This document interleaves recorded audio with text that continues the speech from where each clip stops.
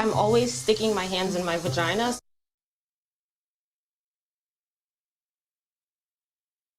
Rest now, brother. We have the watch, and I'll see you in Valhalla. Nobody's saying you can't own a gun. Nobody's even saying you can't carry a gun. All we're saying is you can't carry a gun in town. I hope you die. Oh, fart nigger. Is very obviously gay. I look at him and I'm like, well, you're gay. Well, I can't understand none of it. This one begat that one, and that one begat this one, and begat, and lo and behold, someone says some shit to someone or another. Just how retarded are you? In certain extreme situations, the law is inadequate. In order to shame its inadequacy, it is necessary to act outside the law, to pursue natural justice. This is not vengeance. Revenge is not a valid motive, it's an emotional response. No, not vengeance. Punishment. Tonight we have a chance to say, yeah, you're right. We're too extreme, we're too wild, we're too out of control, we're too full of our own shit. Or we have a chance to say, hey, fuck you, you're wrong. Fuck you, we're right. Because you have all made it to the dance. Because believe me, this is the dance. Start the show.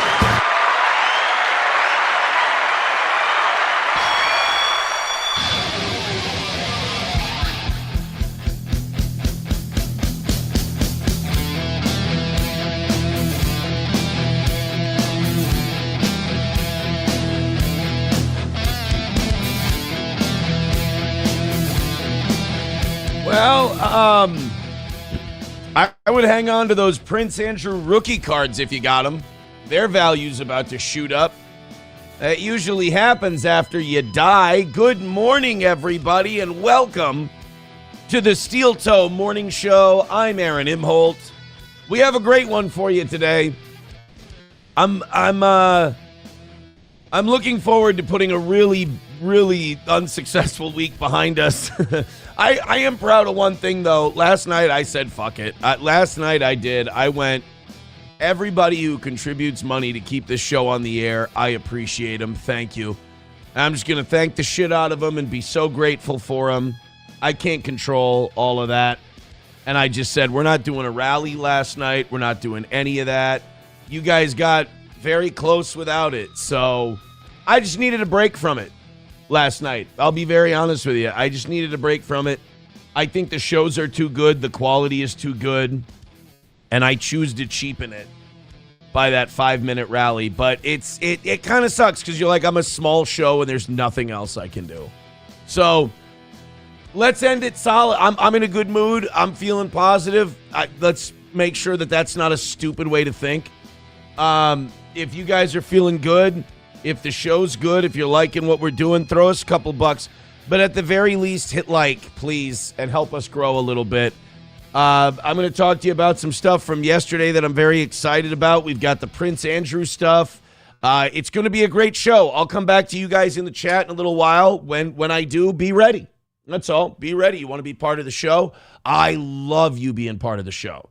So, 25 memberships from 500? Let's get that done. And let's just, man, I'm going to feel so good if we end this week strong because we bombed on Tuesday.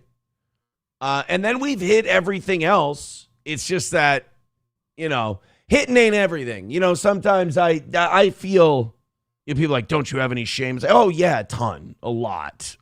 I don't want to be on the internet. Are you kidding me? I've said that from day one. I'd fucking love to have the old gig back, but we're still making a go of it. And as long as we're still making a go of it, I'm here. We're going to be on the air. We're going to be doing a show for you. And I really just ask for your support. And I thank you very much. For those of you that do, it really does mean a lot. I think we're just going to roll with our fans, I just appreciate them. Yesterday was a really good day off the air. Yesterday I took a meeting that's very good. I'm going to say this because I get in trouble when I say too much. Just knock these things out for a little bit longer. That's what I'll say. I was very excited about yesterday. Just knock these things out for a little bit longer. To sound like a religious prophet, the reward is, the reward is coming. So just keep keeping this show on the tracks, and I appreciate you, and I love you, and you guys go above and beyond keeping this thing going. So thank you very, very much. We've got a great show today. It is going to be like the old school radio show. It is, for those of you who hate the internet people, and I do too. I mean, it really, to obsess over internet shows every day, every second of your life is pathetic. It's just fucking gay, but you can't reach those people. They're already dead. For those of you who love the old school radio show, I'll say this. Oz is not going to be here today because he doesn't think the roads are good enough.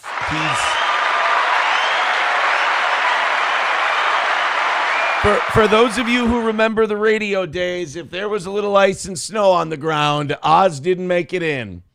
Oz didn't drive in when there was ice and snow on the ground. So, ladies and gentlemen, we're back to the old radio days. It puts a smile on my face. Oz will not be making it today due to the weather. Oz sent me a message last night. And he said, oh, man, there's a winter weather advisory out there. I'll keep you posted for tomorrow. I won't leave you hanging. I'll give you notice. And he did. He absolutely did. He wrote me early this morning, like at 5 o'clock. And he's like, yeah, roads are bad. A lot of the plows haven't been through here yet. I'm not going to make it in. And I'd be lying if I said I didn't read that message smiling. Because that's my Oz, man. That's my guy. He's back. And if you think that's somehow disloyal or whatever, then you're a noob and you haven't been around Steel Toe. I mean, you're just you don't get the show. This is an old staple of Steel Toe. A little ice on the ground. Oz ain't making it in. We've got a lot to talk about today. Hopefully our numbers are a little better than they've been this week. We've got plenty to discuss. The Prince Andrew thing. Somebody already put me in a bad mood about that this morning. Somebody wrote in, they're like, Aaron, you haven't learned that this is all controlled already? And it's like, I can't live that way. It's probably why I'm more of a radio person than an internet person, and why I just kind of disrespect people who live on the internet. It's because it's this false negativity that's supposed to like shield them from the real world. And it's just a gross, cynical way to live. It doesn't take intelligence to live in a cynical fashion. It doesn't take pride, dignity, smarts. It doesn't take strength to be cynical. It's just you're an ugly person inside and out, and you want to stay ugly, and you'd like to remind everyone else that you see the world as ugly so they can be like you. Cynicism is a coward's way to live. Now, do I have my predictions on what I think will and won't happen? Yeah, I do. I have my predictions. But to me, cynicism is the lack of hope, the intentional denial of hope. I can't live that way. I'm sorry. I think that's a quitter's way to live. So if you're one of those people who's like, and I'll be honest with you, you bum me out. You put me in a bad mood. And you depress everybody around you. Don't do that. Be happy. There's plenty to be happy about. You're still above ground. You're still breathing. Every day is an opportunity. With every life brings potential. So, like, when I come on this morning and one of the first chats I see before we even go on is someone goes, you don't understand, this whole thing's bought and paid for and nothing's happening. I'm just like, what a fucking gross place. Like, people like that, like, what a gross place you make the world. Don't do that. Because people, like, when you die, that's what they're going to remember that shit about you. They're going to remember that, there's people that I've lost in my life. And when people talk about them, they'll be like, God, they were such a curmudgeon old crotchety son of a bitch. It's like, do you really want people to talk that way about you? Because you were just a fucking insufferable dick. But I was cool. I told people that nothing was going to happen. I don't know. It's not impressive to me. I've always hated cynicism. I've always thought it was a weakling and a coward's tool. So we're going to talk about the Prince Andrew stuff today. We've got a lot of news to talk about. I'm very excited about it. We will get into it. But first, I have found footage. I love found footage. They have found footage of the 1936 Olympics. The 1936 Olympics, if you don't know the story, were held in Berlin, Germany, when Adolf Hitler was in power. Guys, they found a video of Hitler waiting for the Olympics to start that is not going to do a lot to dispel the meth rumors. Let's put this Hitler clip up here, which is one of the favorite things that I get to say in my job every day. This is Adolf Hitler at the 1936 Olympics. I'm going to break down the wall after we watch the clip, but this is him getting ready for the big show to start. Look at that jittery fucker. Honestly, dude, he's like a dog waiting at a sliding door to get back in the house. Look at Hitler go. He's just rocking back and forth. He either has to take a shit. He's geeked on methamphetamine. He's got the the Parkinson's tremors going. Now, I kind of looked into this a little bit, as I do with all Hitler footage. I analyze it like the Zapruder film. There are a few theories here. One, the video is sped up. If you look at the people around him, all their motions are kind of herky-jerky. If you watch the guy with the binoculars here when he turns, it's kind of like everyone's motions seem a little bit frantic, almost like it's a stop animation thing. The other theory is that Hitler had Parkinson's from a very young age and that he would get tremors regularly. Not just, a lot of people remember watching him in 1944, he'd have tremors. There is a theory that the Nazi high command kind of would hide it from the public and that he had the Parkinson's tremors way early on. Like he got it like a Michael J. Fox kind of an age. And then the other one is, of course, meth. The Nazis were into methamphetamine, but that like the soldiers would take it for the Blitzkrieg so they could march long distances, so they could cover lots of ground, so they could have like a berserker, kind of an army. I think it's a combo. I don't think he was on meth at the Olympics. I think it's a combo of, they also said that Hitler would kind of get jumpy when he got excited, which is like, it's Hitler, so it makes it like oddly adorable. That you're like, here's one of the most evil men who ever lived, but he like gets super jumpy when he's excited. And you're like, aw, Hitler. Hitler, who's excited, Hitler? Is Hitler a good boy? You haven't been a good boy. How many Jews did you kill today, Hitler? Are you getting excited? Do you want to see the black man run the race? You don't want to see the black man run the race, do you, Hitler? No, Hitler, that's a bad Hitler. The black man gets to run the race, Hitler. Oh, no, don't growl. So I think it's Hitler being excited and Hitler having Parkinson's. Look, I would love the story that, Hitler was doing the Walter White Baby Blue before the Olympics, but I don't think so. I think he was a sick guy. Hot take. I think he was an excitable human being. You've seen his speeches. I would like to think that he had the wherewithal to like not go to the Olympics geeked out on meth, but maybe 1936 was a different time. I don't know. I'm not sure. Let's go to the audience here. Thank you guys very much. Oh, I'm seeing this come in. What a great way to start the day. All of you who are contributing to this show, you have no idea how much you've meant to me these last 5 years. I feel like after a rough week, it's good to kind of tell people how thankful you are for them.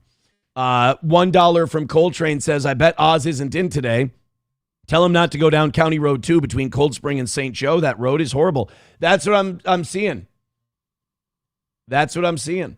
Red Fox Mad with $5 says the Bank of North Dakota is a state-owned, state-run financial institution based in Bismarck, North Dakota.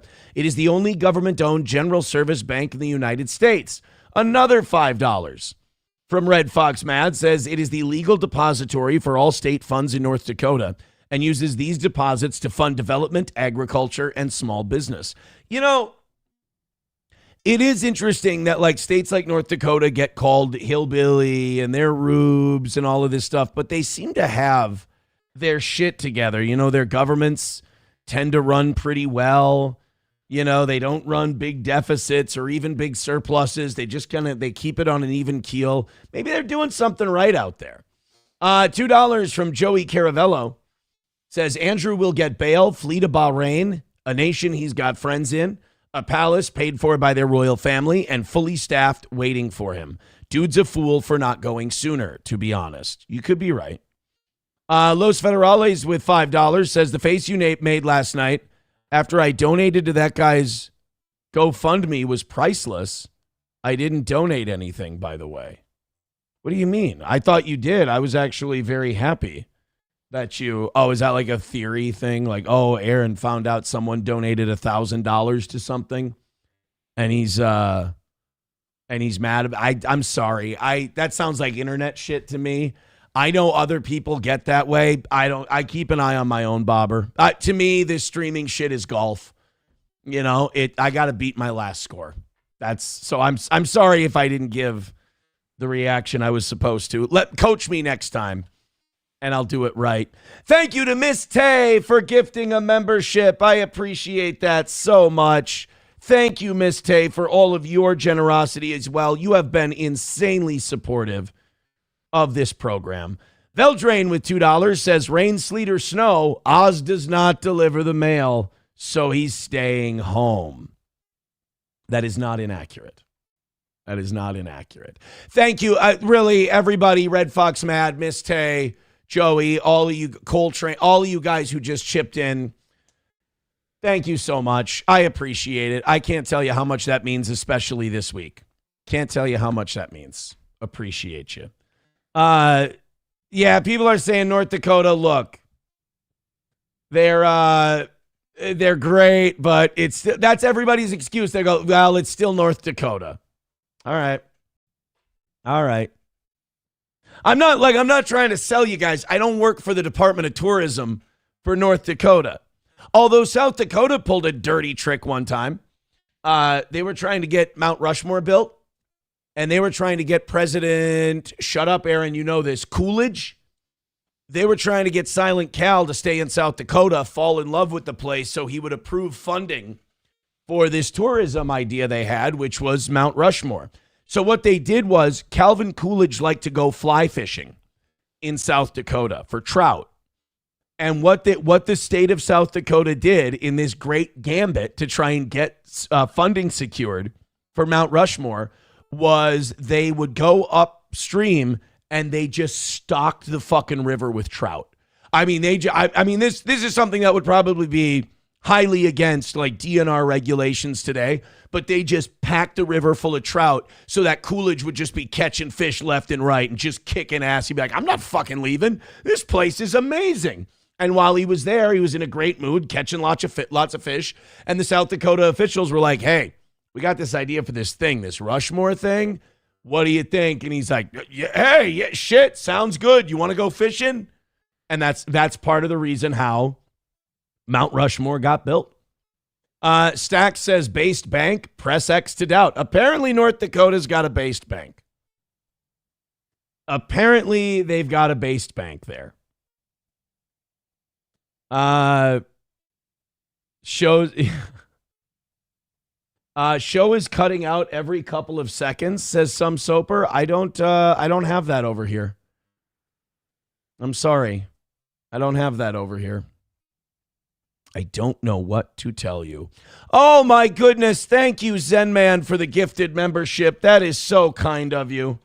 So kind. Thank you for all the support, guys. Red Fox Mad with $5 says, in contrast, most commercial banks, BND is not a member of the FDIC. North Dakota Century Code 60910 provides that all Bank of North Dakota deposits are guaranteed by the state of North Dakota. God damn. And thank you, Chris Reese, for gifting a membership. Oh my God. Thank you, guys. I mean, again, anybody who gives money to this show and keeps it going. I thank you so much, especially after a tough week. So holy shit, I appreciate all you guys. Thank you. Hit like, hit subscribe, hit follow, and continue to do what you're doing. Tommy Jordan says, show is not cutting out. That person is lying. Ah, you got busted by Tommy Jordan. How do you feel about that? Ow, wait. By the way, Tommy Jordan, why don't I have all weight t-shirts? Why don't I have it? Why don't I have an I'll wait t-shirt? I deserve one. I have been a promoter. Even though you like creepy people, I have been a promoter, my man. All right, let's see if Los Federales is right, and I get a face here when he says that he donated $1,000. Now, I was pissed off at this point in the show because we were covering the story of this guy who had been arrested by this absolute evil Minnesota state trooper on the date of his daughter's graduation. Rusty Moore, I believe. Look up the story. Rusty Moore, and the officer's name. Oh, God, I should have it burned in my memory. She's the most corrupt individual in Minnesota. More so than Walls. I hate her more than Walls. She pulled this guy over for, like, he had a cracked windshield. And that's a distracted driving ticket. You give him a ticket or a warning or a fix-it ticket, and you send him on his way. And instead, she found out he was on Adderall, and she's like, well, you're impaired. And he had a prescription. He pulled out the bottle and everything. And she goes, well, you're impaired. I took a class, so I'm These cops are so fucking crooked, and the way they have this whole system up is so antithetical to the way you're taught. She's like, well, I'm an impairment specialist now because of some bullshit class the academy had me take. Just another way that they can detain you without you actually breaking the law. It's fucked up. She goes, you look like you're on stimulants. And he's like, yeah, I have a prescription for Adderall, but I'm allowed to drive. Well, I'm taking you in, and you have to pass a drug test, and the test results don't come back until the next day. So you have to spend the night in jail. Meanwhile, his daughter's high school graduation was that day. He's now suing, but it's costing him a fortune. This lady's a piece of shit, and I, honest to God, hope she gets cancer. She really is the most fired. Fuck that. She shouldn't be allowed to work anywhere ever for how she treats her fellow man. But I hope she just breaks out in tumors. So, context of this, I was very upset about this story. Los Federales then told us that he contributed $1,000 to this guy's GoFundMe, and I actually thought that was really cool. So let's see if Los Federales has a point here. Los Federales with $1 says, thanks for bringing that story to us, Aaron. I just donated $1,000 to his GoFundMe to help with legal costs. What a bunch of bullshit. Thank you so much, Los Federales. That's incredibly generous of you. Yeah. Oh my God. So I'm on the internet, right? And this guy who lives his real life in the real world had a totally human emotion to the thing I wrote. I think I got him. Don't be that guy. Don't ever, ever, ever be that guy. You're going to be better than that, and I'm going to make sure you are. Coltrane, thank you very much for the gifted membership. Thank you, guys. I appreciate this so much. That you have no idea after the week, after a rough week, you have no idea how much this support means. Veldrain, and by the way, I mean rough week on the show. Like, the numbers have been bad. We're down about $1.50. Not the end of the world, but just cool to see you guys, give us some support. I appreciate it. Veldrain says, First Cousins Bank of North Dakota is legit. First Cousins Bank, you son of a bitch. Zen Man with $5 says, don't let this bank info distract you from the fact that in 1966, Al Bundy scored 4 touchdowns in a game while playing for the Polk High Panthers in 66 City Championship versus Andrew Johnson High School. It is important to know. Joey Caravello with $2 says, Johnny causing trouble in New Orleans. Hey, you guys give money to support this show, I'll play your shit. Ow, wait. Lich Gal gifting a membership. Thank you very much, Lich Gal. Look at all the different people chipping in this morning. I love this so much that I wish every day could be like this. Thank you. Keep it going. Unbelievable. $2 from the Tommy Jordan. He says, thousands have been telling me you offered me a gig. Well, that's very generous to put that number in the thousands. Tommy, I would love to work with you in some capacity. I think you're a very fascinating guy, even if it's just like a short interview. I would like to get an introduction because I've only seen you for like 5 minutes on like, Brennan or Husey, one of the two. I just think you're a character. I think you're a character. I think you just got to stop following pedos is all. And then you're going to be, I think, perfect in my book. A lot of you guys tether yourselves to people you see as bigger streamers. These are people who were failures until, they were able to latch onto my bigger coattails. Like 30 people watching them. So a lot of you guys, those people are gatekeeping you because they don't want to see you get bigger. I think Tommy's got bigger. I would never do that to someone. I want everybody to get big. I want everybody to have Mr. Beast numbers. That's what I want. To me, this is all golf. Someone else shooting a good score doesn't affect my score at all. 199 from Nerd Locations says, are you going to cover the Sean Strickland interview? You think I should? I was thinking about it. We covered his thoughts on the Rousey Carano thing last night, but he had a lot of other takes about a lot of other shit. And I don't think Sean Strickland's opinion carries much weight culturally, but I think he's very entertaining to listen to, even if I think he's being a retard. I find him very entertaining. Thank you, Nerd Locations, for the 199, and thank you, Tommy Jordan, for the... I got this in my head from fucking Husey. Thanks for the 2. I appreciate that. Let's watch what Joey Caravello sent us. He says, this is Johnny in New Orleans. I don't buy this. I think this is going to be very insulting to Johnny. Look at that shithole, by the way. I don't know, man. Mardi Gras is such a young man's game. If you're over 30 years old and you want to go to Mardi Gras, I think you've got a serious case of like arrested development. Because if you look at that, and you go, wow, I really want to be there. Like, I'm almost 40. That looks like a fucking shithole to me. That looks awful.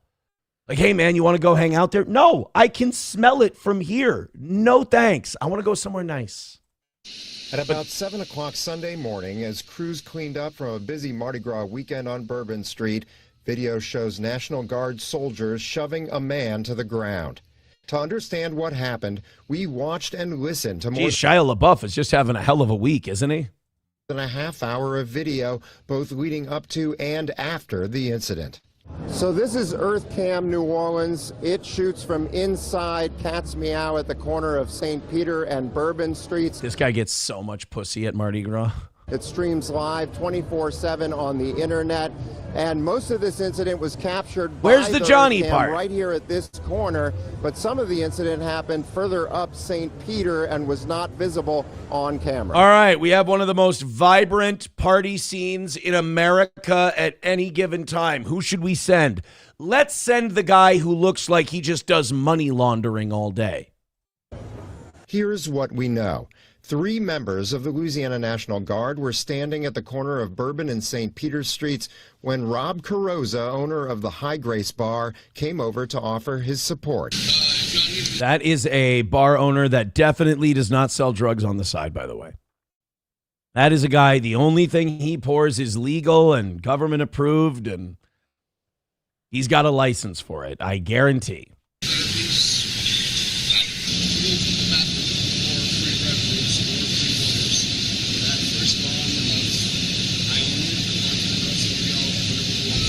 Look at that. He's offering the National Guard people free shit. Yeah, he's definitely slinging drugs. He's doing the old Gus Fring, keep your enemies closer. Oh, look at this fucker. I mean, dude, don't try so hard. We see one guardsman turn to look at someone further up St. Peter Street. And that's when Carrozza explains he thinks the man has cerebral palsy, a childhood neurological disorder that often causes brain damage and spasticity. I'm guessing this is where your Johnny character comes in, Mr. Caravello?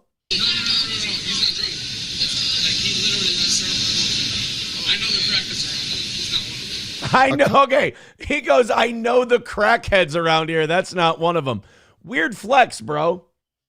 I'm on a first-name basis with all the crackheads. That's stinky, that's jivey, that's cunty, that's kooky. It's like the 7 dwarfs, but they're tweakers. A couple minutes later, that man walks into the view of the camera and up to the guard members. For a while, they... God damn it, Shia, get away. You've been in enough fights this week. Listen silently, hands in their pockets. But as the man gets more animated, one guardsman with the name Epperson on his hat tells the man to step back. That appears to set him off. I was here before you were. You walked up on me. That is incorrect, sir. But then again, you have cerebral palsy. Again, it's important to note, not a crackhead. After 2 minutes of arguing, 2 of the guard members turn away, but Epperson keeps engaging with the man, Epperson. repeatedly Disengage, telling him to Epperson. step back. Disengage. 3 more guardsmen walk up with Uh-oh. snacks, and Epperson starts pointing in the man's face. This is not what we call de-escalation, boys and girls. This is, boy, this would be tear gas at Whipple.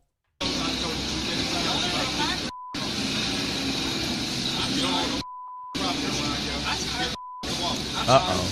The man starts flailing his arms wildly, and the guardsmen start putting on gloves. Let me see some IDs. And that's when I love this kid. Let me see some IDs. Like, oh boy, you're about to get anally searched, pal. Sorry, just for the trouble. Guardsman with the name Tony on his hat steps in. Uh-oh. Oh, shit. Oh, no, the we're man beating gets up. back up, and over the next 2 minutes, the guardsmen keep engaging with him as he flails and yells. Okay, even if this is a guy with cerebral palsy, is there anyone looking after this guy? Is there anyone in charge of this dude? Like, can we get the drug dealing bar owner back out here to, like, take responsibility for him? Also, look at that. There's a pile of garbage in the street. Who wants to go to this? It stinks. Then Epperson grabs the man from behind, and another guardsman helps him throw the man face down into a pile of garbage. Oh, that's demeaning. Carosa, the bar owner, told us he doesn't actually know who the man is, but warned the guardsmen about cerebral palsy so they would be gentle with him. Then we showed him the video. I don't think that they were malicious in intent, but after watching the video, it was not great. Yeah, well, fair enough, but like, how much shit are these guys supposed to take? I mean, first of all, he's got cerebral palsy, so it's not like you guys are going to be reasoning together. You know, it's not like they're going to be like, sir, you're being a little boisterous. You're being a little absurd right now. We need you to back down a little bit. Like, you can't reason with him. So what are they supposed to do? I mean, he won't leave him alone. At some point, you got to detain him. What was your reaction when we showed you the video? To be fair, even if he was of sound mind and body, even if he was drunk. Doesn't this guy also kind of look like he has Down syndrome? Not trying to shit on the guy. It's just, you know, it's ironic. Maybe that's why he was like so sympathetic to this guy. It was a lot of people for one guy. He came up to them. So not the best look. I mean, like I said, I support police, National Guard, everybody, but it was an overreach. We kept watching the video, and Jesus, about 10 look at all minutes those after the incident, a supervisor arrives and appears to suggest the guardsman could have handled things differently. If you can't de-escalate, go that way. State Oh, representative. good. You know what? Good for him. You don't see that very often. One of the higher ups being like, yeah, you guys kind of fucked that one up. That's nice to see. I have such a low bar for like law enforcement and a low bar for like the National Guard that like if a guy's 1/4 human, I'm like, oh my God, look, a saint. Mandy Landry said the incident raises concerns. From what I could see in the video, it was a clear overreaction. Landry sits on the House Judiciary Committee, which oversees got a huge the ass. Louisiana National Guard. To see a man pushed down like that, who obviously was a little bit different than other people, was concerning, especially when there were 5 guardsmen there on the corner. Yeah, I don't think anybody was being threatened. That's a good point by the officer. Like, you guys could have just walked down to the other end of the street. Hey Baylor with $4.99 says, how is your homeless drifter friend's boxing training going? Can he hang with you in the ring yet? That's a really nice thing to say about someone who probably wasn't doing very well in life, that guy. That's really it's an amazing thing that you would say, and weird that you would even remember that. That's strange. I mean, that on your part, like that's weird for you, and I'm sorry. Thank you for the $5. Loaded Wrench with $5 says Johnny at his last interview. Oh God, they're having people are having a lot of Johnny sightings today. This is amazing. We also have Miss Tay with another gifted membership. TDR Shit Show with a gifted membership. Oh my God. Thank you guys. This is amazing. You guys are fucking fantastic today. $1 from Los Federales says, Aaron, you ever thought of allowing viewers on stream with you? Like have a segment or something where someone can join for 5 or 10 minutes? Is that a shit idea? Yes, only because there's things I can't talk about. I'm not supposed to say. I cannot trust that. They think it's funny to do that. And I'm not doing that. So, it's a terrible idea. Chinese Jello Baby gifting a membership. God damn, man. Thank you, Chinese Jello Baby, with a gifted membership on Rumble. I fucking love the start of today's show. Thank you guys so much for what you're doing. 18 memberships from 500. Thank you guys. Keep it up. Keep it going. I'm loving this fucking show today. Just and hit that like and share button, man. Hit that like and share button. McBuster says, this is like watching the mainstream media avoid Epstein. Why is the National Guard at Mardi Gras? That might be a regular thing just because of the size of the crowds. I think the National Guard being at Mardi Gras might just be, that might not even be a special thing. That might be normal. Is the National Guard usually at Mardi Gras? Yes, the National Guard is commonly deployed to security operations. They work alongside local law enforcement to enhance safety, with 2026 operations including staffing checkpoints, particularly in the French Quarter. Their presence is a regular feature to help manage large crowds. So it's a normal thing for the national. I'm guessing just because of sheer crowd size. This is this is another one where people are saying this is Johnny at the last. Johnny at his last interview. Let's check out. This looks like a black guy, so I think you got the wrong person, but let's take a look. Legs don't work. Get him out of here. Oh, what now? What am I there? I clap niggas for fun, you heard? I clap niggas for fun!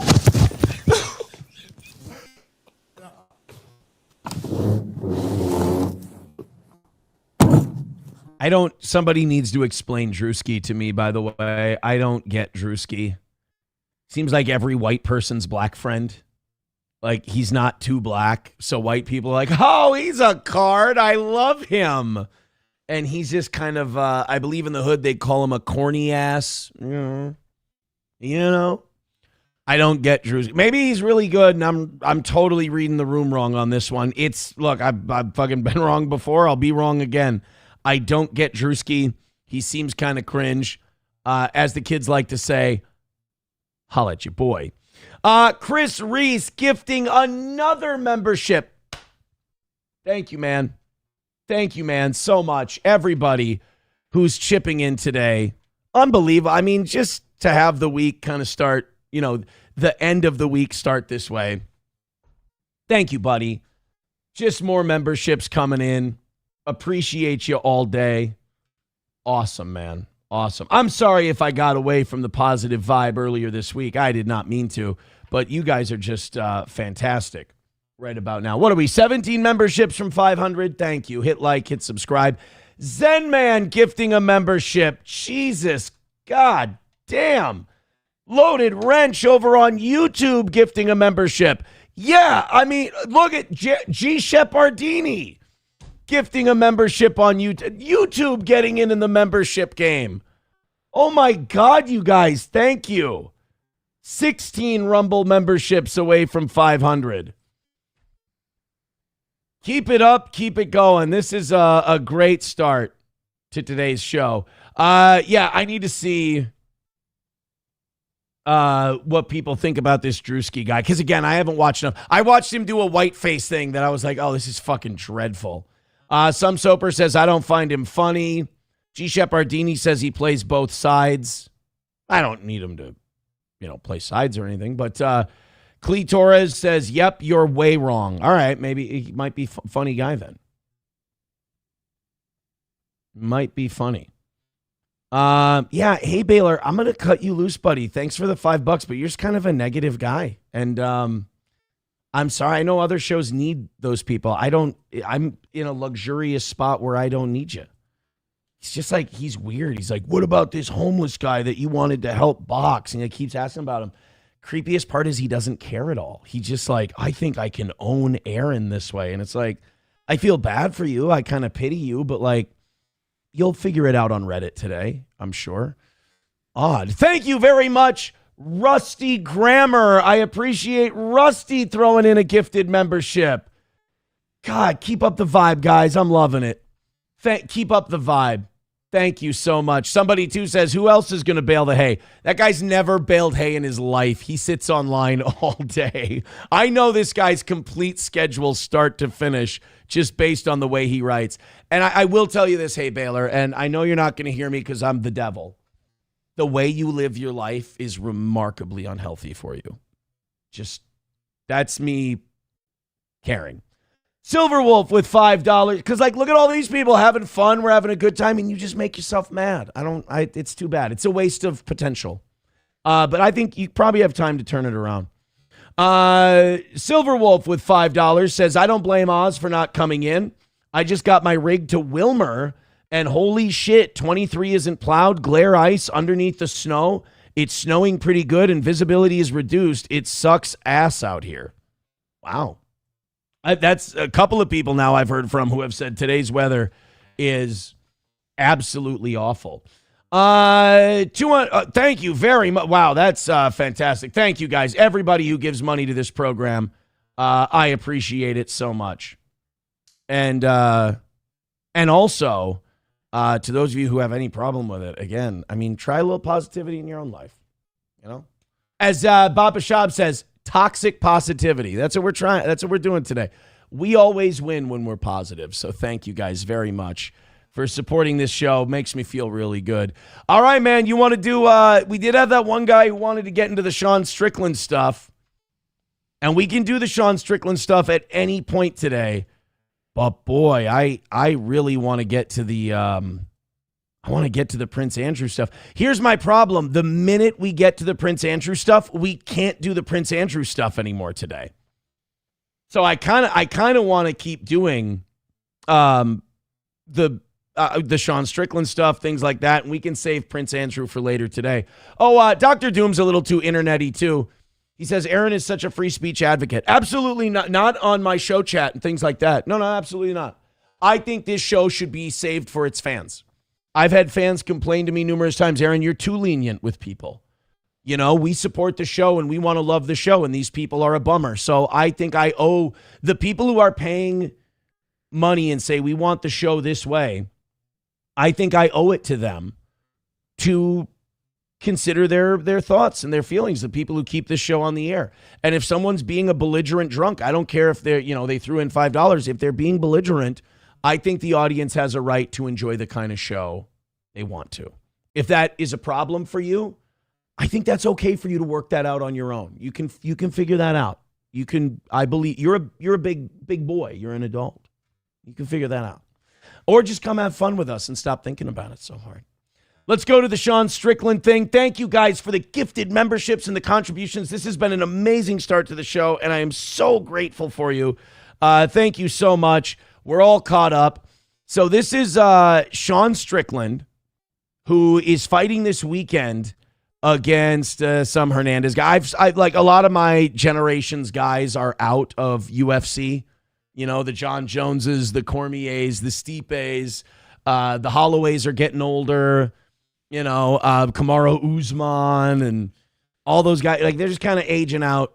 I like Strickland, but he says some dumb shit sometimes. Like it's based, it's funny, but he's kind of he's a little bit of a Redditor come to life a little in some ways. Like I remember Chris Curtis was at the gym and Sean Strickland brought Kyle Rittenhouse and Jake Shields to the gym, like to troll. And it's just like, stop. Like as soon as America like gets rid of its trolls, will be a better place, because trolls aren't serious people. Like they're just gross. Like imagine that being your existence. You have no point on the earth. And quite frankly, you don't need to be around. You're embarrassing to everyone around you. And the worst part is, you're so deluded. You've convinced yourself you're doing something. Meanwhile, everyone you think you're owning just kind of thinks you're pathetic. They look down on you. So he brought Rittenhouse and Jake Shields to the gym, and Chris Curtis, who's a black fighter, I really like him. He's very entertaining. He's like, why would you disrespect me like this? You know I wouldn't want these guys here. Like, this is our gym, and you bring these guys here, and it's just fucking disrespectful to me. And it was at that moment that Sean Strickland kind of realized, oh, I'm not a troll guy. Rittenhouse is a troll guy. Jake Shields is definitely a troll guy. I'm not one of them. I like Chris Curtis. He's a friend of mine. We get along. I respect him. So he did ask those guys to leave. So, like, Strickland walks it right up to the line of, like, pathetic Reddit puke, and then walks it back and remembers, oh, I still go outside once in a while. I'm a human being. This is him. We played the clip of him talking about Rousey and Carano yesterday, and I sort of agree with his take on the Carano-Rousey fight, which is, do we need to watch two women who are approaching menopause beat each other up? I don't think that's a noble pursuit. This is a fight that should have happened 17 years ago. We missed the boat on it. Shit happens. He also said Ronda's going to storm her and just going to beat her right away. I don't know if that's true. I think Ronda's going to win, but Ronda's 39 years old, and Ronda Rousey hasn't fought in a competitive fight in years. I don't think she has that steamrolling in her anymore. I think they're going to feel each other out at the beginning. Stop it.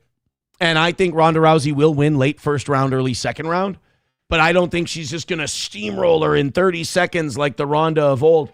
People make that mistake with her. They make that mistake with Mike Tyson. They've been making that mistake with Mike Tyson for 20 years, maybe 25 years, since he fought Lennox Lewis in 2001. They've been making that mistake of, like, Mike's found the streets. Mike's a badass again. Mike, when he went to prison, Mike was done. Mike was out of his prime.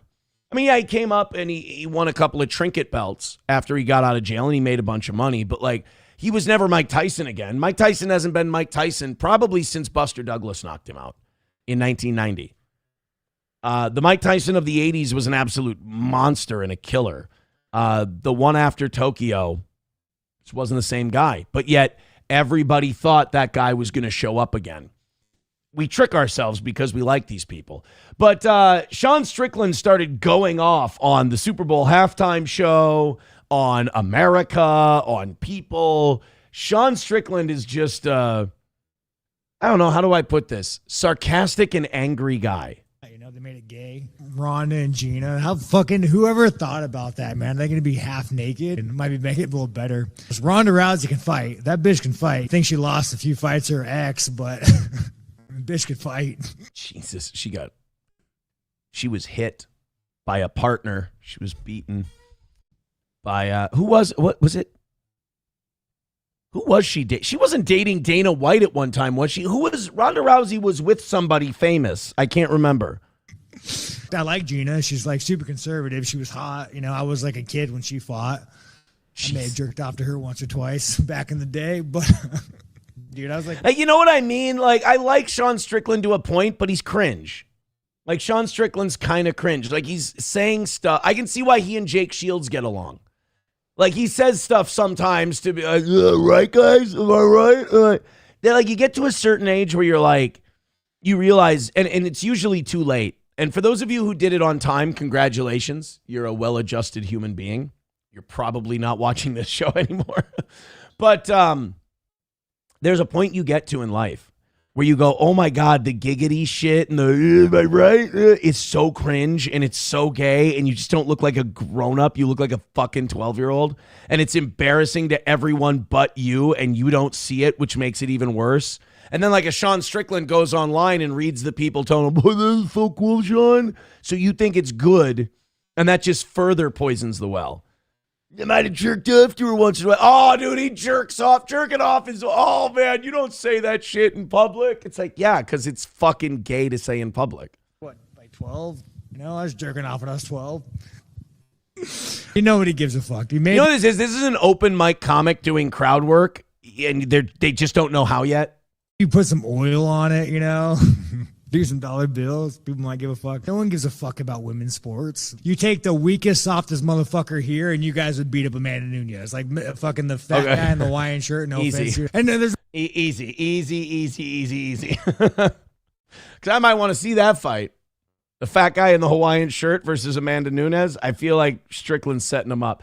Like, it sounds like he's trying too hard to be on a Reddit page. Nothing wrong with women. I mean, they do great things. You know, they cook. Oh, they clean. dude. There are no women in prison, right? Like, right? They cook and clean. Dude, we're all like 16 years old, man. It's great. He's a douche. He's cringe. I like some of the stuff he says. I like him as a fighter, too. I'm a fan of his. He's got a great jab. I think he's got a great stand-up game. He's a good boxer. I respect him because of that. I respect the guys who do good stand-up work in UFC. I can't fucking stand the cuddling. Take your judo gay. BJJ has an extra J in it because of how gay it is. I like the stand-up shit. Fucking fight like a man. Don't get down on your back and then, I tripped you with my feet and now I've got your arm in it. Fuck off. That's why I didn't go to fucking prison. Knowing I'm going to have to go be surrounded by a bunch of fucking dudes for 30 years. I'm not doing that shit. Problem is, nobody's laughing. This is like watching an open micer bomb at a comedy set. This is hard to watch. We've empowered them too much to ruin society. Look at the NFL, dude. You had that. I don't even want to say that faggot's name because, like, you know I'm talking about the halftime show guy, the Puerto Rican, right? Puerto Rican? Bad Bunny? Bro, yeah, that fucking faggot. Like, dude, it is so crazy that this is America now. Like, back in the day, dude, the NFL was the fucking standard of being a fucking man. Dude, they had Whitney Houston singing the halftime show like the blackest, or the national anthem like the blackest lady you've ever seen. They had Lady Gaga descend in from the roof. Fucking NSYNC did a halftime show. Justin Timberlake. And calm down. Prince played a guitar and made it look like it was coming out of his dick behind a sheet. All right? Let's stop pretending that it was always this uber masculine shit. Yeah, it used to be I miss when they would, give each other permanent brain damage and murder their families. Fucking retard. I think they all get together around a table and say, you know what, guys, how do we fucking ruin this sport? How do we gay it up? How do we fucking ruin it? Why don't we bring a gay foreigner who doesn't speak fucking English and have him perform it? Man, hockey is like the last man sport. An NHL player came out as gay. Notice he's not saying anything about Epstein or anything actually culturally relevant. He's just, like, Strickland really is Reddit. Like, Strickland really is the easily distracted dipshit. That, like, if you're a guy and you follow him, like, I want to learn to be a man, I'll be like Sean Strickland. You are learning to be every consumer culture problem in the United States of America. He thinks Bad Bunny is an issue. Sean Strickland is the perfectly distracted American. But he says faggot, man. He's so based. Yeah. Okay. Oh, no shit. Well, that guy's definitely going to beat him in the locker room. Mental illness is real. No shit, we're watching it. Maybe getting punched in the head ain't for you anymore, buddy. And, if you fucking, like, the way I feel about gays is very simple. If you're fucking gay, dude, go suck cock. Like, dude, I wouldn't. Why? Like, are we promoting a fight right now? Like, are we promoting a UFC event? Can Dana White take the microphone away from this retard? It's so weird because I like him, but I'm watching this and I'm like, this is try-hard internet meme shit. And I think I'm just getting too old and unfortunately too mature to like watch. Like, it's hard to see through shit and not call it out. And especially internet meme type people, they don't like being called out because they think they're the coolest guys in the room. But you guys are pretty simple. So like to watch this guy and just be like, look, I like him and everything, but I can't lie just because I like you and pretend that what you're doing is super based and awesome. It's really cringe. Like, it's embarrassing. And because I like you, I don't want to see you embarrass yourself. You know what it's like, man, right? Like, I like pussy. Like, I have no idea what it's like. I actually feel bad for the gays. Can you imagine being a dude waking up and be like, hey, I want to fuck other dudes? I don't know what that's like. It's clearly mental. He's 13 years old. Like, and I think every punch he takes, he de-ages by a week. Illness. But I support it. Sometimes you got to just, let your retarded flag fly. You know, trans is too far though. If you wanna cut your dick off and fucking call yourself fucking Susie, and yeah, I don't fuck with that. This might be a really bad segue, but I saw some pictures of you. No. Any segue away from what he's doing right now is a fantastic segue. Segue away, please. Training with a little boy. How'd that happen? What was that like? What the fuck? Relax, Epstein. Training. This ain't the White House card. Relax. That was funny. I don't know if this makes me racist. Okay, wait, let me stop you. It does. I haven't even heard what you're going to say yet. It makes you racist. Anytime you see a skinhead white guy go, I don't know if this makes me racist. Let me help you out so you're not confused. Totally about to make you look racist. But every time a big black man shows up to the gym, especially on a boxing day, I just assume that you know how to box. Weird, man. So when you're talking about Chimaev going to the White House, you know, he's best friends with like a fucking warlord dictator that murders people. So yeah, it wouldn't surprise me if this administration puts a fucking terrorist on the White House card. Fine ass. That's base. That was a base take. ESPN reporter. I mean, you know, dude, the ones that's like, how did you get this job? I could probably connect some dots. Is he talking about Ariel? He's talking about Ariel Helwani, isn't he? I think he's talking about Ariel Helwani. I like Ariel. People to give a fuck, making an attractive blonde girl, and like everybody gives a fuck. You get little LaQuisha down in Compton gets kidnapped, or fucking Detroit. No one gives a fuck. Yeah, you know that part about you said, I don't know if this makes me sound racist? That made you sound racist.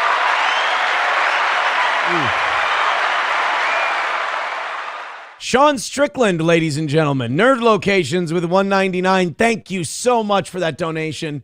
He says, is he playing the heel to sell the fight? I mean, no. Because, like, if he was playing, let me put it this way. Is he being a heel to sell the fight? Maybe a little. I think he's just being a heel. I don't think he's doing it to sell the fight. I think it's natural to Strickland that he comes off that way. Just because he says shit you're not supposed to say, like, I get it if you're 14, he's like the coolest guy in the world.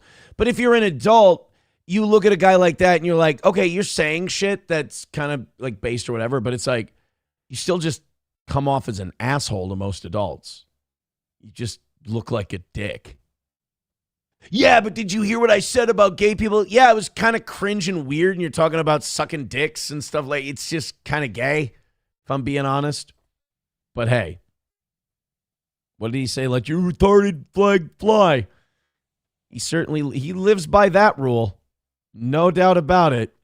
Let's continue on here. We got to Silverwolf. Hobo chili recipe with $1 says, Aaron, how's the homeless guy?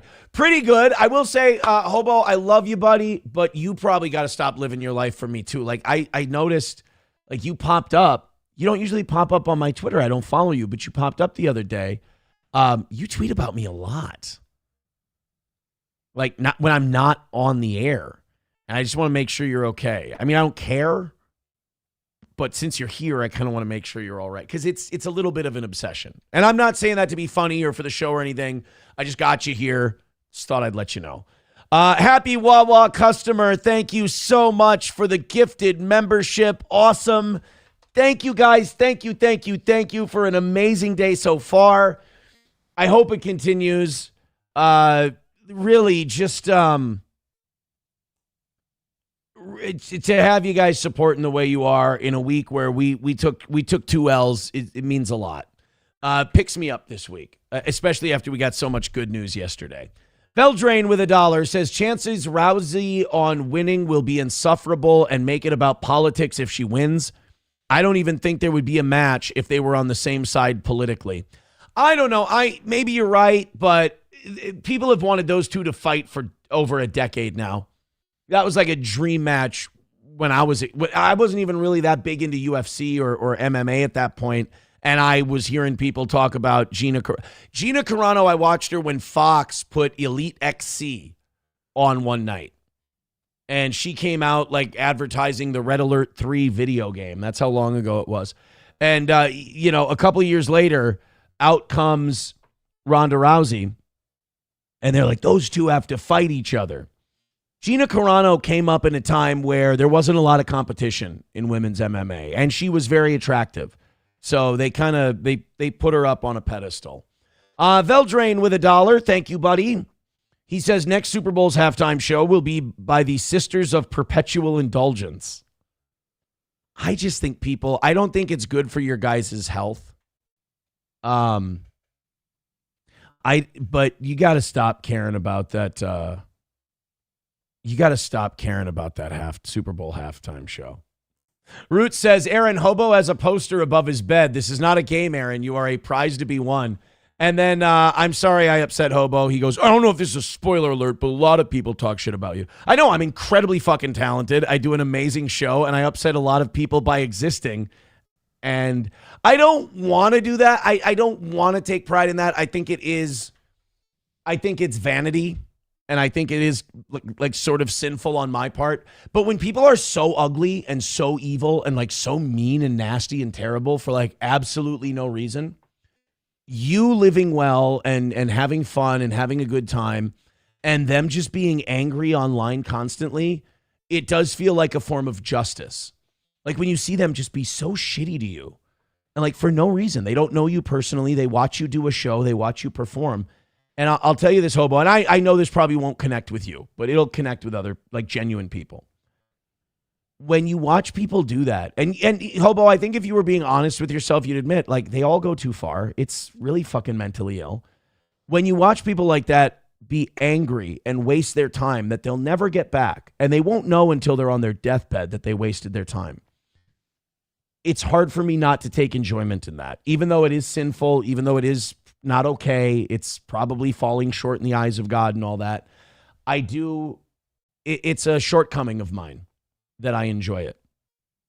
You know? Lab Glass says, everyone bitching about the halftime show forgets that the Who sucked. Honestly, I don't even remember the Who doing the halftime show. Because again, like when the halftime show comes on, I'm a football fan. I'm off doing whatever I do, so I'm not sitting down in front of the TV for 5.5 hours straight. So the halftime show, if I'm interested in the act, I'll watch it. If I'm not interested in the act, I won't watch it.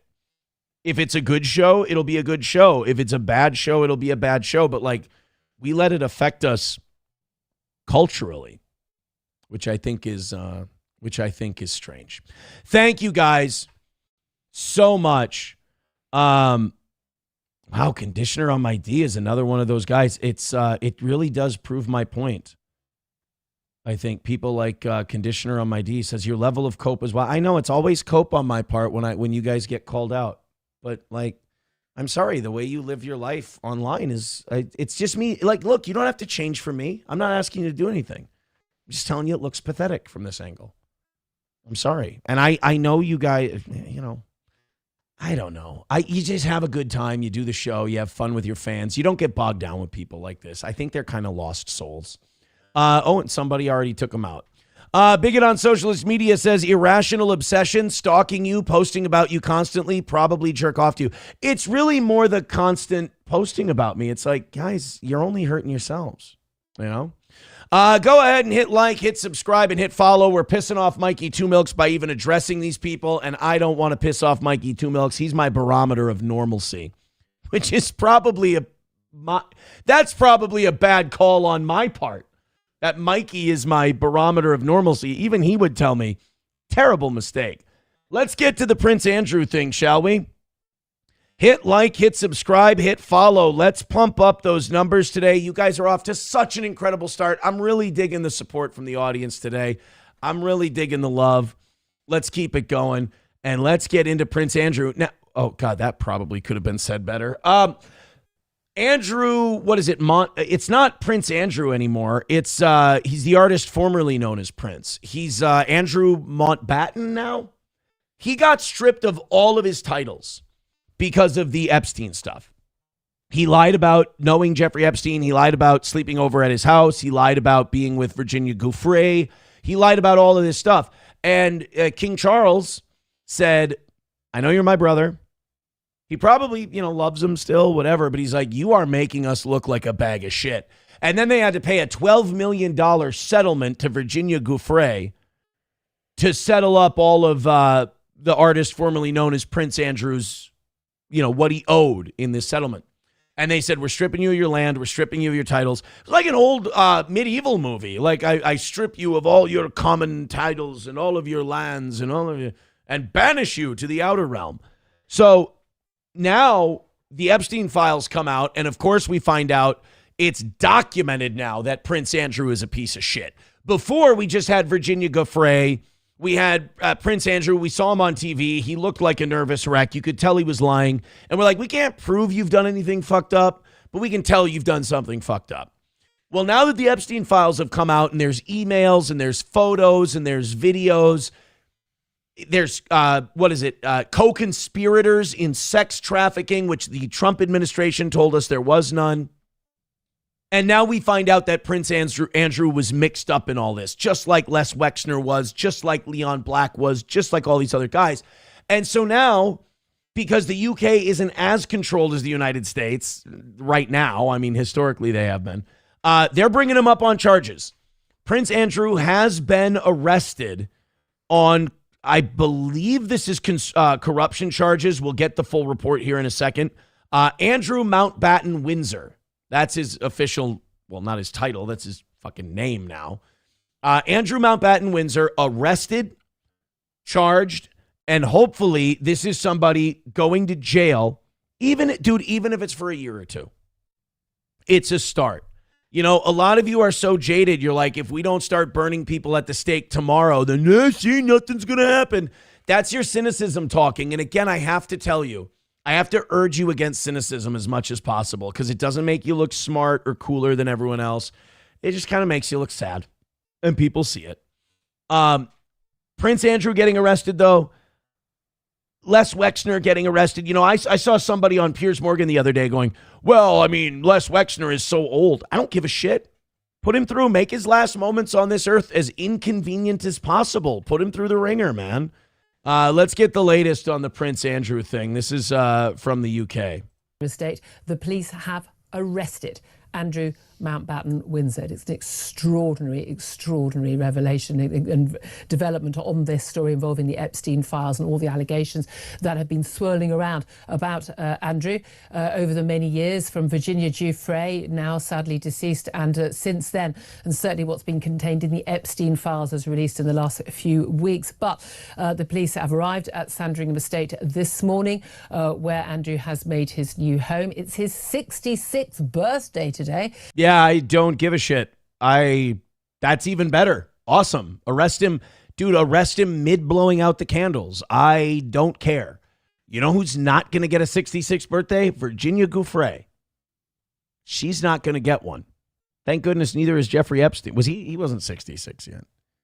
So yeah, I mean, look, and I'm not dumb. I know that arresting Andrew, and I think they said this is like a misdemeanor thing. I don't know if it's the same in the UK as it is in the US. But that this is like a misdemeanor thing they're arresting him on. I hope it's worse than that. But like even mildly inconveniencing these people who used to be untouchable, I'm for it. Let's annoy them. Let's bother them at the very least. What a birthday present that is. He has been arrested by the police. Of course, the brother of the current king, the second son of our late Queen Elizabeth. This is an extraordinary development. Those of us who've been talking an awful lot about establishment cover-ups and lack of, should we say, interest by the police in what are very, very serious allegations against Andrew. Perhaps pleased that that pressure has finally been put on the police and they have done the job of actually looking into these issues seriously. Must bear in mind, of course, that the Prince has not been charged with any crime at this point, and he has always denied any wrongdoing in relation to any of the allegations. Yeah, well, yeah, obviously. I mean, that's the smart way to do it. But like, you have so much in these emails. And, I know people are going to say, well, it's, what do they call it? Circumstantial. A lot of this stuff is circumstantial. The pizza, the beef jerky. You guys may know that that's code for something, but we can't prove it is. We've arrested so many regular people for less. We watched that video yesterday where a cop arrested a guy because he had an Adderall prescription and he missed his daughter's graduation. Why don't we arrest these guys, charge them with a crime, And then once they're charged, you can really start investigating the shit out of it. Let's dig a little deeper into this beef jerky thing. Let's dig a little deeper into this pizza thing. Let's look at more photos, more videos.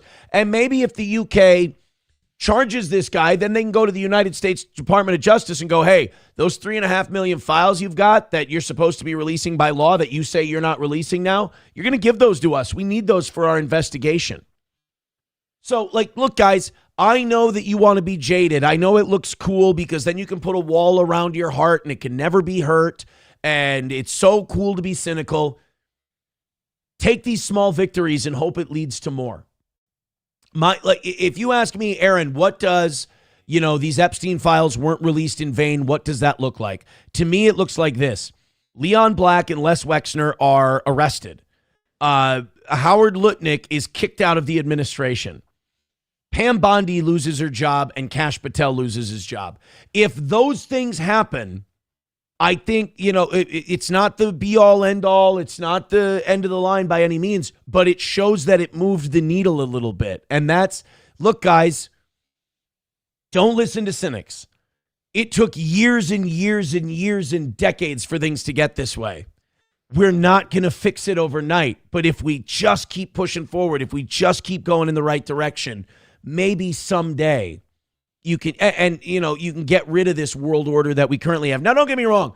The next world order that takes over is also probably going to play to their own wants and their own needs. But perhaps it would be a world order where those ends and those means are less corrupt than this one. Power corrupts, and absolute power corrupts absolutely. And money is the root of all evil. All of that is true. But, and there will always be someone in power. But, these people are really, really bad.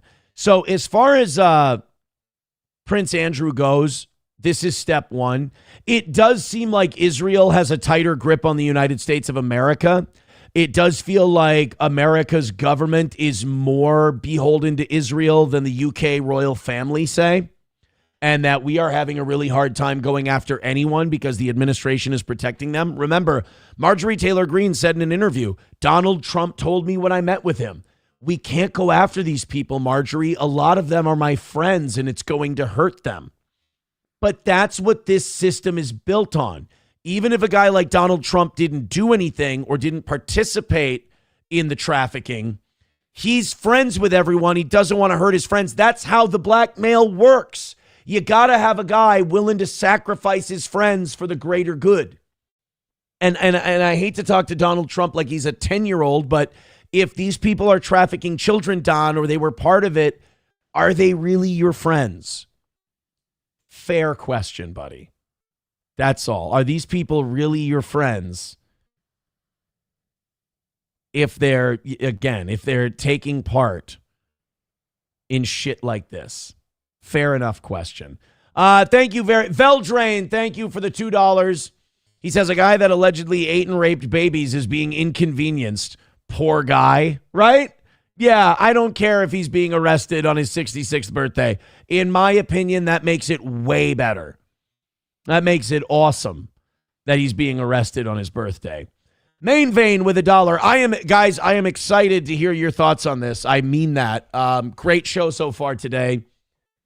Thank you for your support. Keep it going. Anything you throw in just makes me so happy. I appreciate you. And those of you who can't, dude, you don't think I know. Like, things are tough right now for people. So absolutely, just hit that thumbs up button. And I appreciate that shit as well. If you're doing something more than just sitting there staring at me, I think you're going above and beyond. Because all I ask is that you sit and stare at me. If you do anything more than that, man, you're one of my favorites. Main Vein with $1 says former Prince Andrew isn't any different than the rest of the royal family for generations. They are satanic pedos, descendants of Vlad the Impaler. You see King Charles' demonic portrait. Yeah, you guys remember that? The demonic, oh God. It really is kind of a hiding in plain sight thing. King Charles, by the way, does he have cancer anymore? Like, he had like asshole cancer that was supposed to kill him, and he's just, he's doing great. Like, he probably has the cure, for fuck's sake. Yeah, this is the painting. You remember the fucking Vigo the Carpathian painting they made of Prince Charles? Like, what? It, like, clearly looks like he's got devil fingers, and you put it upside down, it looks like a demon. Like, there's Baphomet is in his fucking jacket in this painting. It is weird. And then you go like, hey, that looks satanic. And they're like, you're crazy. You're like, but no, but I'm not. I feel like they get away with you're crazy. They get to go, you're crazy, and then move on. It's like, no. Call me crazy, that's fine. But address the shit that we just asked you about. It looks like a demon in his painting. That looks like Baphomet. Nah, you nuts. Speak on it, please. Veldrain with $2 says, bros before legal woes. I guess that's Trump's, he's a loyal puppy, I suppose. Main Vein with $1 says, this world isn't getting any better till Jesus comes back, Aaron. Yeah, they'll try to kill him again, too. Main Vein with another $1 says, I feel bad for my kids that they have to grow up in this fucked up time. Maybe, but I'm wondering right now that, maybe we just know how fucked up it is at this point. Like, it's not a secret anymore, but like, you probably grew up in the same fucked up time. Think about that for a second. I mean, World War I. Who was World War I fought amongst? Like, even the Napoleonic Wars. Why did they go after Napoleon so hard? Because Napoleon was a general that rose up. He wasn't given it by birthright. He wasn't given it by, being ordained by God. Napoleon earned his spot as a world leader, and it was after a bunch of crazy Freemasons overthrew a monarchy. And so Napoleon had to be attacked and stopped, not because he was waging war, he was a bad guy or anything like that. He was upsetting the world order. He was an individual man who made a difference and upset the entire world order to the point where the kings of Europe encircled him and all attacked him at once to stop him because he knew that time could be up. The party could be over if this Napoleon guy wins. And he almost did. He almost won. But as far as World War I goes, those were all relatives fighting each other. They were all related either by blood or by marriage. The Kaiser, the Tsar's wife was German. I believe the Kaiser's wife was Austrian, and the Kaiser was the cousin of the King of England. It was all incestual. It was all a family like civil war. So yeah, it's are your kids really growing up in that fucked up of a time, or are your kids growing up in a time where at least they're going to know how fucked up it's always been? Nomo says Napoleon was Caesar-like, so they had to cuck him in that Ridley Scott movie. I still haven't watched it because people say they just do Napoleon so dirty in that movie. I cannot watch it. Knobs Dog says somehow you just made Napoleon about the Jews. No, I didn't. I didn't make Napoleon about the Jews at all. I made it about the royal families of Europe. Knobs Dog might have Jews on the brain. He says they attacked him because he was trying to take over all their countries. No, I'm sorry, but you have to go back and relook at your history. There were counter-revolutions. They were trying to overthrow the Directory. The British were in the harbor at, I believe, Toulon. The British were in the harbor helping the people who were trying to overthrow the revolution. The French were being attacked. Napoleon crushed the revolt in Vendée. Napoleon then took Toulon. Napoleon then went on a North Italian campaign because the Austrians were attacking the French because they wanted to reinstall the monarchy. Napoleon went on the offensive because all of these countries declared war on him. They declared war on the French. And so Napoleon went into northern Italy and he won. And when he took territory, he gave the locals control. And he set up basically fiefdoms. He set up basically tribute systems. He didn't directly control them.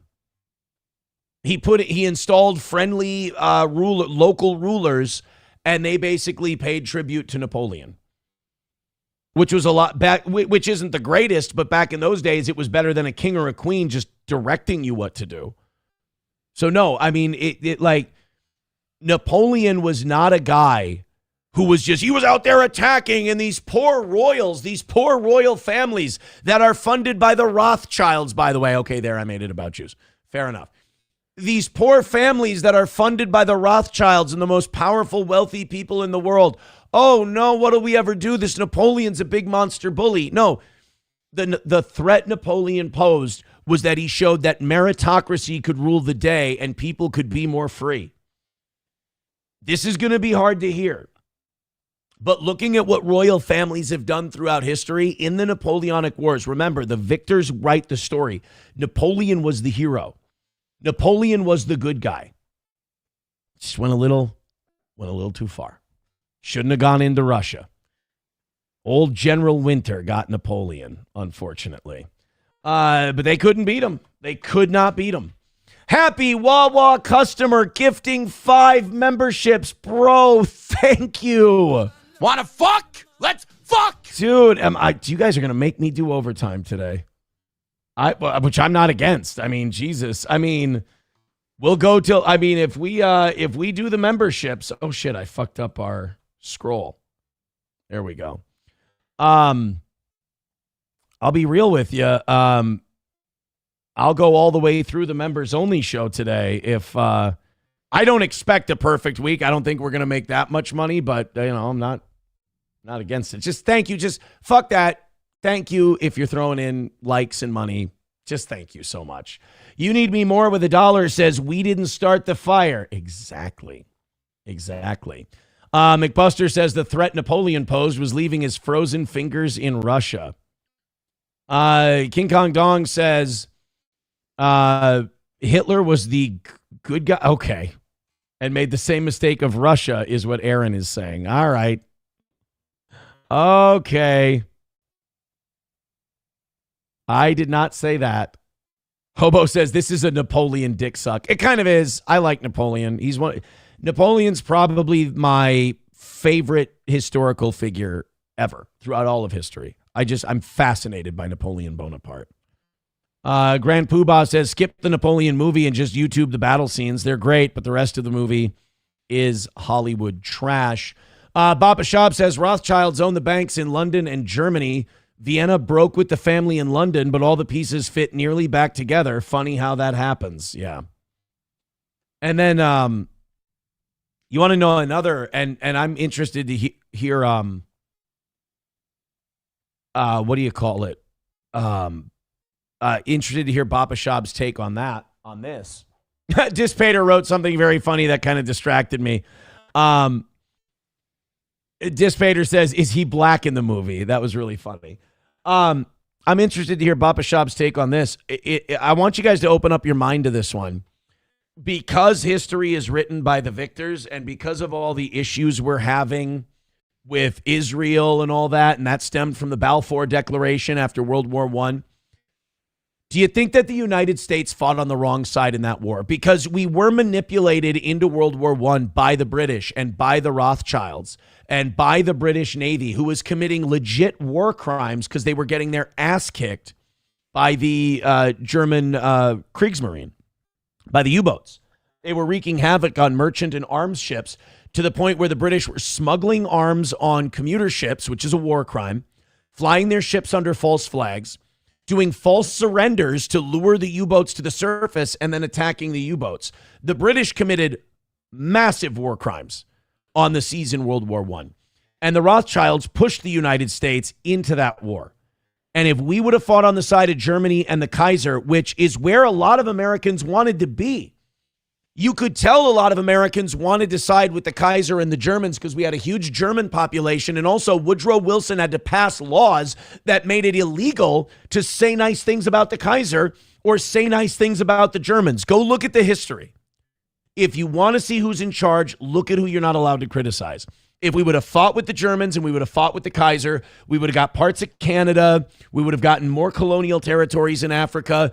Israel would have never been invented. The Ottoman Empire, Muslims would have been left in charge of that part of the world. I think we would have had a more peaceful post-war. It also would have avoided Hitler. You have no World War II. The Soviet Union doesn't become a massive superpower. Honestly, and again, I'm interested to hear Bapa Shab's take on this.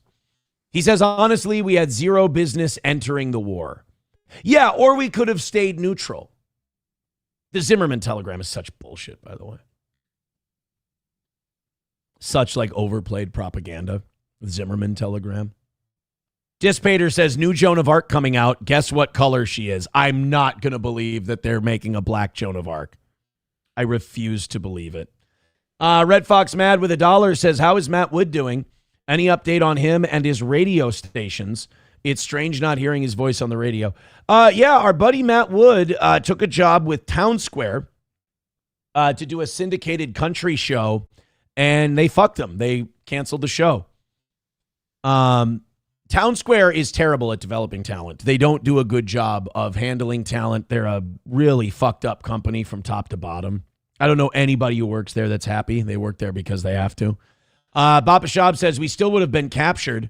The more likely thing to happen is that we wouldn't have entered the war. That might not have been a bad play either, is just not enter the war. Joey Caravello's mommy says, oh, Jesus Christ, they're going to make Joan of Arc black. I refuse to believe that. I'm going to look this up.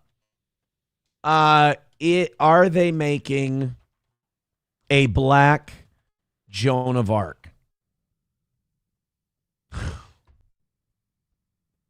Hey, I'm going to put it on the screen. You guys read amongst yourselves. I'm going to need a second on this one to be quite honest. I'm not going to read this right away. You guys, I'll play a little, can we get a little music bed so everybody can read this on their own? Here, get you a little music bed. There you go.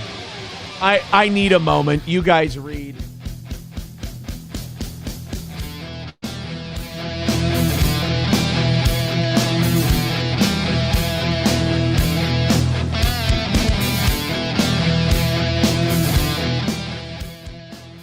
Yes, blacked. Sorry. That would be Scarlett playing Joan of Arc.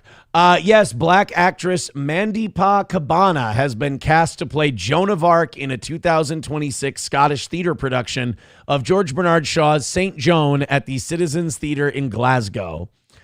And they'll take that on the road eventually. It'll make its way here. But like, this is where I don't want to talk about this because you're just going to sound paranoid, but Joan of Arc is a Christian symbol. She is a Christian hero. And to me, making her black is intentional on the part of the people who run show business and theater and all of that to demoralize us, to take away our history, to make it a history that doesn't belong to us. It's just kind of anathema. It's kind of just in the ether. It doesn't have a location. It doesn't have a tradition. It doesn't have a culture. It doesn't have a skin color. If they were to make Shaka Zulu starring Brad Pitt, I would be a little less paranoid about this. But I don't see that movie happening anytime soon. Although it would rule. Another one of my favorite resistance figures in history, Shaka Zulu. I mean, fought against the British Empire. Got his fucking dick kicked in. But fought against the British Empire. Love Shaka Zulu. Redbird with $2. Thank you so much, Redbird. Thank you, everyone, for your support. He says, look at the actor's picture. How much torturing do you want to do to me today? Actress playing Joan of Arc. Is it like a so black she's purple thing or what? Mandeepa Cabana. Let's take a look. Oh, yeah. She looks just like Joan of Arc. Look at her. It's incredible. I mean, the resemblance is uncanny. That's exactly what Joan of Arc looked like. Oh, but the horse is white. See, there's Joan of Arc in 1426.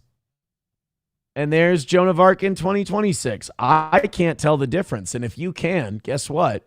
You're a Nazi. $2 from Trucker 18 Wheeler. Trucker says Epstein came after this guy. Phrasing.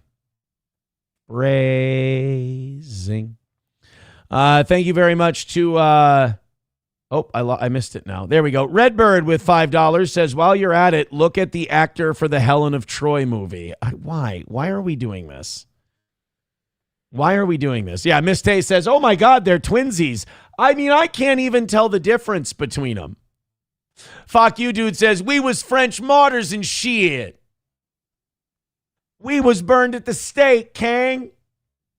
At least we get to see her be burned by the English, says Bapa Shab. How will you know when she... Never mind. Never mind.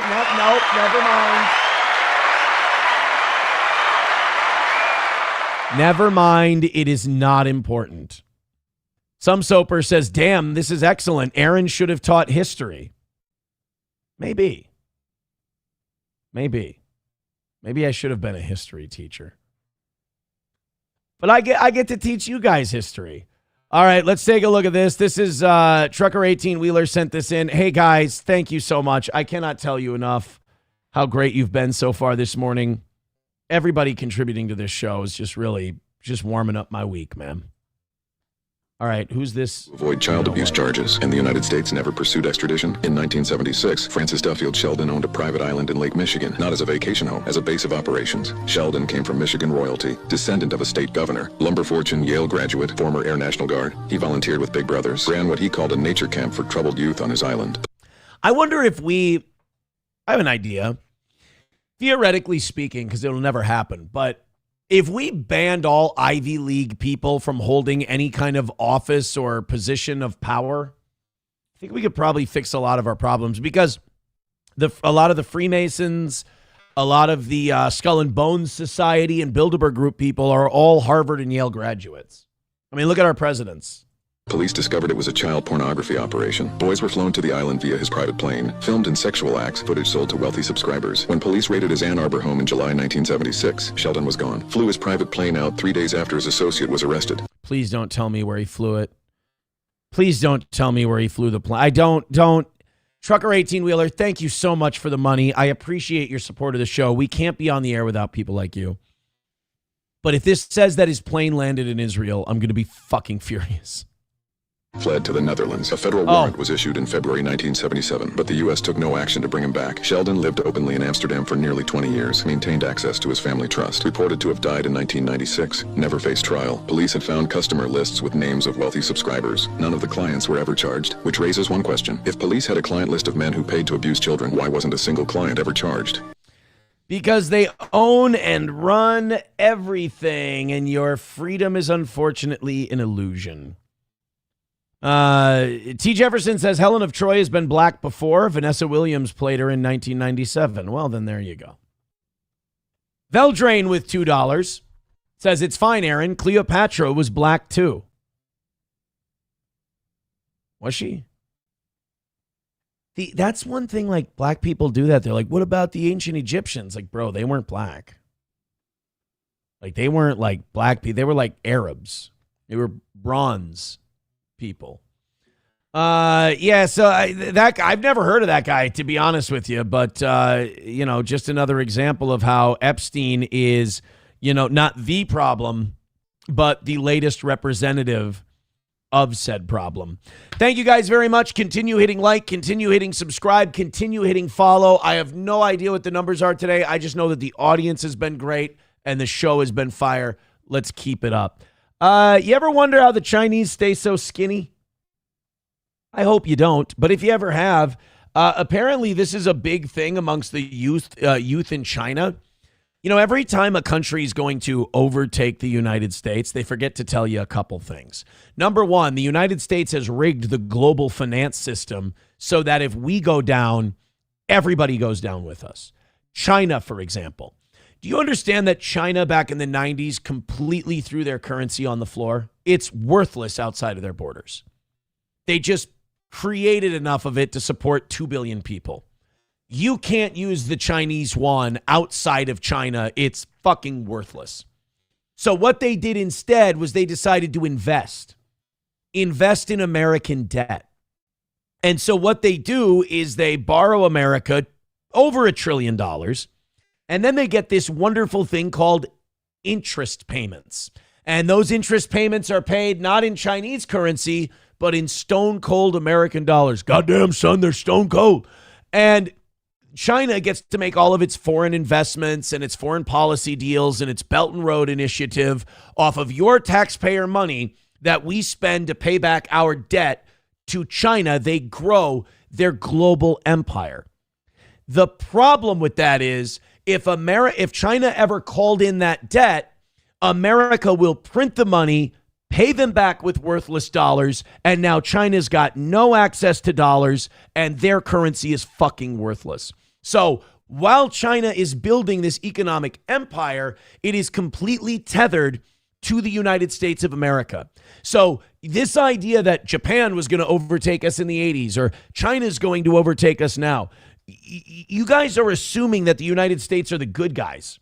We have built a suicide pill into the global economy where if we can't have it, nobody's going to have it. We will drag the world into a depression. Look what we did in 2008. Those same mechanisms are still in place. The world runs on the dollar. We go down, they all go down. Why do you think Gaddafi and Saddam and all these other people who advised getting off the petrodollar, all of a sudden after years in existing, they all have to die? It's because if that dollar isn't the world's reserve world currency, we can't put our suicide pill and install it in every economy across the globe. So that's number one, why China will not be overtaking us anytime soon, because any disaster that befalls us befalls them. Issue number two, we like to think of their young people as these incredibly educated, super smart people. Their teens are retards just like ours.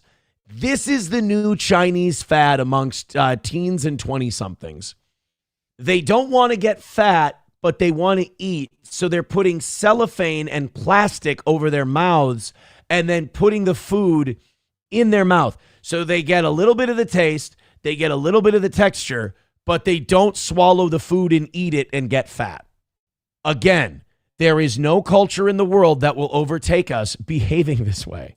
Mira, en China hay personas que están metiéndose plástico en la boca antes de comer. ¿Pero por qué lo hacen y qué se supone que logra esto? En realidad, allí se ha vuelto popular una tendencia. They're Callista Flockhart maxing. There's no, this doesn't take over. This is a bad imitation of American 90s culture. That's where they're at. Bastante extraña. Antes de comer su comida favorita, la gente se coloca un Look at plástico this. transparente en la boca, lo mantiene ahí por unos segundos. And they chew it in the bag and then they pull it out in a baggie like it's fucking heroin. Comida y la tira. Ellos creen que de esta This forma is how I'm going to eat my se mashed piensa que potatoes from realmente now ya on. comieron ese alimento y que así pueden hacer dieta sin consumirlo. Sin embargo, este truco es completamente falso, pero aún así muchas personas siguen creyendo en él. Especialistas en nutrición explican que engañar al cerebro. So there you go. That's, I mean, again, if you want to say that China's going to overtake and China's going to be the new world superpower, have at it, guys. Have it. Do your absolute worst. I think you guys are. I think you're ready to take over the world.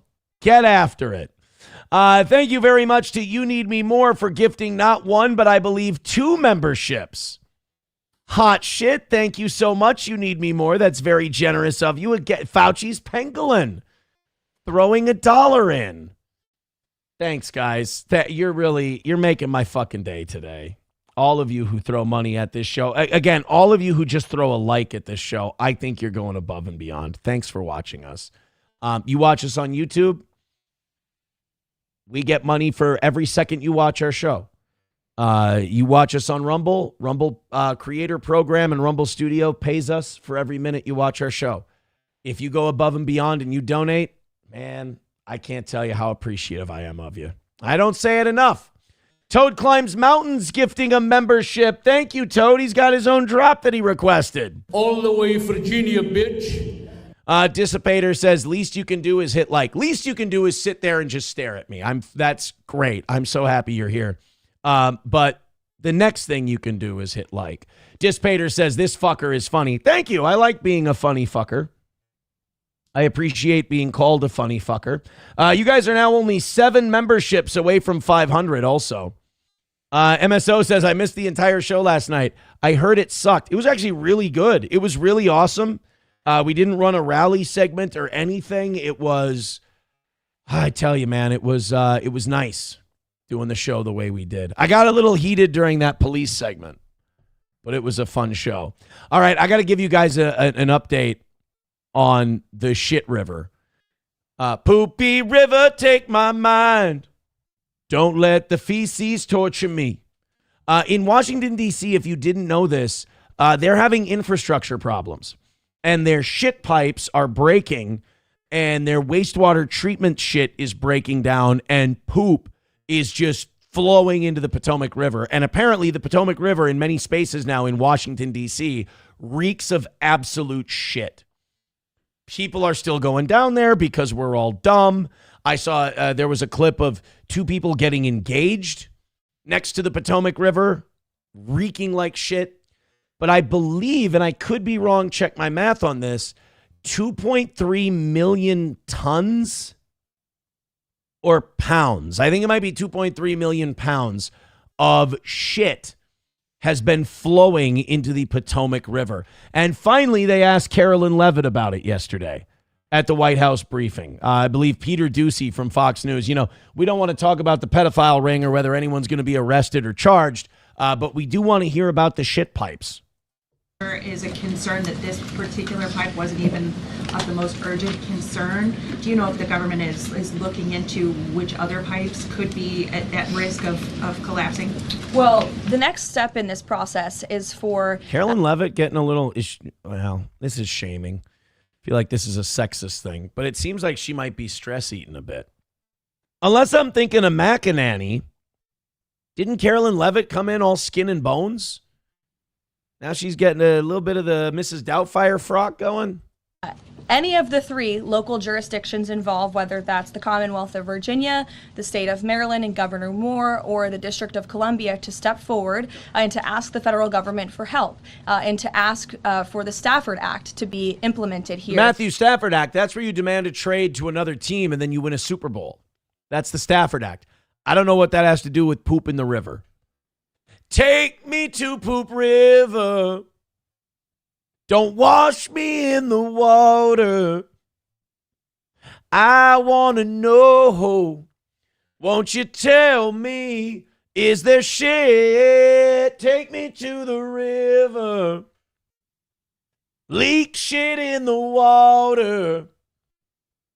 So that the federal government can go and take care. And I'll spill shit in the river to a DC hideaway.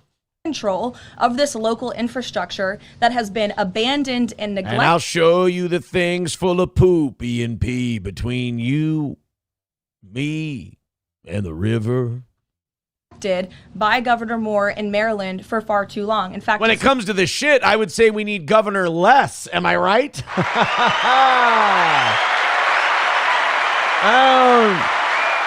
All due respect to Governor Moore, Governor Less is maybe what this world needs at the moment. No secret that Maryland's water and infrastructure have been in dire need of repair. Get Governor Scat in here ASAP. We need some answers. Their infrastructure has received a nearly failing grade in the 2025 report. When your tummy starts to shiver and you smell a shitty river, diarrhea, diarrhea, that actually hurts my root canal to do that. I'm still recovering, and I did that for you. I'm underappreciated in my day. Oh, man.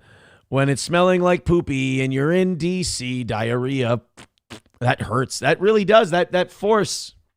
Card from the all that like filling and shit they did, they all come falling out. Just one bit.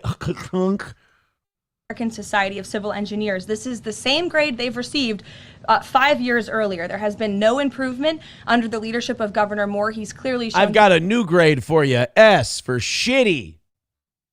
By the way, one thing this second, I was going to say trimester, this second term of the Trump administration, you got to admit, one thing they're really good at doing is blaming everyone else but themselves for their problems.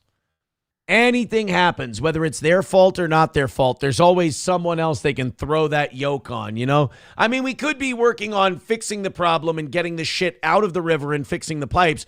but first we have to establish that it's that fucking asshole's fault. Okay, great. My river smells like shit. You want to help? He's incapable of fixing this problem. Remember, I'm sorry for pausing so much. Remember when there was that chemical train spill in Palestine, Ohio? Second worst thing to happen to a place called Palestine. And Trump was down there like, this is shit. But why isn't Biden here? Blah, blah, blah, blah, blah. And now the river smells like poop. And the Trump administration's like, we'll be down there at some point. We just got to blame somebody first. Which is why President Trump and the federal government are standing by to step in. And for all of the... Standing by to step in. That's a weird way to put doing nothing. Well, we're standing by to step in. So you're just standing there. No, we didn't say that. No, it smells like diarrhea everywhere I go. And you guys are just standing there. We're not standing there. We're standing by to step in. Oh, great. Yeah. I'm standing by to step in on my sink project. Environmentalists in the room and across the District of Columbia, let's all hope and pray that this governor does the right thing and ask President Trump to get involved, because it will be an ecological and environmental disaster if the federal government does not step in to help. But of course, we need the state and local jurisdictions to make that formal request. That's part of... Remember, guys, the Trump administration really does worry about playing by the rules. This is not an administration that likes going to court and challenging things and then just doing whatever the fuck they want to do anyway. That's not how they operate. This is not an administration that just did an ICE mission in Minnesota that violated numerous court orders, and they figure they'll just fight it out in front of the Supreme Court someday. They need to be asked pretty please in triplicate before they step in and help Poop River. Poop River. The legal process to move forward. Peter. So you said that any of the three Democrats just need to ask. A few minutes ago, Maryland's Governor Wes Moore asked. He said, if the president wants me to ask nicely, our response is this. Please, Mr. President, do your job. There we go. Come on, white Corinne Jean-Pierre. What do you got for that one? He's saying, hey, clean this shit out of the river, dipshit, shit river. Which I say, I'll ask the president, and we will provide you with the next steps. But oof, that was a rough one for old KL. He's like, oh, you said they have to ask for help. Well, this guy is asking for help. I'll check with my boss right away. Weren't prepared for that one, were you? In all seriousness, the federal government has been preparing plans. The White House has been in contact with FEMA, with the Army Corps of Engineers, with the Environmental Protection Agency. It's poop. Get the fucking poop out of the river. Get the poop. Do the poop. How many people are we going to call? It smells like shit in here. Fix the shit smell. Imagine if you fixed problems at your home the way the government fixes them. All right. Smells like shit. Clearly the toilet's backed up. I'm going to call a couple plumbers. I'm going to talk to them about what maybe I should do. Once we decide what we should do, we're going to determine what kind of tools. We're going to develop a party that's going to go out and get those items. And then we're going to... Could you just plunge the fucking thing so we can at least get the shit smell out? And then we'll worry about the more permanent solution later. I just want it to stop smelling like poopy. Again, we've been standing by. This is a problem we want to fix. Right, you've been standing by. In other words, thumb planted firmly up our asshole, which this administration has gotten deathly used to lately. Except when it comes to bombing countries that have never attacked us. Then that thumb is taken right out of our ass, stuck right where it doesn't belong. For the federal government, but for everyone who lives in the District of Columbia, including all of you. So you're welcome. To your point about that, there are a lot of events. You're welcome. As they go down by the river to have lunch, and it smells like a fucking dirty diaper. You're welcome. Oh, thanks. Appreciate it. A sloppy Joe never felt so awkward. For America 250, the president wants people from all over to come to the nation's capital. Is he worried that by the summer, the Potomac River will still smell like poop? Doocy. He is worried about that. How about a guy named Doocy asking about poop? It's fitting.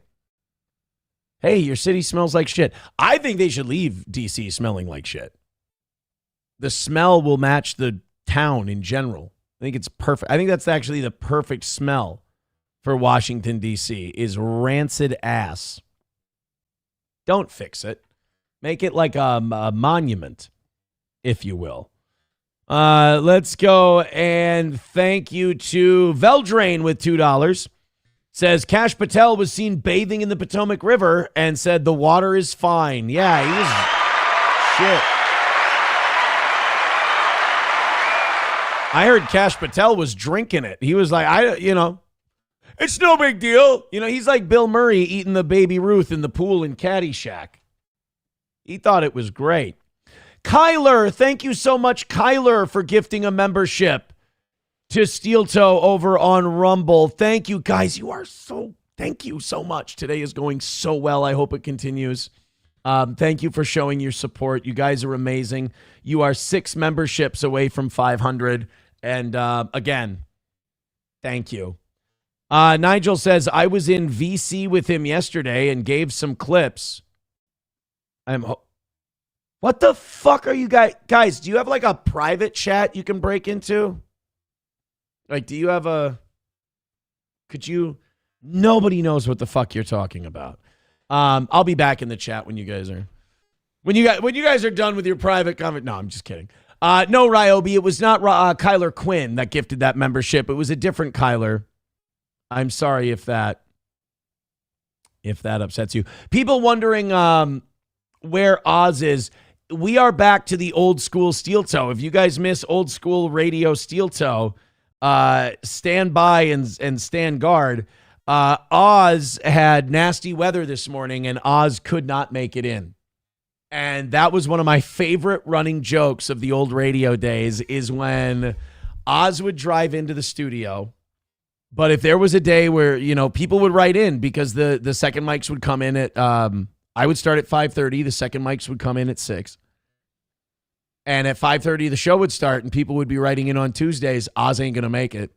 Oz isn't going to be here. There was a little bit of snow on the ground. Oz won't be here.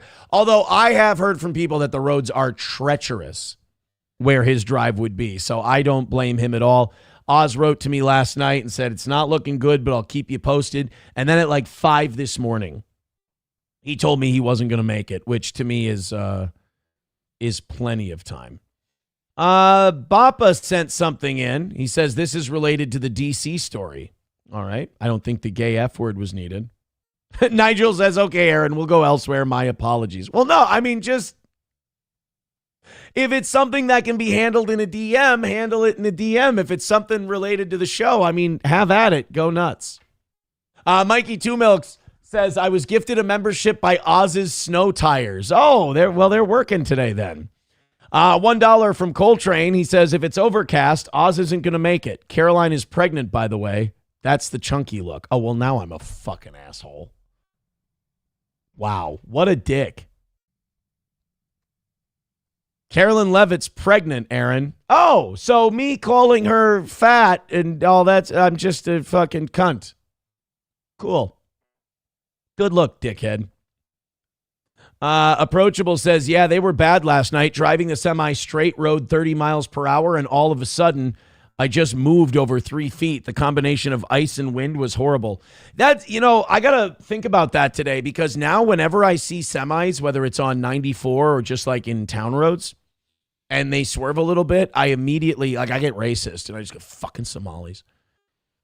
And it's so bad. Like my 18-wheeler racism is getting palpable, because one will be driving in the left lane way too fucking slow, right lane's wide open, they can get over, and they don't, or they swerve over the center line and then swerve back with this giant vehicle that can kill everyone on the road. And I do two things. I go, that's a Somali that probably shouldn't be licensed, and I have to pass them. I don't know if you're like that. I think that's above and beyond in terms of racism. I got to pass them. I got to look. There was one time we were on 94, and I was on the right side because I needed to exit.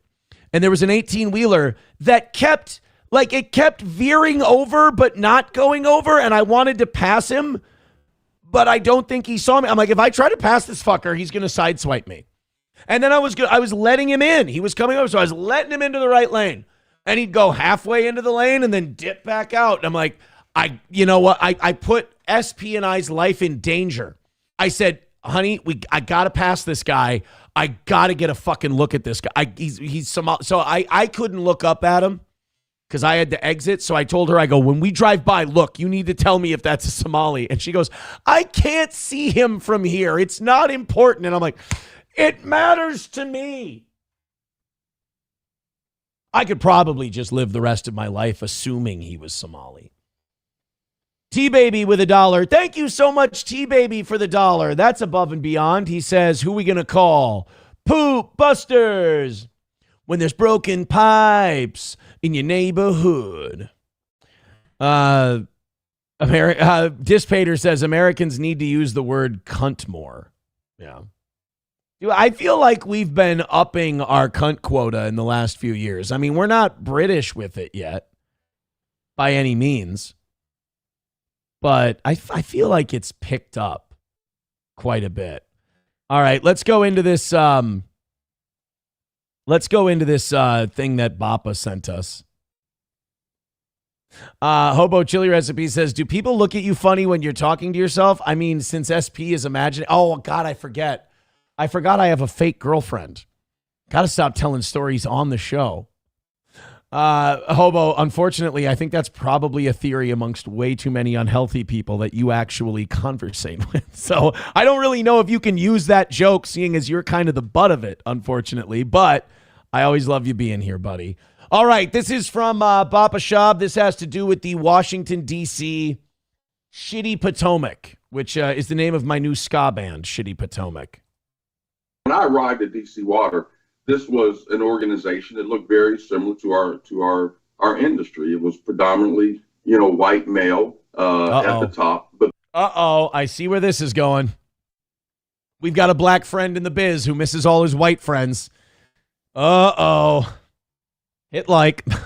At the top. But this was a utility that's, more than 70% people of color work at this utility. And I really believe, and I still believe, and it has been fantastic. The outcomes have been fantastic. But the people at the top, the executives, the chiefs in that C-suite, they should look like the employees I'm really glad that he said that. I'm glad that this is what we're focusing on at DC Water rather than the shitty cracked pipes that are leaking poo-poo and pee-pee into the Potomac River. I am really glad that we're worried about the color breakdown of the people working in the offices rather than wondering about fixing the pipes. That's really good. That they serve and that they work with. And the same thing with the community. And so my executive team, looks exactly like the community. It looks like the employees, the staff, be it people of color. That's great. That's really wonderful. I'm so happy about that. I have a follow-up question. Do they look like people who fix pipes? Because those are the people we need. And I don't care if they're all Mongolians. As long as they're pipe fixers. Maybe if you would have hired more pipe fixers instead of pipe hitters, we'd be okay. We'd be all right. By the way, I don't give a shit what show you listen to. Pipe hitters instead of pipe fitters was such a good fucking line. Nobody's going to top it. And if you don't appreciate it, you have no taste. And I'm talking to a Weekend America. Color, women, men. And it's just a fantastic team that has come together to do a lot of great things here at DC Water and in the community for the customer. That's true. I mean, they've done things for the customer that no other group of DC Water employees have done, like make their rivers smell like absolute shit when they go outside. That's, here's the thing about Bappa Shab. I think Bappa Shab sees me very happy in the morning. I think Bappa Shab sees me having a good time in the morning. I think Bappa Shab sees me full of hope with the Prince Andrew arrest, and he goes, I can fix him. I can fix Aaron on this one.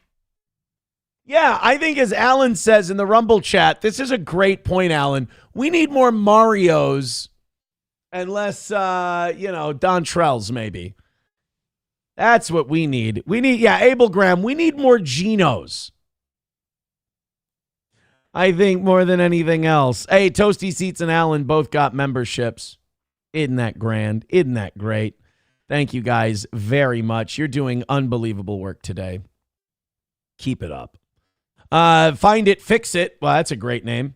Says, I lived in a town that still had clay pipes, and they had to replace those. They've been around since 1800. Clay pipes. Really? Clay pipes. G. Shepardini says, Aaron, your girlfriend's in Niagara Falls, right? Yeah, she doesn't go to this school. You guys have never met him. Met her. Met him. Uh-oh. Whoops. Uh-oh. Whoops. Uh-oh. Whoops. Suave Banana says, I have a couch for sale. If anyone is interested, ask your questions here. There's another old school take. Thank you very much. All right, let's I think we're good on the what do you call it? The shit pipes.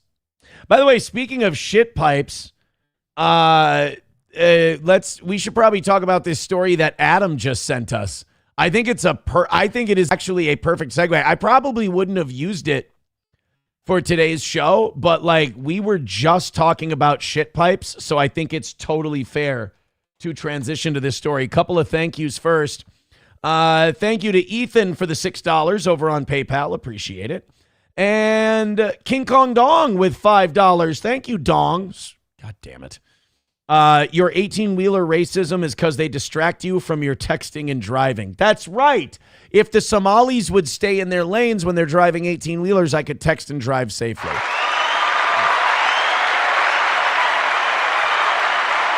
It would be a hell of a lot easier. Redbird with $1 says, I clearly need to up my game if I'm not ruining your mood regularly enough. You guys have been unbelievable today. This is a great end of the week if it keeps up. Thank you so much for supporting a show that sometimes just doesn't deserve it. And God, man, I just keep it up. I hope that our good fortune today continues because it's leading to a fantastic show. And we're right on the cusp of 600 people on a solo show today. So hit like, hit subscribe, and hit follow. I can't tell you how much I appreciate all of the contributions today. So we were just talking about shit pipes, right? And I think since we're talking about shit pipes, we should go to gay fraternities after that. I think it's only fair. Adam found this story about a disturbing fraternity hazing that was exposed by police. This was at the University of Iowa. This was 1 day ago, and this is really fucked up. This is a new story. This looks like one of those, like in a movie, like the Batman movie, in Batman Superman, where they bust up that sex trafficking ring and it's all these really scared like Asian girls in cages. This is kind of what this hazing thing looks like.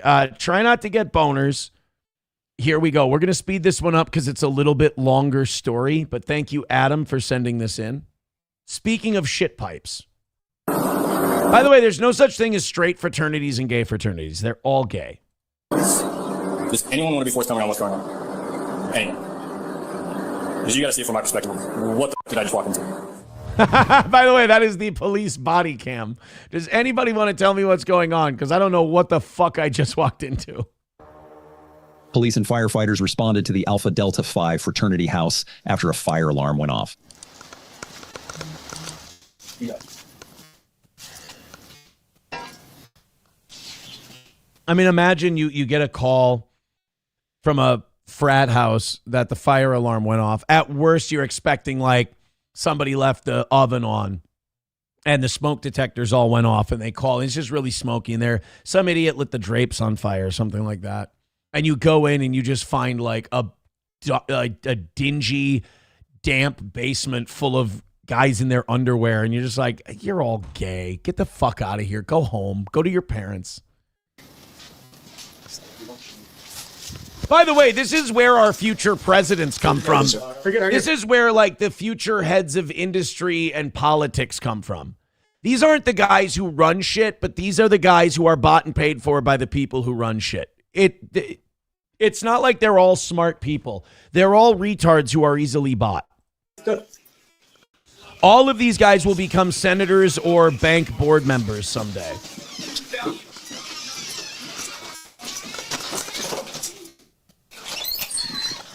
Hey guys, what's going on here?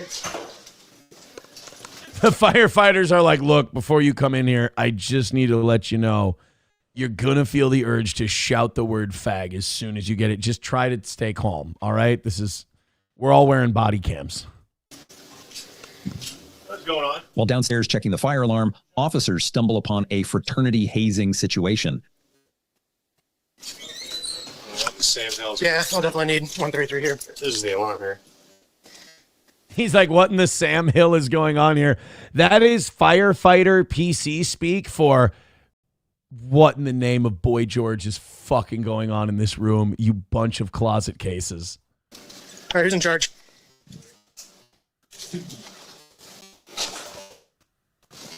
Looks like we have quite a bit of hazing. Okay, just say gay shit. This is Engine 13. We got really gay shit going on here. It's and Chief, I'm sorry. I know this is a matter of opinion, but I don't think anyone's going to argue with me. Too gay, quite frankly. Too gay. Okay, faggot, what's next? Ask again, who's in charge? We can talk upstairs. No, we're going to talk right here. Who's in charge? I mean, the Jews, mostly. But, you mean the fraternity. Oh, I'm sorry, officer. I misunderstood your question. I'm very obviously gay. I look at him and I'm like, well, you're gay. A couple of us are. I mean, I don't know. I don't know what to tell you. Okay, well, we need to find someone who's in charge, because this is ridiculous. Hey, this stops here, guys. This is a police department. This stops here. Who's in charge? Upstairs. How about we start cleaning this up? Everyone take their blindfolds off. It is. It's like they're rescuing Cambodian hookers. And I don't even want to know what the shit on the ground is. It's all just probably different kinds of lube. That guy's covered in like puke and shit, and I don't want to know what the white stains on that guy's shirt are. This is all kinds of like, you should all be in jail. Shit. I've already given multiple commands to clear the room and get out of here, but no one's moving. Start shooting at their feet. Apparently they're taking this pretty serious. Yeah, yes. You in charge? You said. Still haven't found out who's in charge? No one asked for house, Dad. Where's he at? Summit. Working at Summit. Summit, that's cool. So, you have obviously, coming here? yeah, the lieutenant's coming. Okay, cool. Yeah. Definitely figure out why you wouldn't let me pass you initially. Definitely know why you wouldn't let me pass you. Yeah, sorry about that. It's not really the mess in the house. It's more our parents finding out we're all queers. That's the biggest thing. You see how much I've been lifting. I've also been smashing my face with a hammer and taking meth, all to kind of try to outrun the gay demon that lives in my anus. I get it. I would probably be calling your house dad or whoever to get him here, since ultimately he's probably in charge, right? Unless someone else is in charge. I don't have his numbers. Yeah. You know what we could do? I have a great idea. Why don't we burn down all frat houses with everyone inside? Like, would that in Minecraft, would that be something that might be beneficial for society if we just banned fraternities? Because it's all just so gay and immoral. Yeah. Do you guys know how the fire alarm got set off? Or just run? It's manual. Goes off. So is this one? Yeah, it just goes off. How it got set off, I'm not sure. I don't think it was down here. It's upstairs. I can tell you it was this one. It was really? Yeah. I thought it was supposed to stay. You guys had to do this too, huh? Yeah. I don't know what this is. I don't know what God, these little douchebags, these entitled, this is why, this shit makes me a liberal. This shit makes me want to talk about white privilege and rich fucking pampered white kids. And because I'm dreaming right now of this cop just taking out his baton and smashing these guys in the head. But they'd probably go, oh, thank you. You broke my maxilla and that's going to heal better. And then I can look smacks. And oh God, shove it up his ass. But he's probably used to it. Ugh, the arrogance of these cunts. I mean, it's not like you guys didn't know there was 15, 20 people down in your basement.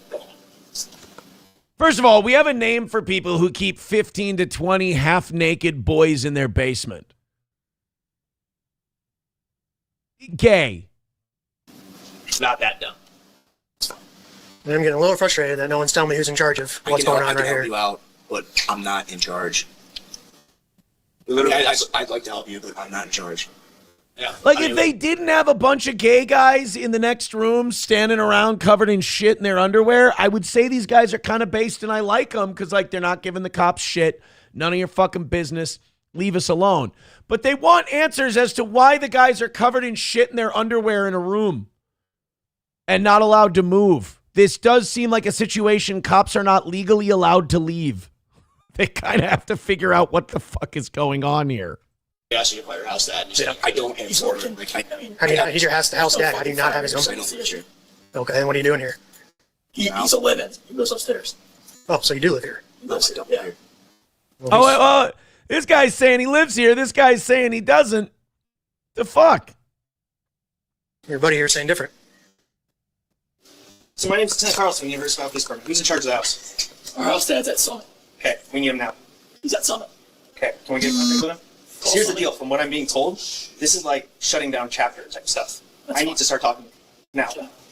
It's 1 o'clock. Yeah, that's fine. We didn't ask what time it was, fuckhead. I like this lieutenant, too. He's like, it's shutting down chapter type stuff. Like, we're not fucking, this isn't like an option. We're not telling you maybe. Get him on the fucking phone or we'll just shut this shit down and you guys can go tell your parents why you're homeless at 1 a.m. Fuck you. You call Summit.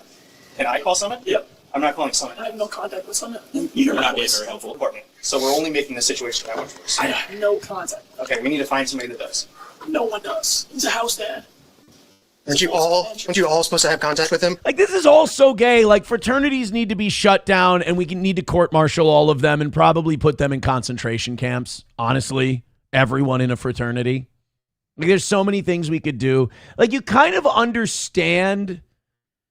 Okay, how do I say this without sounding like I was rooting for the Nazis in World War II?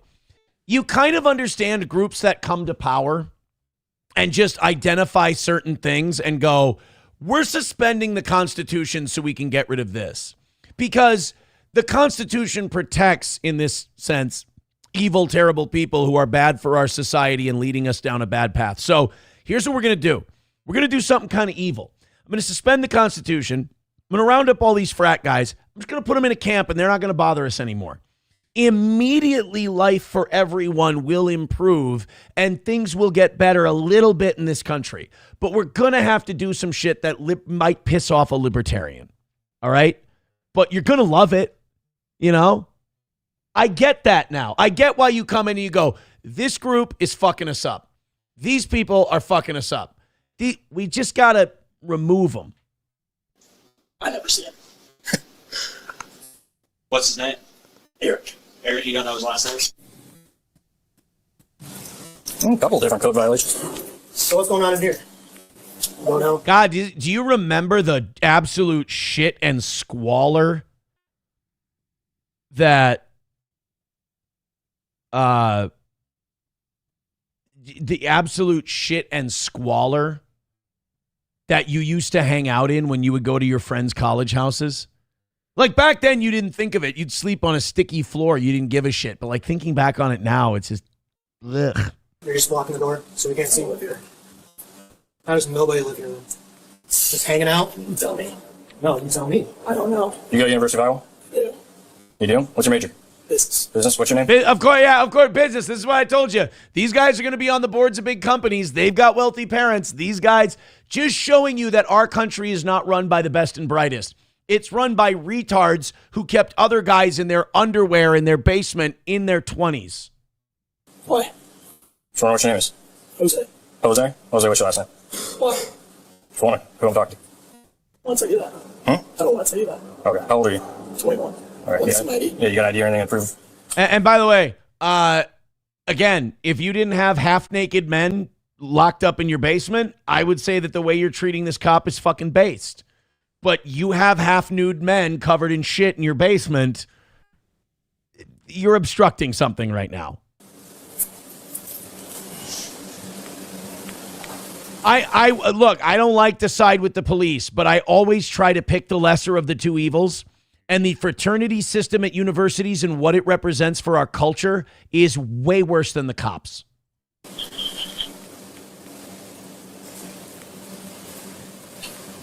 Vaping is gay, by the way. We should take out all vapors. You think it's fake?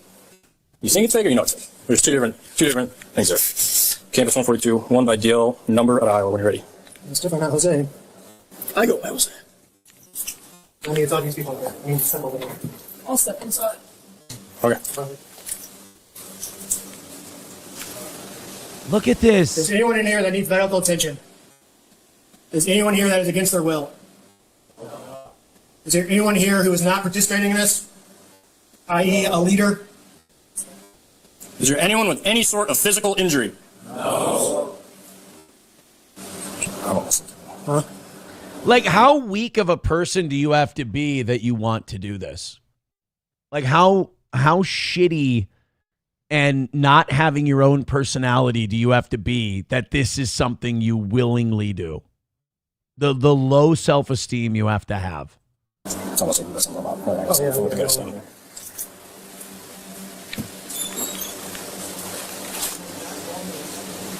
It's so gay. What's all over you guys? It's just water. Just water? What's on that dude's tie? I'm not sure if someone. You? Come here. It's Arena. What does it look like? Nope. You're gonna stand right over there. Why? Because I'm telling you to. It's my house. It's your house. You're responsible for everything that happened today. So, Uh-oh, kid. You might have just fucked yourself. Got him. Like I said, these aren't the sharpest knives in the drawer. I'm going to stand over here. I'm going to make sure. I'm going to stand over there with him. No, you're not, because I'm talking to him over here. Well, it's my house. Oh, it's your house, is it? I thought it was the house dad's. So this is your house now. That's great. Now I know who's responsible. No. Tuck in right there. Get up against the wall. Come over here. Look at him stand up like a fucking robot. Yeah, this whole thing just like, let's get the cops and firefighters out of there and let's just predator drone the thing. You're gonna stand with everybody over here. Milliken, take these two, ask them questions about what's going on their arms. So, are you responsible for the house? No. Okay, who's the house dad? I just told you he works at Summit. Go call him. Go there. What's his name? Eric, I told you. Why are you asking me? Because it sounds like you're responsible for the house. No. Sounds like you have something. No, you said it was your house, bro. Come on. You were a fucking big smart guy a little bit ago. Come on, where's the quippy answers? What's the deal, buddy? Some idea of what's going on. No. You're not very forthcoming with everything. How about you ask the house dad? Who do you 30 years Who we're trying to get hold of. Okay. Who do you think you're talking to? Shoot him. Shoot him! Please. Stay right there. You guys got IDs on you? Yes, sir. Let's take a look at them. Step back. I don't know if you do. This is private property. I can stay here. Yeah, but right now we're investigating something that's going on. What? There's nothing going on. Dude, there was a call to the fire department. They have a right to investigate.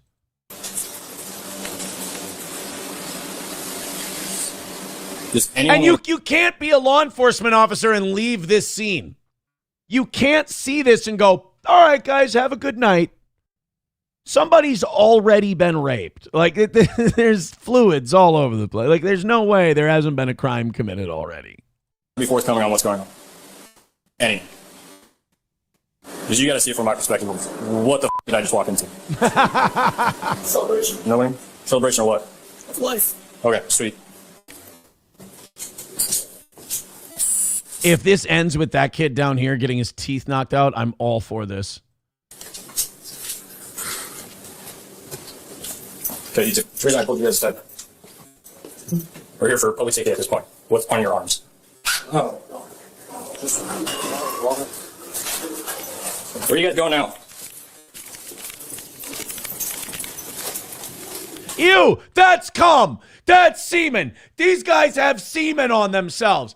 Ah, it's gay. They're all gay. It's all of Satan. It's all demonic. It all needs to be, there needs to be a cleansing flame. Wicker Man shit. 127, can I get you back down here? What's on your neck? Jizz. They're jacking off on them. That's what they're doing. You're all gay. Blood, is it? Shine your light. Is it blood? That's what I'm asking. Want to taste it? No. Okay. Hit him. Do you see why we're here? Why we're asking questions? I don't know. You got the wrong guy. I hope they find a lump on this kid's pancreas the size of a fucking toaster oven. I really do.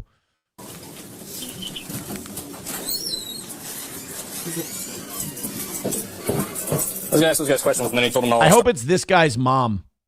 And for some reason, he was adopted by an obese black woman, and she just smacks the shit out of him. We're heading out. What's up? I was gonna ask those two guys questions, but then they all started falling out. They left. No, I stopped them, but he was. Misunderstood. Did you pull these guys out? No, they.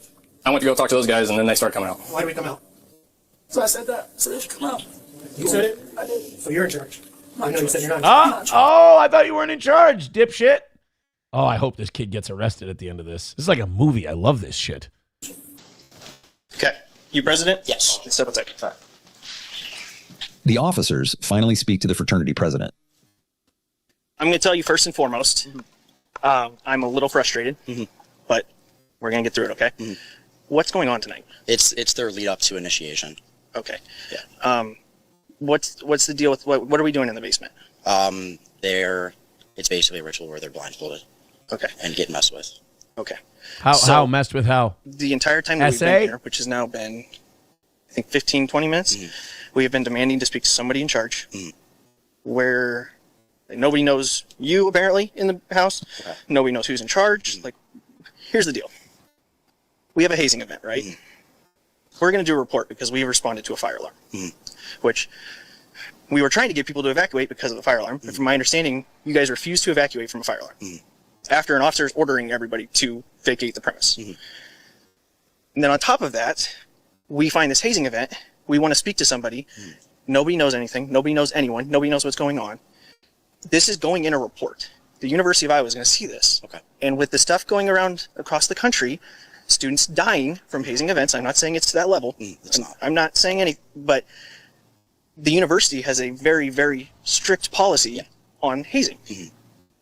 If I can't talk to people, and if people aren't going to cooperate with me, that's their right. They don't have to speak to me. However, that means only my observations are going to go into this report. And I'm telling you right now, it's going to look worse than if people can kind of explain to us what's going on, right? Because then I can at least put your guys' side of the story in it as well. So I guess I want to know what we got going on. Like, you're saying it's a ritual prior to initiation? Yes. Okay. I guess I'm asking for some cooperation and some coordination with your people here to just tell your people, like, hey, if that's what people need. Gun! He's got a gun! Oh, sorry. That. Oh, if only Alex Preddy was still alive and we would have wasted that one on, never mind. Do just politely tell us that, right? So I guess I'm looking for you to kind of be a leader here and help us out a little bit and start trying to keep everybody in line. Okay. I apologize. Okay, let's go back inside.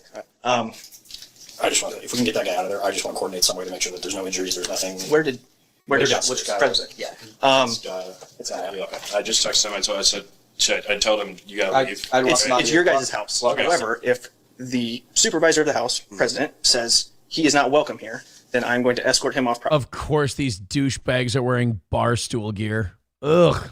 How cringe. I think if he refuses that, then he's going to be arrested. Yeah, we'll walk him out. Yep. Okay, I would take care of that because the longer he stays here, I mean, he's getting close to being arrested. Oh, look at that guy. I like how quick that guy moved. Oh, we're not so glib and shitty anymore, are we?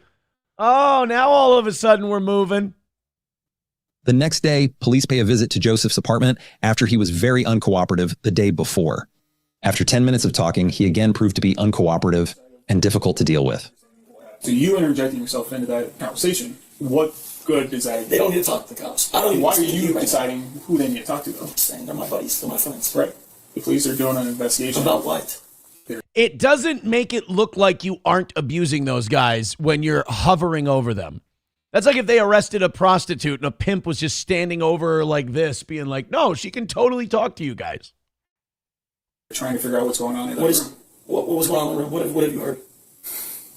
That you're gay? So you like gay shit? Yep. You don't dictate the investigation, right? Yeah, That's for the police. That's for us to investigate. Right? Yeah, I get right. You understand that? Yeah. So why are you dictating who the police can talk to and can't talk to? I'm just telling my buddies not to talk to them. That's it. Okay. So you're Which would be totally based and awesome if they weren't half naked in a sticky basement covered in jizz. That's the human trafficking element of this is the only thing that's got my suspicions aroused. hearing what the police officer. Aroused, I just realized, was the wrong word to use. Not at all. Not at all. He never said, "Oh, if you don't get away, you're getting arrested." He never Good said impression, that. dickhead. I stepped there for a second, and then he said it again. I still walked away. No, you didn't. Okay. So he actually. I would like to end this conversation right now, please. Okay. I would like to have a word here. Okay. And if there's anything actually happening, you can call me again. But it's been a pleasure. Thanks, fellas. I mean, look, if this kid wasn't harboring half-naked men in his basement, I would say this is exactly how you should handle talking to cops. But I hate him, so I want them to shoot him in Minecraft. So I didn't catch your name. So this is Lieutenant Travis Tyrell. Travis. 122, we'll take him. Arrest him. What'd you say your name was? Joseph. All right, Joseph. Oh, is he running? Arrest him.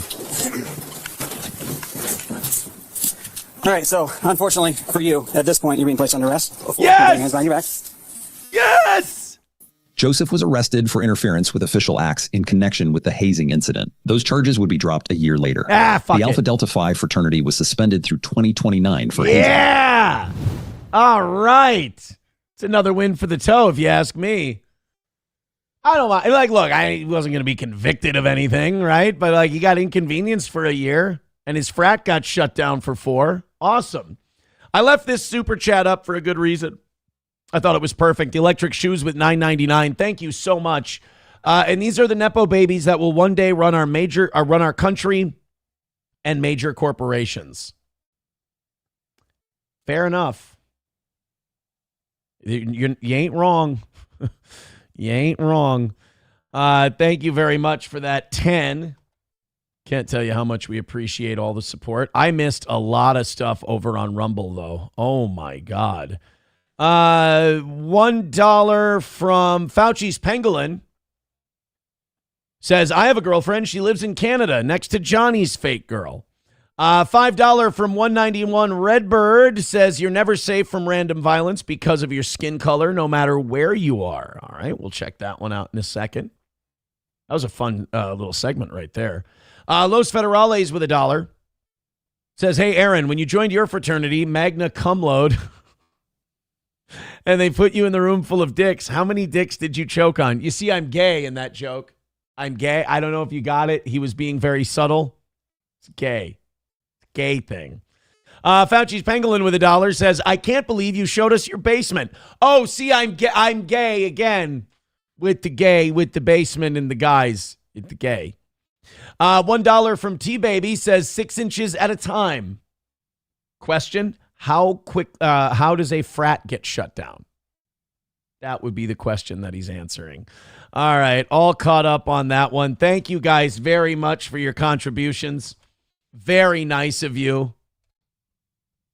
Kyler gifting a membership. Hot shit. Thank you so much. Appreciate it. Root says that big steel toe sign in the background. There was no big steel toe sign in the background at that fraternity, and you cannot pretend there was. How dare you? How goddamn dare you? 5 memberships away from 500. Thank you very, very much. Very kind, very nice. Keep it going. I am really appreciating everything you guys have been throwing at the show today. Oh my God, I'm choked up like a little homo. Hit like, hit subscribe, and hit follow. We did hit 600 during that segment. Thank God every day this week we got to that number of 600. I appreciate it. Rumble's been really low this week by about 50, 60 people from average, which is too bad. YouTube's been down by like 5 or 10. It really hasn't been that much. But thank you guys very much. Keep it going. Almost back up to 600. Just make sure you keep hitting like. Tommy Jordan now. wait. Shit. 5 gifted memberships from the kid coming in hot. Look at this fucking Tommy Jordan. The man who rules the world. Thank you, Tommy. Appreciate the 5. Keep it going. Mikey Two Milk says, you really should be sitting in front of the logo, not the text of your sign. Move over. Here's the problem. I did that. Remember when I did that? I sat in front of the logo when we first put this thing up. And then you guys said, hey, stop covering up the logo. And now, stop sitting in front of the title of the show. You cover up the... Can't win. Watch this. Watch. I'm going to move in front of the logo. And watch what the chat does immediately. Watch this. Check it out. Just give me a second. Ow, wait. Main Vein gifting a membership. Thank you very much, Main Vein. How close are we on Rumble from 500? Where does that put us now? That puts us 4 away. 4 memberships. And then I have to go. You know, you guys have been crazy supportive today, and it's unbelievable, and I appreciate it. You're going to make me go till 11 and then make me do members only after that, aren't you? All right, here we go. I'm going to move over. And then you guys, watch what happens now. Look, I'm in front of the oh, shit. Oh, hey, I can't wait. Now I'm like that. Now I can't. My mic is way the fuck over there. I'd have to move the mic stand over here. But look, I'm in front of the logo. Isn't that great? Look at the chat. So gay. Looks better. Steel toe right to the head. No, it doesn't look better this way. Approachable says, I agree. It looks way better.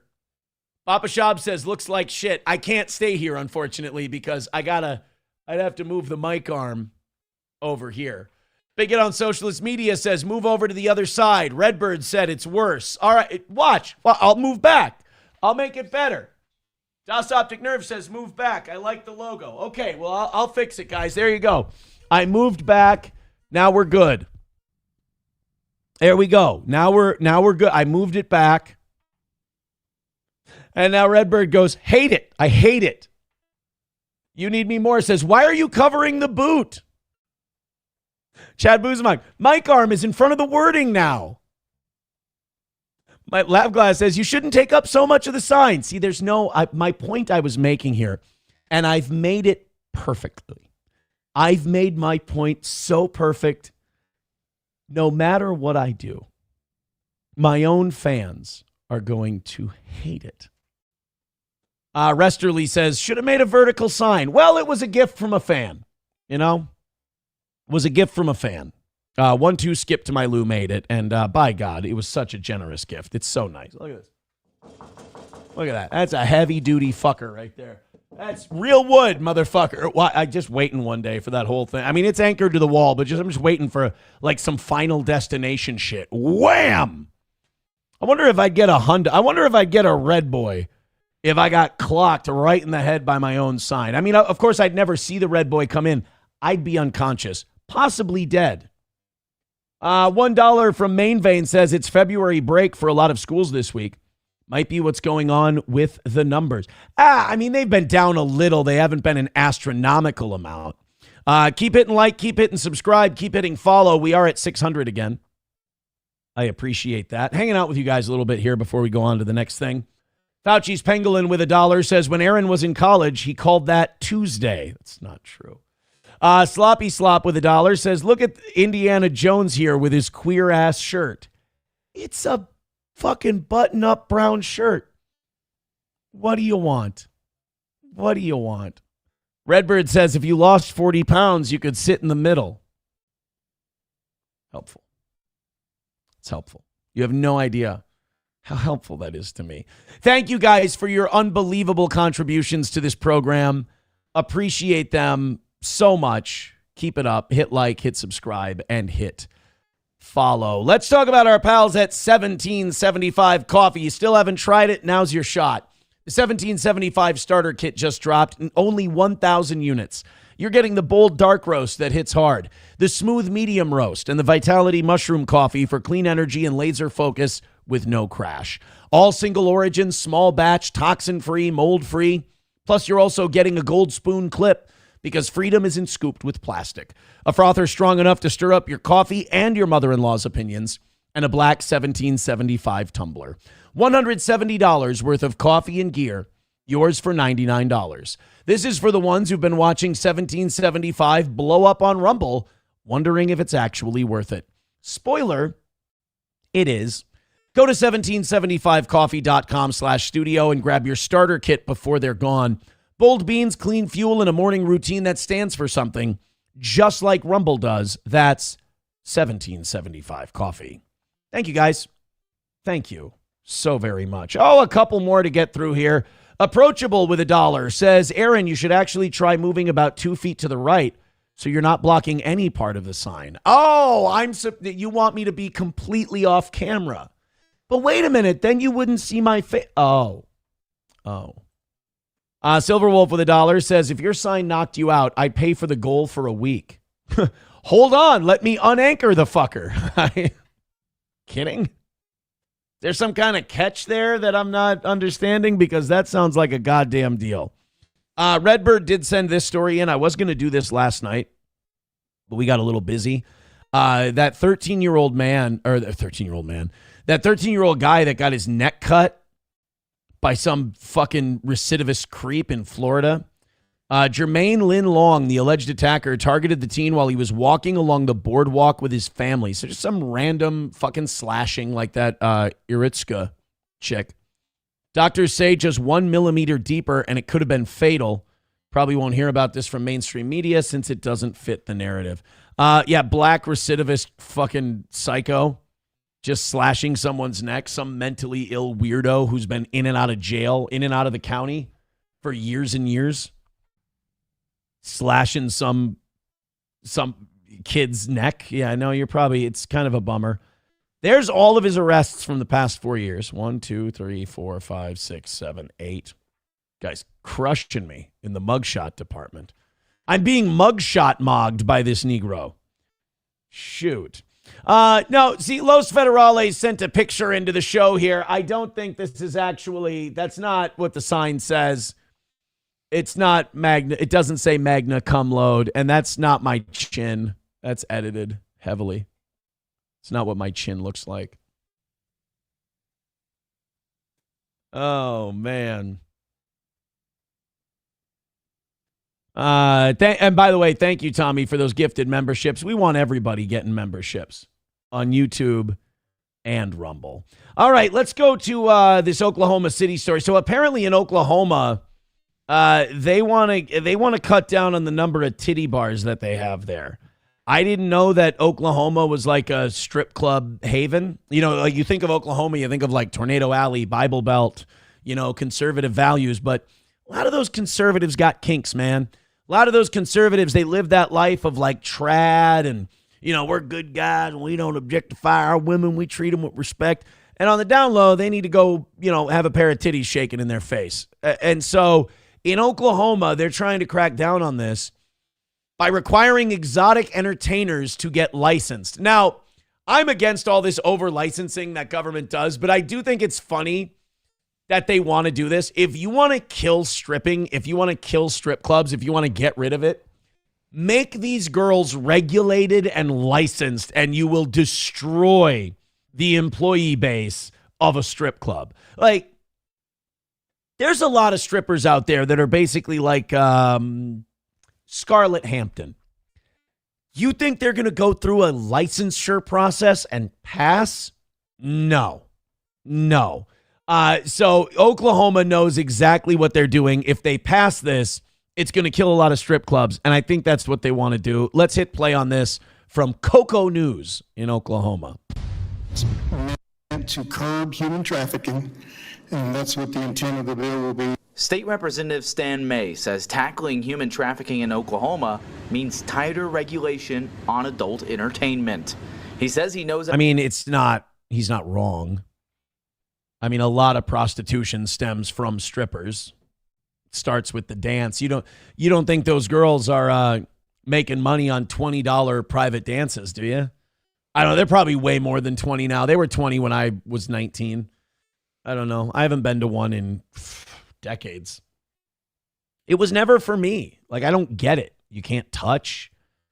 You can't do anything. It's just, I don't know.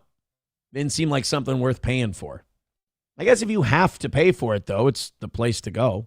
Of at least 2 victims in the area he serves. Both were trafficked at the age of 12 by their parents. Holy shit. In order to escape those situations, they literally run away. Well, now they've got nothing to fall back on, and they wind up in the same trap.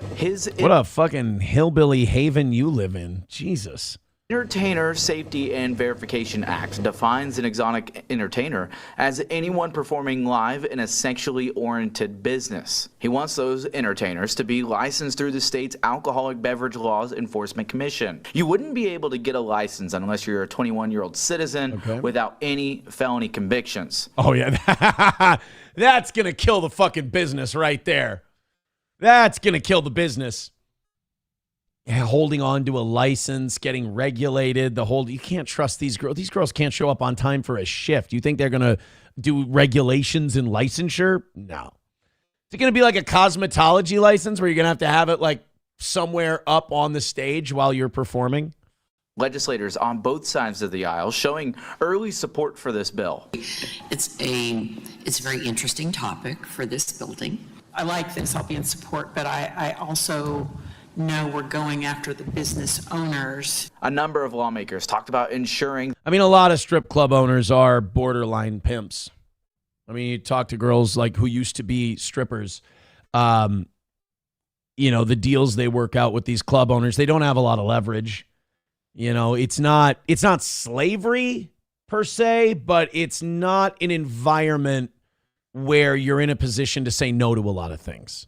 There are consequences for business owners involved in human trafficking. What the police need to have is photo IDs, so when they raid those places, they can immediately arrest the owner and shut the operation down. But right now, they have to go get a search warrant, and by the time they get back, they've moved them to the next spot. Currently, the bill would give those business owners felonies for violations. The entertainers themselves, they'd get misdemeanors for any violations. Okay, that's good. That's good because, again, the strippers themselves are not the masterminds behind this whole thing. So it's good that they wouldn't get nearly as punished as the rest of them.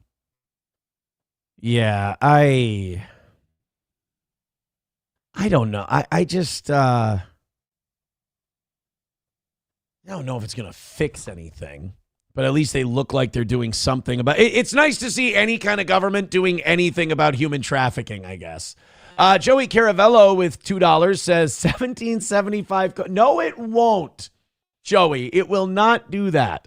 $1 from Redbird says you would have to get April registered during her last 6 months. Red Fox Mad with $5. Thank you very much, Red Fox Mad. I appreciate that strong 5 coming from you. He says, do they still make you stick your dick in buttholes in college? Hazing must make rich kids horny. I love penis and butt sex, and I am horny. That he said that, not me. You understand he wrote that. Can we put that back up on the screen? I did not say that. That was written in the chat by someone else. I am not the person who, like that. I clearly read that and did not say the butt sex horny part. Red Fox Mad. Hit like, hit subscribe, hit follow. I am loving these gifted memberships. I am loving these $5 and $2 drops. Keep it going. Your support for the show today has been humbling and fantastic and amazing, and I appreciate it. Just keep her going, baby. I mean, just an unbelievable. And 3 memberships away from 500, and then I have to go till 11. And believe me, we've got plenty to discuss today. Did you hear about Tucker Carlson and the experience he's had in Israel? He went, and they didn't immediately kill him, so that's a plus. But they did fuck with him, according to Tucker. The rumor is that Mike Huckabee had him set up. Because Tucker has been criticizing Israel a lot. He's been asking a lot of questions, having a lot of people that Israel doesn't like on his show. The conservative podcasting titan said he and his staff were detained in Israel yesterday following an interview with Donald Trump's ambassador, Mike Huckabee. The former Fox News host flew into Tel Aviv for a sit-down with Huckabee, who challenged Carlson to speak to him directly following an online spat about the country's treatment of Christians. So in Israel, there are Jews that spit at Christians. They do that. That's a thing they do. The IDF has bombed Christian churches in Gaza. They've killed Christians. That is something they've done. They can't deny it. Tucker Carlson, as a good Christian, has spoken out against that. It also kind of exposes that Israel doesn't give a fuck about Christians. It's not that they're actively trying to hunt them down and take them out. They just don't fucking give a shit about them. But all of Israel's propaganda, all of their bullshit is Judeo-Christian. We're with you guys, our Christian brothers. Meanwhile, a church gets blown up. What are you going to do? Christian comes by on the street. Goyim, dogs, fuck them. They don't treat us well. So Tucker called Israel out for that. Well, Mike Huckabee, because he's a traitor to Christianity, he's a traitor to Christendom, and he's a traitor to his people, is like, no, the Jews are so nice to Christians. I mean, these conservative Zionist Christians are 1,000% identical to Stephen and Django Unchained. I mean, they are house you-know-whats to the bitter end, these guys. They do not stand up for their religion. They do not stand up for their faith if it clashes with Israel in either way, in any way. And honestly, in the hereafter, when they die, they will have to answer for that sin. Tucker Carlson has been standing up and saying, this is wrong, I don't like it. Mike Huckabee, instead of criticizing Israel and saying, hey, you're allowed to criticize your friends, sometimes they'll even thank you for it. Mike Huckabee's been running interference and going, no, they've never done that. That's not something they do at all. You're lying. So Mike Huckabee decided to throw down the punk card and go, well, why don't you come talk to my face? And Tucker went, fuck you, sure, of course I will. So he goes to Israel. Huckabee has him set up. Tucker gets detained and gets taken into an interrogation room. Carlson, who frequently criticizes Israel for its military actions in Gaza, took Huckabee up on the offer, but his critics and pro-Israel activists began piling on Carlson, purportedly not leaving the airport during his brief visit. He revealed he was met with hostility in the Middle Eastern country. They would have tried to kill him, I think, if the opportunity presented itself. Carlson exclusively told the Daily Mail that shortly after the interview, Israeli officials confiscated his passport and hauled one of his colleagues off to an interrogation room. Men who identified themselves as airport security took our passports, hauled our executive producer into a side room, and then demanded to know what we spoke to Ambassador Huckabee about. It was bizarre. We're now out of the country. I mean, they don't even hide it, you know? They don't even hide the fact that this is how they treat people who are critical of them. I mean, this is supposed to be our ally. They don't hold the same values we do about human dignity and freedom, and they don't share it with us. But we partner with them because they, mostly blackmail and intelligence and manipulation. Too bad Tucker stayed in the airport in the face of so many invitations to see many wonderful places. Oh, they were going to try and get him to kiss the fucking wall. A huge and obviously intentional missed opportunity, taunted David Friedman, the former U.S. ambassador to Israel during Trump's first term. So, yeah, they just taunt you. Again, Tucker's like, I'm going to go to Israel because I think they mistreat Christians there and they disrespect them. Mike Huckabee like, no, sir. My boss here in Israel is very nice to us Christians, boss. We is treated so good. Tucker gets there 1 minute. A guy named Friedman is going, why doesn't the goy come out and see our beautiful places? What is he, a scared little Christian?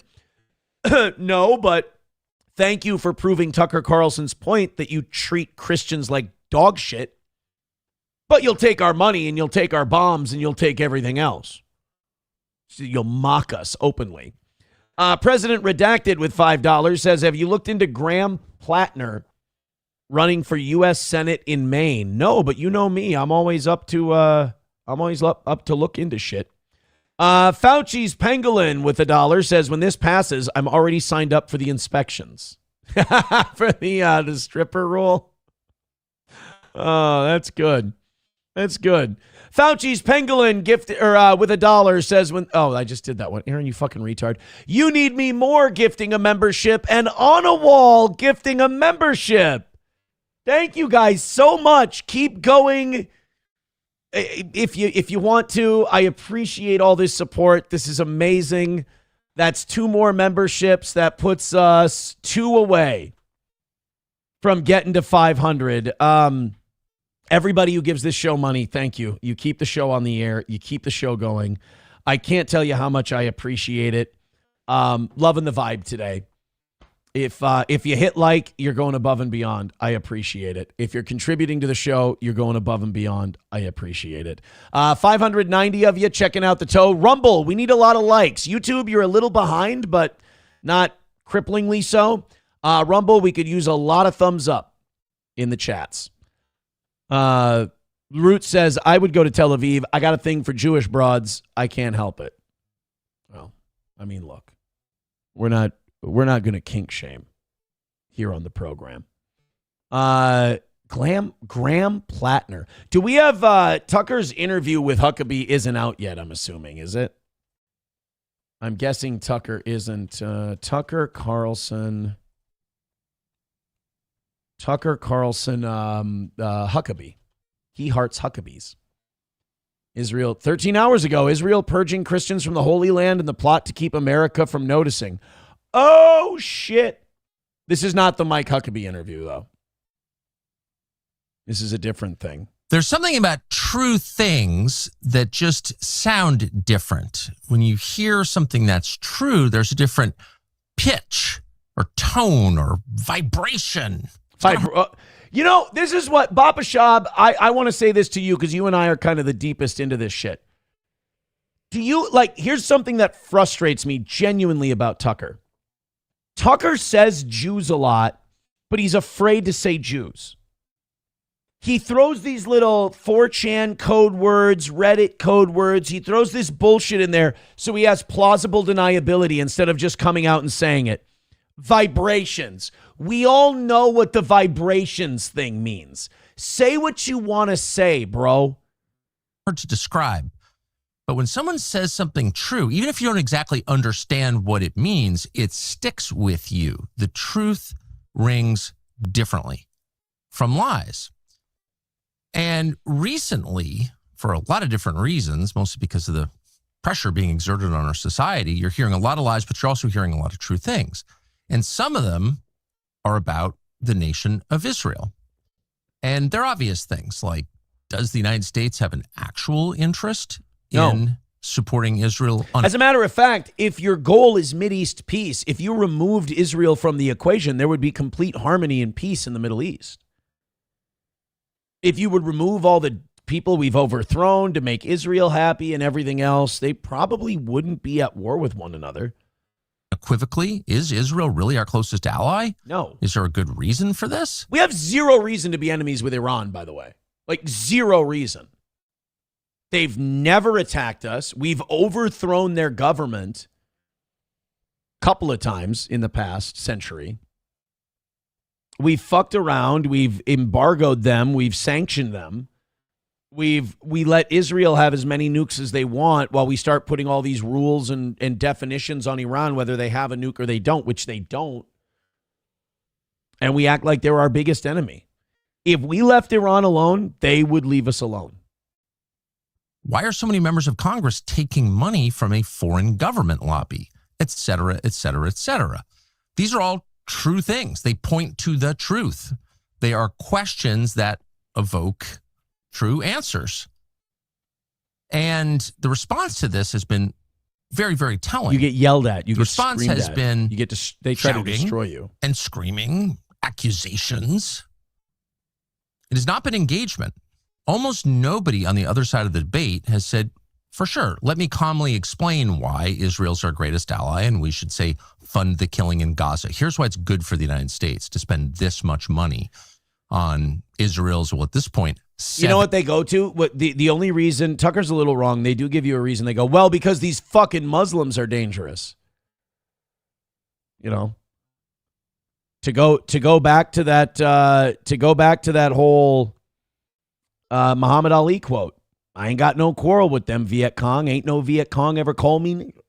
You know? Israel's enemies are not my enemies. I didn't make them. They did.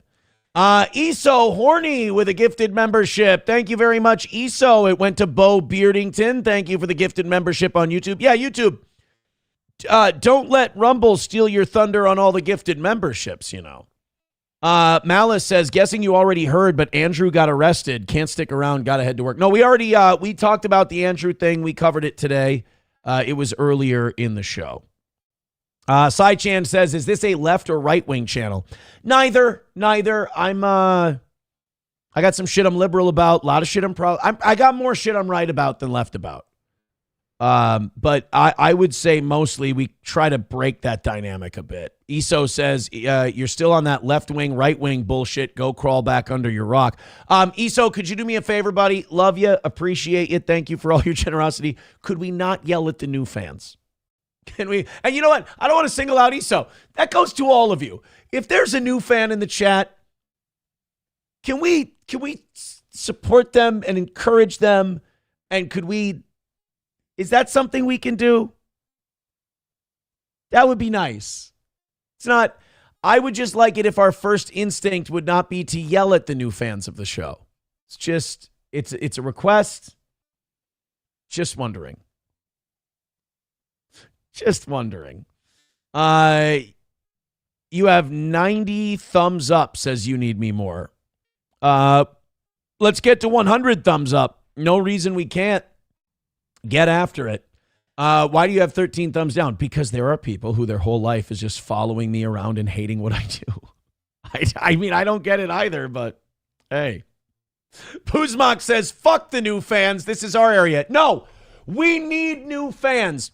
Potomac, no offense, but the low quality of people like you who live online all day, I need people who are going to be new fans of the show and say things like, novel things like, I have to go to work now. I need people like that. I don't need the bottom feeders like you yelling at those people. It makes us look like, makes us look like NLO, honestly. It makes us look like we have a bunch of Kensington dwellers, if you will. Sorry to hurt your boys' feelings. Approachable with $1 says, I would like to welcome the new fans properly. Oh, thank God. Thank God. Hello. Hi there, new person. Put your money in or keep your fucking opinion to yourself. It's not what I'm saying. It's not how we're going to welcome our new fans to this program. And Sai-Chan, thank you for joining us, and we appreciate you being here. All right, everybody, hit like, hit subscribe, and hit follow. You guys are doing an unbelievable job today, and I appreciate it so much. You're almost done. You're almost done with the amount of support you've given. I don't think we're going to get perfect today. I really don't. I don't think we're going to get perfect this week. That's really far away. It would have to go even more insane than it's gone. But like hitting today, that's a happy end of the week, and I'm a happy guy. So thank you guys so much. Chad Buzmak says, I'm at work as we speak. Stop defaming me. Then I apologize. I've underestimated you, and I feel that's probably a common thing in your life. But that's good. I've been underestimated too.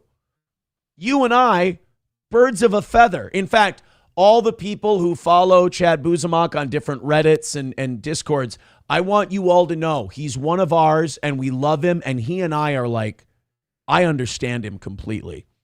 There you go, Buzmak. I think I helped you out with that whole community. That was mean. That was a shitty thing of me to do. All right, let's. So now we told you about Tucker Carlson saying that he got stopped in Israel and he was detained and his team was questioned and everything else. The United States Embassy, of course, has a decision to make now. They have to address this. The U.S. Embassy has a citizen of their country, Bappa, by the way, closed circuit to Bappa Shab. This is going to make you mad. The U.S. Embassy is there to represent the needs and the wants of American citizens in foreign countries. They are there to be an advocate for their safety. So the U.S. Embassy was told, hey, Tucker Carlson, United States citizen, all of his employees, United States citizens, were here in Israel to interview Mike Huckabee and have a discussion. Tucker says he was detained at the airport. His passport was taken away and his workers were questioned. You would think the U.S. Embassy would go, oh, my God, that's terrible. Please don't do that to American citizens. We don't stand for that kind of thing. Nope. The U.S. Embassy in Israel immediately got down to the business of trying to debunk Tucker Carlson's story on behalf of the Israeli government. Tucker Carlson sparked anger among his fans and many in the isolationist wing of the GO. Are we isolationists now? Is that our... Fuck you. After the Daily Mail ran a headline claim... It's funny that they call you isolationist when you say, hey, I don't think we should bomb innocent people in countries that haven't attacked us. What are you, some kind of gay isolationist? Yeah, I guess I'm a gay isolationist then. If that definition is isolationist, then yes. He claimed he had been detained in Israel. The U.S. Embassy immediately denied that claim. So you have a United States citizen saying they were mistreated in a foreign country, and the U.S. Embassy, which is supposed to support its citizens, go, fuck that guy. He's lying about our Jewish friends. The Mail ran a headline based on comments from Carlson. That's the article we just got you. Men who identified themselves as airport security took our passports, hauled our executive producer into a side room, and demanded to know what we spoke to Ambassador Huckabee about. It was bizarre. We're now out of the country. Well, guess what? The United States Embassy in Israel denied Carlson was detained. They said Carlson received the same passport control questions that countless visitors to Israel, including Ambassador Huckabee and other diplomats, receive as part of normal entrance and exit from Israel. So, what the U.S. Embassy is saying is Tucker wasn't exclusively treated like dog shit.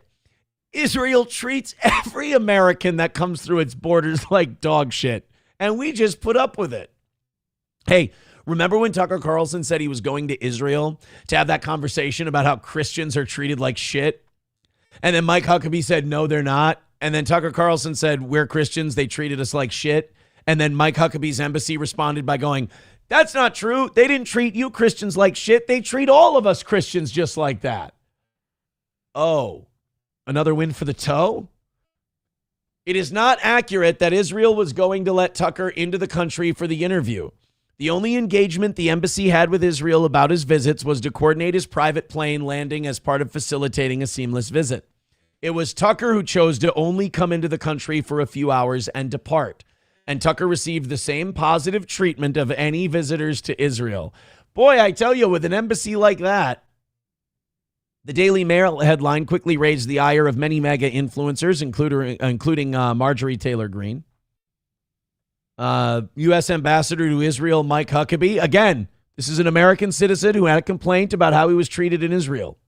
Mike Huckabee, the ambassador to Israel, supposed to stand up for America's interests. Let's see how he responded. Everyone who comes in and out of Israel, every country for that matter, has passports checked and routinely asked security questions. Even me going in and out with diplomatic passports and diplomatic visas. They're leaving. Why would you want to talk to them if they're leaving? They're fucking off. They're getting out of your country. So nice. It's so nice that America is, so independent, so strong, so forceful in defending its interests everywhere but Israel. Trucker 18-wheeler with $1 says, new fans, F them all. They're all faggot retards. Can we not? Can we not?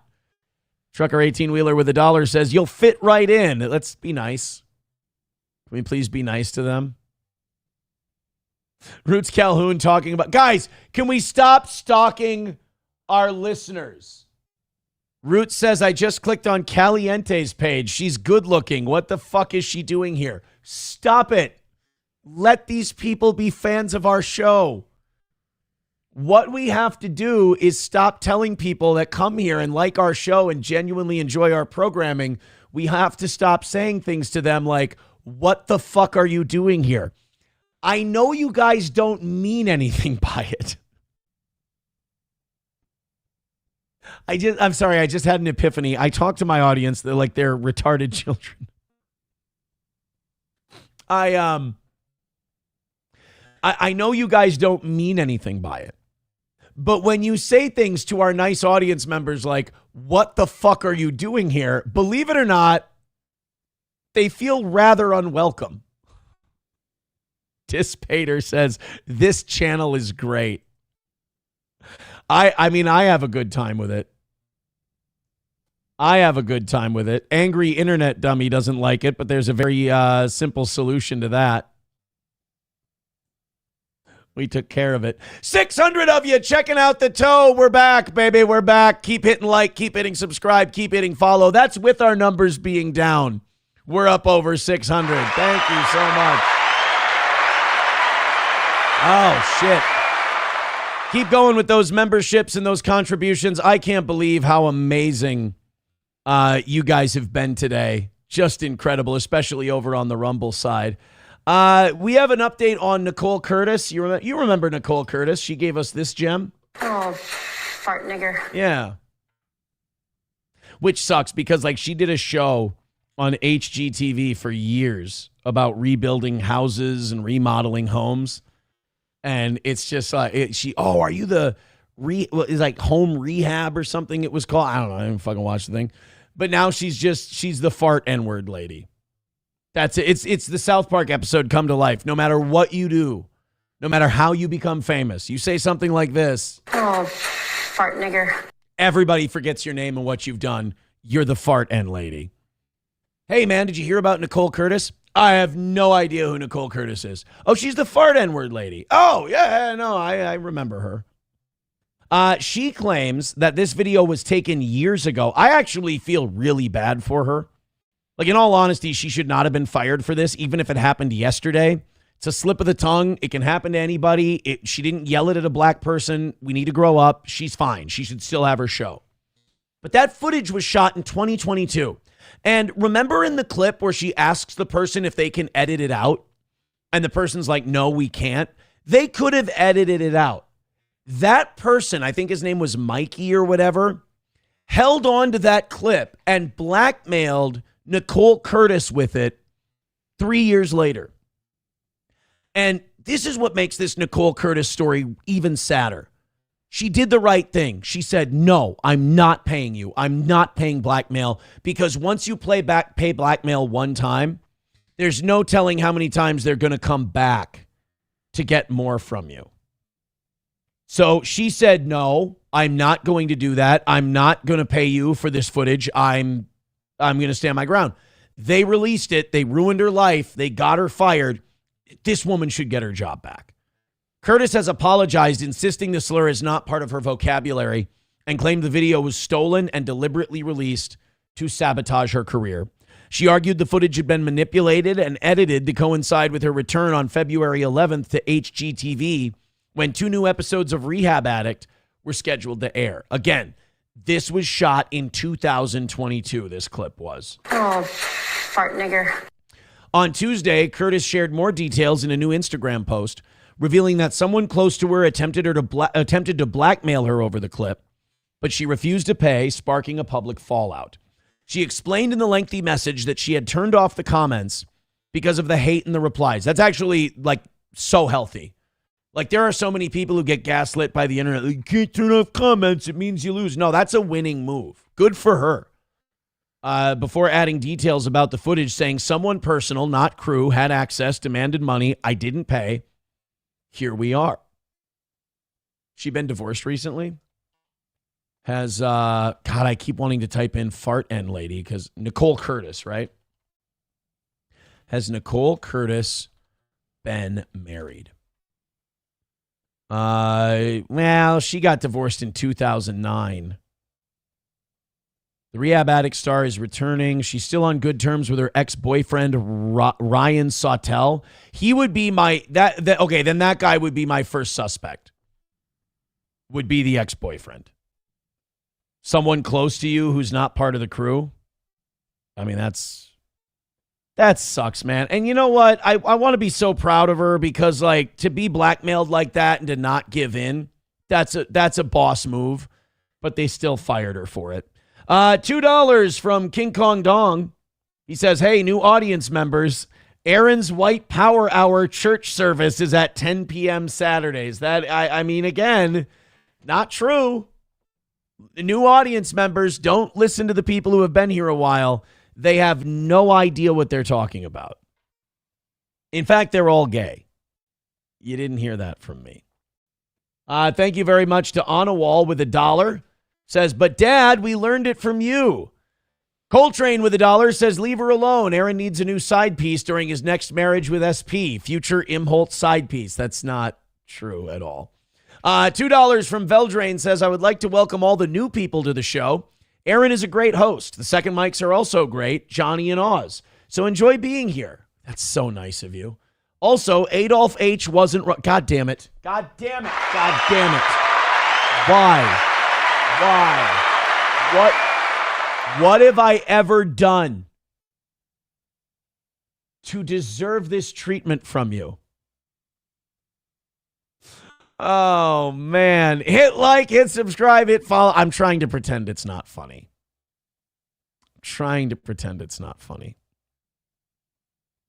But it's funny. Thank you guys very much. All of you who are throwing memberships and stuff at the toe, thank you so much. Today has been a much easier program, and I hope it continues. We're almost there. You're double digits. Not expecting you to knock out what the buck 50 that we've missed this week. But, man, having a nice, strong showing today, appreciate it. Thank you so very much. Like, subscribe, follow. How many memberships? 2 memberships away from 500 and an extra half hour. I have an oil change today. I forgot totally what time it was, so I have no fucking clue. But I assume I wouldn't have scheduled it during the members only show. I think it's at like 1 or 2 o'clock, so we'll be fine. I told you guys that I've been watching Ozark lately. I'm on season 2. I think I'm on like the last episode of season 2. And I think the mistake I made was I shouldn't have watched it right after Breaking Bad and Better Call Saul, because I've heard very good things about Ozark. It's just too dark. I don't mean like subject matter wise. I mean just the way it's shot. It's just, Jason Bateman is obsessed with dark. Everything needs to be, he's like the Zack Snyder of fucking making Netflix shows. Dark as possible. We need to make it gritty. Okay, well, like Breaking Bad was gritty, but it wasn't just like always filmed in the moonlight, for fuck's sake. And it's also dragging. Season 2 is dragging horribly. I don't like it. I don't think I'm a big, I like the show. It's fine. It's good enough. It's just that I don't think it's like, I'm not going to finish Ozark and be like, man, I miss Ozark. What a great show. It's decent. It's watchable. Zen Man gifting a membership. Thank you very much, Zen Man. Thank you, everybody who's doing this today, man. Holy shit, your support is exactly what keeps us going, and that is fucking fantastic. And now you're 1 membership away from 500. Thank you. Trucker 18-wheeler with $1 says, Aaron, it's not that hard to do your own oil, especially on a Tahoe. Yeah, I know. I'm gay. We've established this. Abel Graham says, check Venmo, fatso. No, I'm not going to check Venmo because, thank you, Chevrolet JB, for the $5. Appreciate that. He says, fuck the new fans. I've been getting yelled at by Aaron for 10 years. Be nice to the new fans. They're good people. Thank you for the $5, Chevrolet JB. Abel Graham, be honest. Did you know there was something in Venmo, or was that totally a good guess on your part? Thank you very much for the contributions. So, Kevin Soundboard says, nah, Ozark stinks. It's not fun.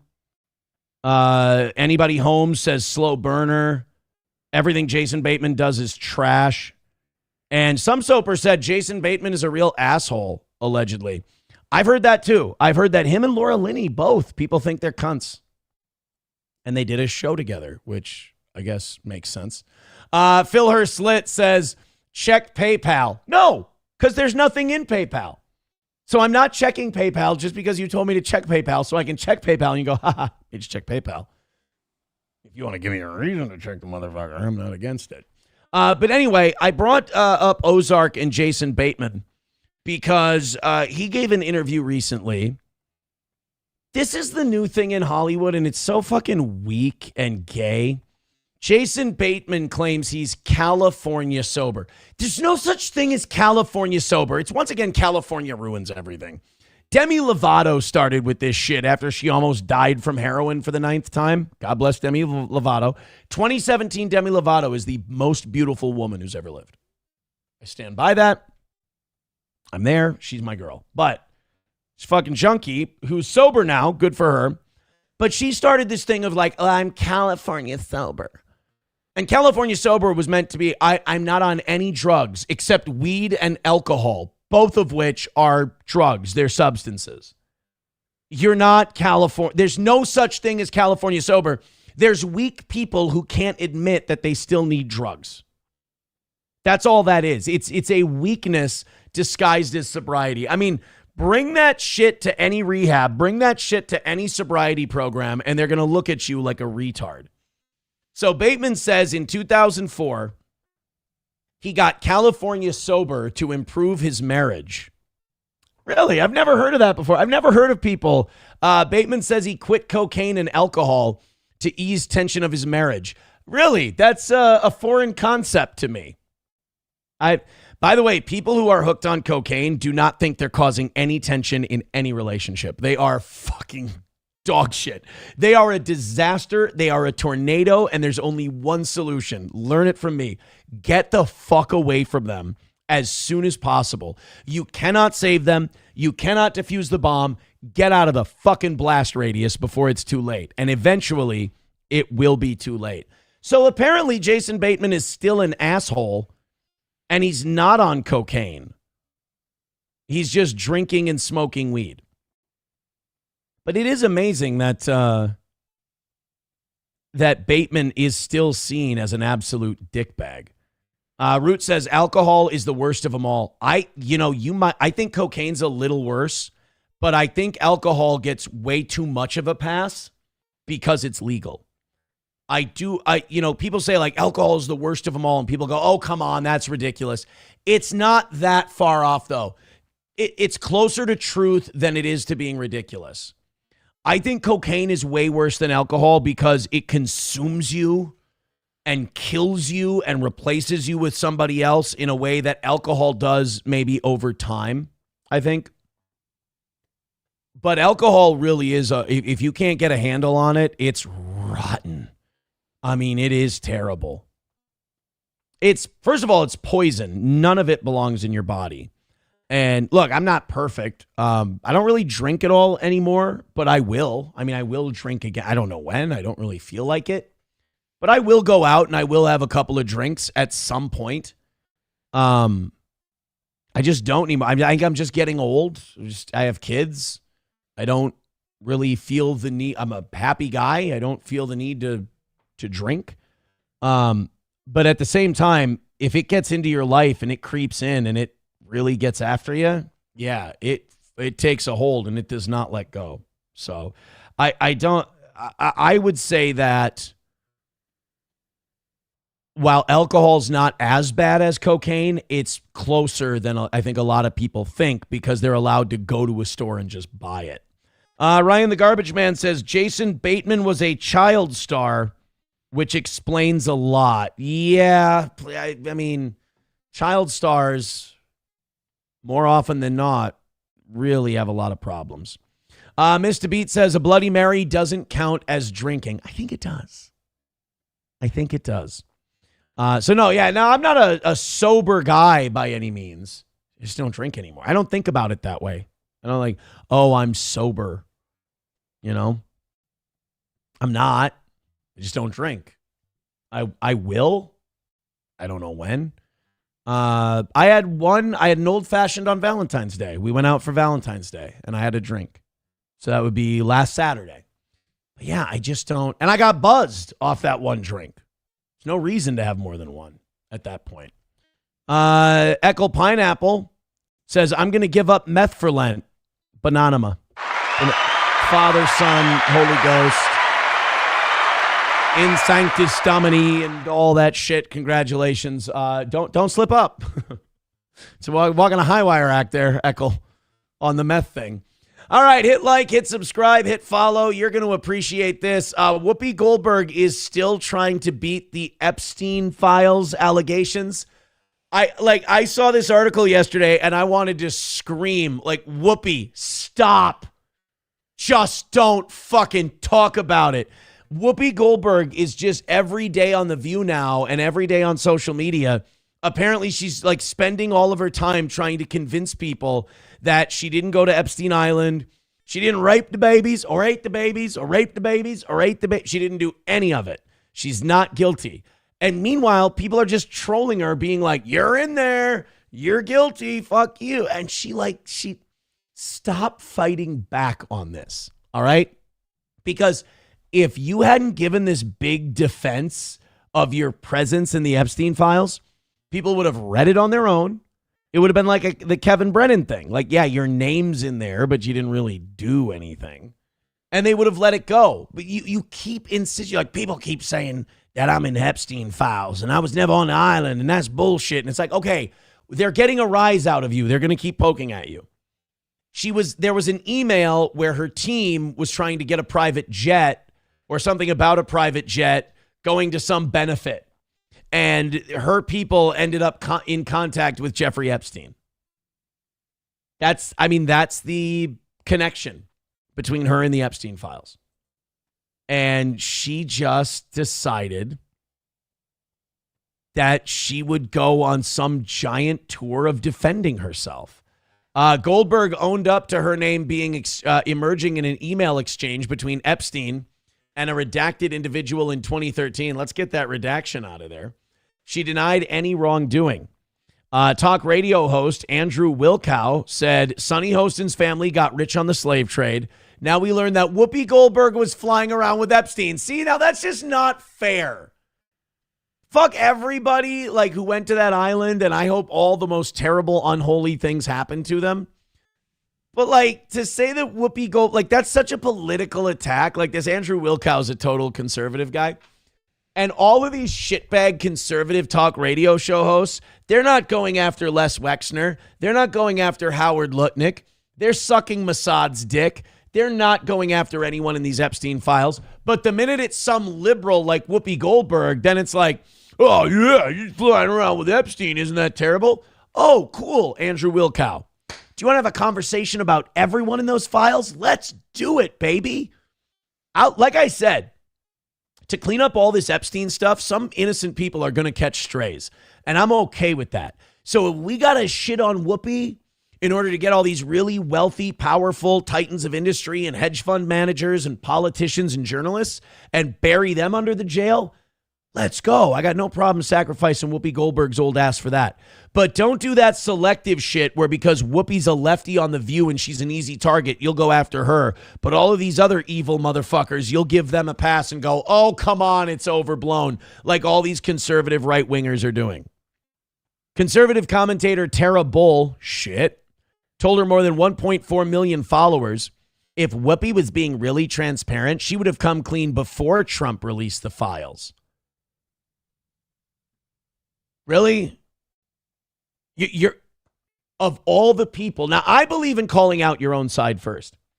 If you're a conservative and you think the person who wasn't transparent enough before the release of the Epstein files was Whoopi Goldberg and not Bongino and Patel and Bondi and Trump, who were telling us it was a Democratic hoax and it was all a myth and there was no trafficking and everything else, I'm sorry, but to me, you've lost all of your credibility.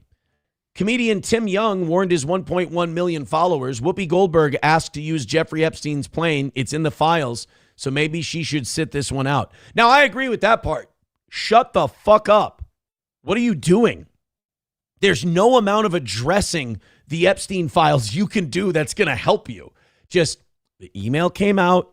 It's out there. People see it.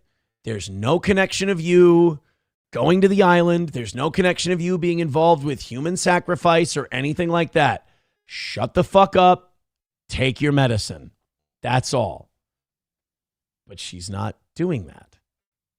She's convinced that she can fight her way out of this thing, which is fucking insane. Crazy. Anna Wall says, did she reach out or did her staff? She may not have known. It doesn't look like she knew.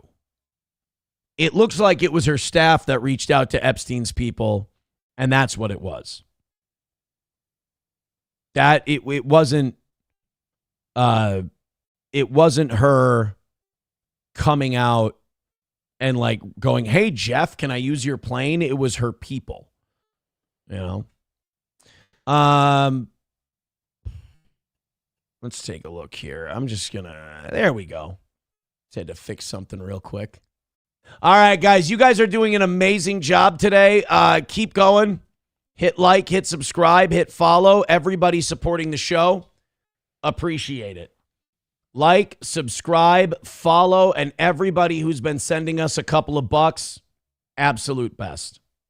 Absolute best. Let's do the Carrie Prejean thing. I haven't heard from this chick in like 15 years. You remember that Miss California who ran for Miss USA, but she gave like the wrong answer to the gay marriage question, and they immediately kicked her out of the whole thing, stripped her of Miss California, the whole deal. She's back. She was hired by some news agency to be in the White House press corps or whatever, or in some White House press corps in regards to like Israel and Jerusalem. And she had to quit her job. She got canceled again because she wanted to ask tough questions about Israel and about Netanyahu, and they kicked her ass out of there. I can't remember exactly if we go to the Carrie. Somebody asked me to cover the Carrie Prejean Bowler story. And yeah, here we go. Carrie Prejean Bowler is not going quietly. She was a member of Trump's Religious Liberty Commission, and they tried to accuse her of anti-Semitism, and they kicked her off this Religious Liberty Commission for having her own religious opinions. It's so odd that you can get kicked off of the Religious Liberty Commission for exercising religious liberty after drawing charges of anti-Semitism. That's right. This is Carrie Prejean Bowler showing that she ain't bought and paid for. They've brainwashed people, Christians and many other groups, to worship Israel. And like I said, I would rather die. I would rather die than worship Israel.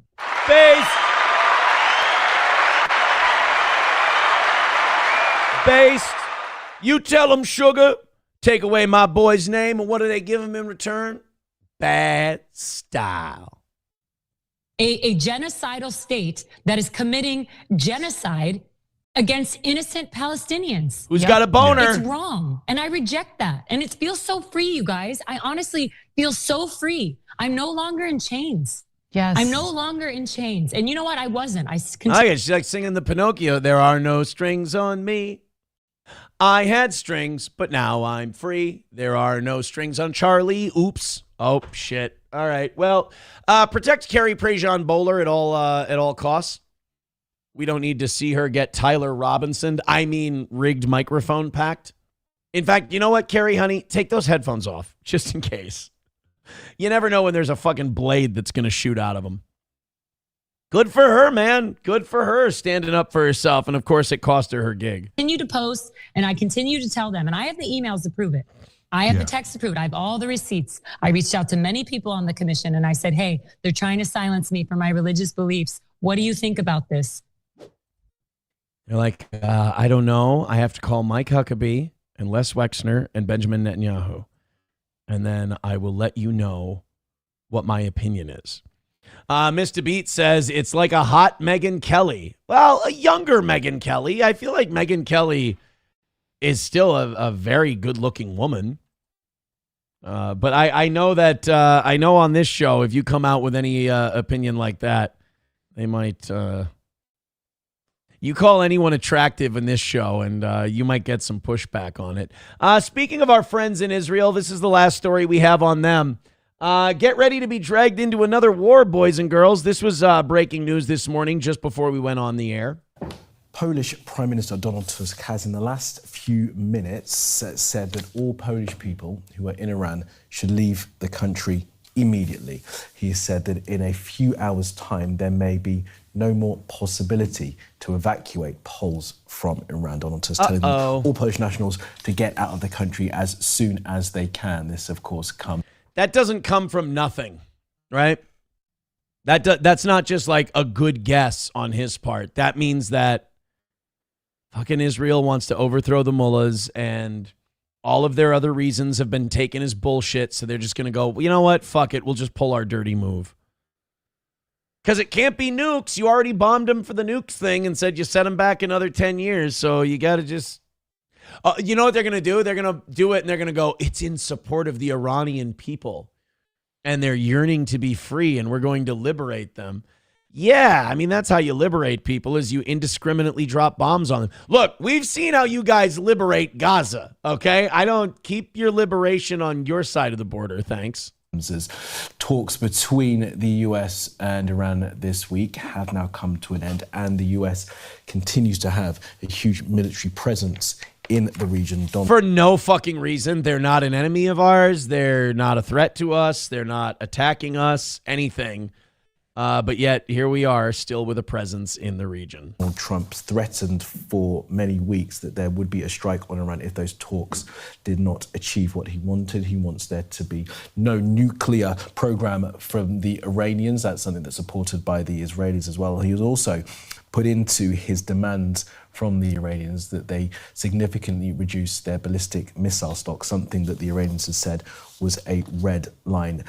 Trump has also sent a number of carrier strike groups to the region, the USS Abraham Lincoln, the USS General Ford. There we a go. number of submarines as well. And submarines, carriers, all of this stuff. And do you know why? Because if Israel tried to take on Iran by themselves, Iran would kick the living dog shit out of them. They're bigger, they're stronger. So we need to go in there and be the big, strong, bully security guard behind Israel's Jack Doherty. It's fucking unbelievable. Would you says, I hope Iran fucks Israel up no matter what happens. Dude, I hope Iran wins that war. I do. If Israel attacks Iran, I am firmly on Iran's side in that war. They've done nothing wrong. They did not start that war. It is a war of Israel's choosing, and I'm rooting for the Iranians. And if my government wants to back Israel in that war, then I am going against my country, and I'm rooting for the other side. Because we have no reason to attack Iran. They are not an enemy. There's no reason for us to put our troops in harm's way. Absolutely not. Hey, guys, if I could impress upon you for just a moment, we've got an hour, maybe an hour and a half left in today's show, and today has been so great. It's been just like Tuesday's first few hours were, yesterday's first few hours were on the evening show. If you want to help us finish it up, man, I would love that. I would love that so much. We're one membership away from 500. We're double digits away from finishing what's been an underperforming week on my part. We're close to finishing it strong. And I'd like to do it I don't want to do that 5-minute shit today. I'm kind of stressed out from it. I don't like doing it. It ruins the show. It makes me look like shit. So your support has been amazing. Finish it up strong. And thank you so much for keeping this show going. I mean it. Thank you, everyone who supports it. Over 500 of you checking out the show right now. Hit like, hit subscribe, and hit follow. This is a clip of a drunk driver in Freehold, New Jersey, in a gray SUV. How fucked up do you have to be to this mom and her 2 kids were nearly taken out by this drunk driver? And take a look at this. They're coming out of a building. Like, how far up the road, up into the yard, and then onto the sidewalk do you have to be? Like, how fucked up are you that you end up doing this? In an instant, watch as the rear of a gray SUV slams into Patrice Pisani and her 2 boys. All 3 are knocked to the ground as staffers and parents run out of the front door of Bloom Academy in Freehold to help. And how do you not drag that guy out of that vehicle, drunk or not, and just pound the living piss out of him? Just instinctively. With a closer look, we can see Pisani and her children walking out of the front doors of the preschool around 3 o'clock on Friday as the family is making their way to their own car in the parking lot to head on home. All 3 then seem to react to the oncoming car at the very same time. With her right hand, we see Pisani grabbing her oldest. Really kind of a Sophie's choice there, and we kind of see which one's her favorite. I think there should be a conversation later in life between this youngest kid here and the mom.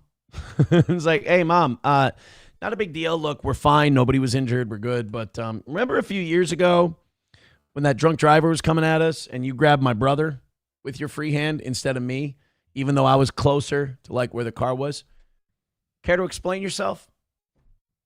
Is it me? Is it something I'm doing? Maybe I'm fucked up. I mean, it just seems a little disrespectful is all. Car at the very same time. With her right Watch hand, it. we see Pisani Look, grabbing... just instinctively grabbing the favorite. Can't bullshit me. Her oldest son, and then she tries... Look at him. He's got, Mom, what about me? Grab onto me, Mom. No, sorry. I think this one's got more potential. This was a base brain judgment call on mom's part. To get to her younger son as he's hit by the SUV. The tire bounces off Ooh, of it the little did boy's bounce leg, off his leg. knocking off his red shoe. Pisani says her I thought for a second his leg got set. Ooh. little boy is now being treated for a leg injury and burns from the undercarriage of that car. Pisani suffered injuries to her back and neck from being hit by the SUV. Well, sue the shit out of him. That would be nice. But dragging that guy out of the car and beating the piss out of him would make me feel a lot better about this. He was charged with DUI, assault by auto, endangering the welfare of a child. Family's okay. They're good. They got treated. They've all been released from the hospital now. Somebody or something was looking out for him. But I think, you know what? I think open the door, and yell to the guy like, "Are you okay?" And he'll be like, "Yeah, I'm just kidding," and then drag him out and just start whooping his ass. Veldrain with $1 says, "Hey, Iran, come here. We know you blew a 0.0, but we don't care. It's a DUI." Exactly. Wow, Veldrain, that is a perfect way to put it. That is a perfect way to put it. Iran is the guy who blew a 0.0 on the breathalyzer, and we're still going to detain him. Roots, my mother would not have pushed me in front of that car. All my foibles and all my mistakes, my mother thinks I'm just a good boy. A good boy who lost his way for a while. Thank you very much. Lucky Leon gifting a membership. Thank you very much. You know what that means? We have hit 500 memberships today. Thank you. Thank you very much. We're now 100 memberships away from 600, and we are. I'll give you the number since we're close. We're $75 away from ending this week strong, and I thank you so much for that.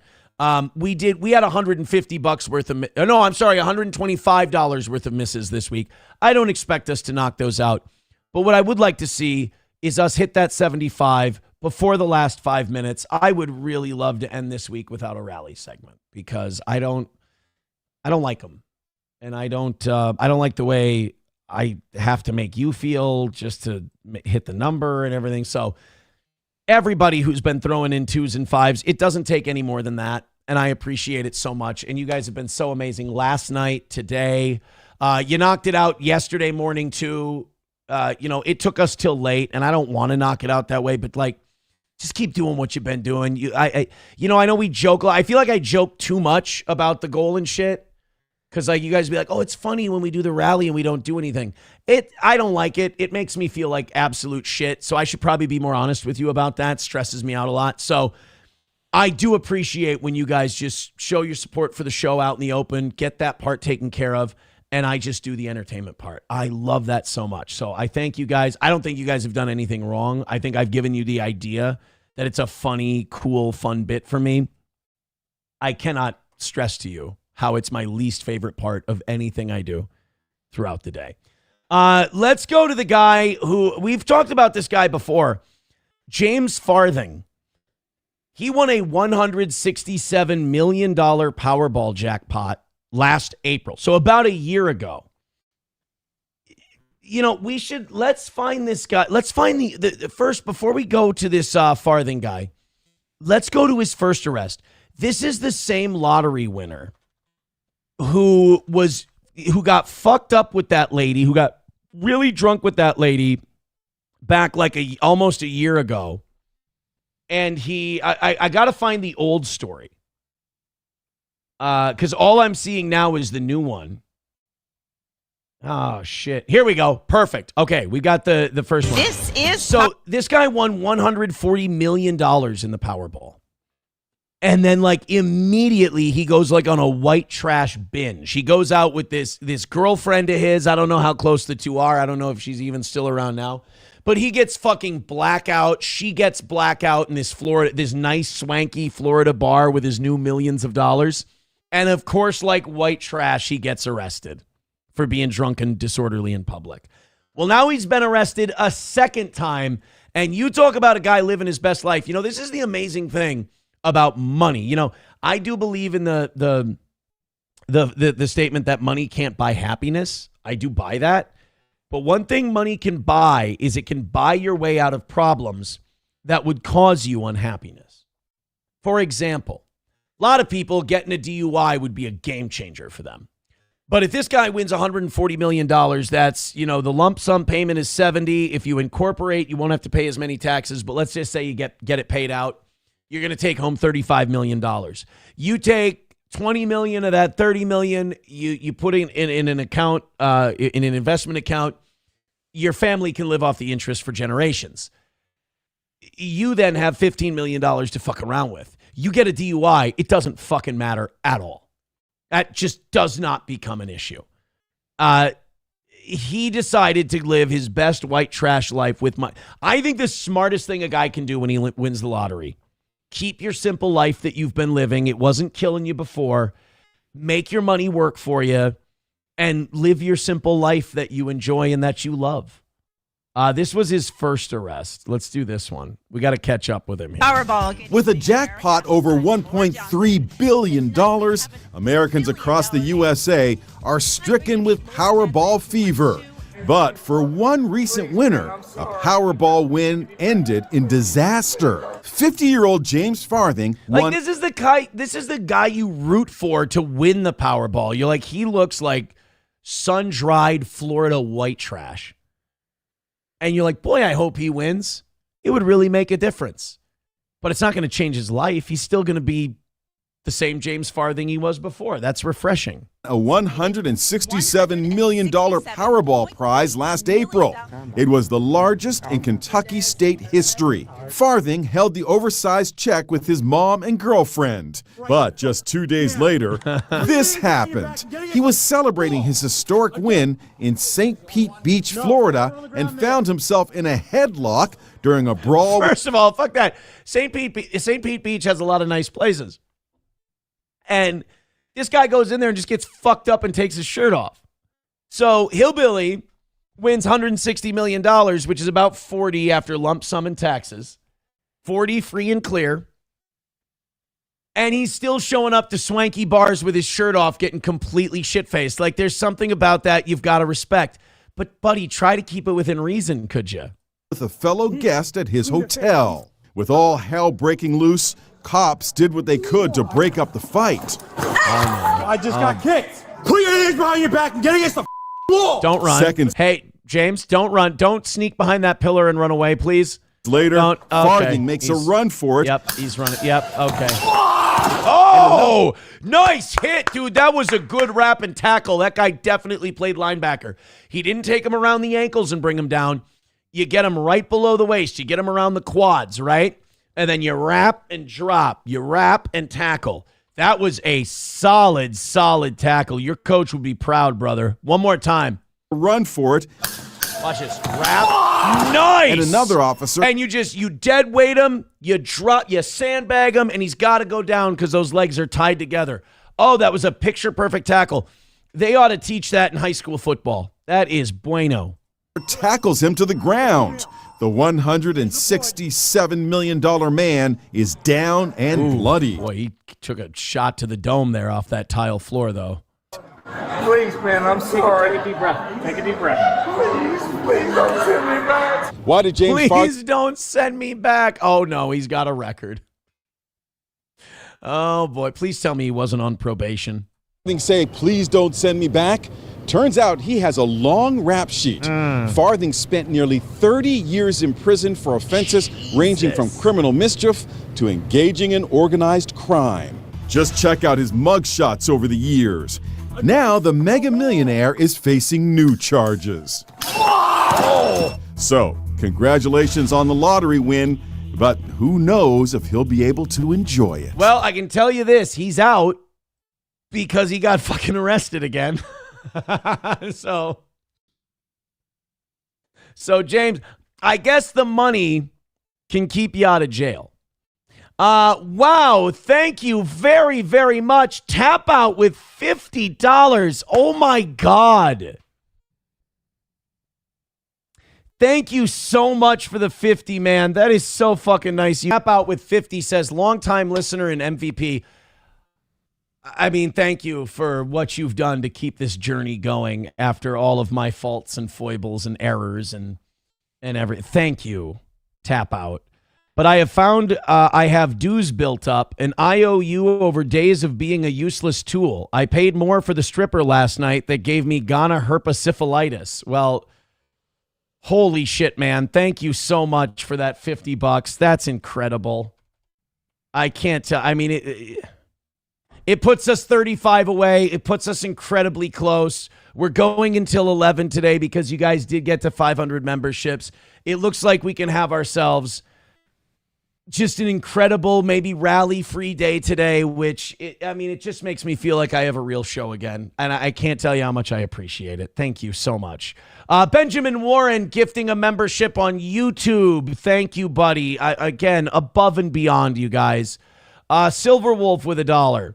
Says, I guess this whole damn world's going to know he's been here. He's got 2 zigzags, and he'll share. He's everyone from nowhere. White trash, white trash.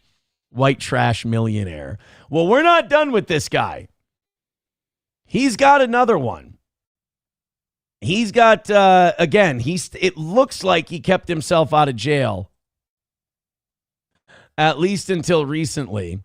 Let's go ahead and pick up the latest on our lottery-winning buddy, James Farthing. Here we go. Kentucky's biggest lottery jackpot winner has been arrested again. James Farthing won a $167 million Powerball jackpot in April of last year. Days later, he was arrested and accused of assaulting a police officer in Florida. And now he is facing a new charge in Scott County. A woman called police saying she was in a house where people had a weapon and she believed they would hurt her. Okay, you know how I said that you should keep your white trash life if you win the Powerball? I'm now seeing that I may have oversimplified things for Mr. Farthing, and that's my fault. I don't mean keep your white trash mafia shit going.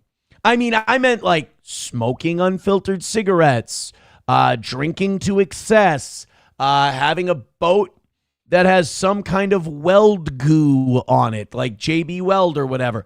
A boat, a pontoon with a hole in it, that kind of white, not keeping bitches in your house and pistol whipping them. Not that level of white trash, buddy.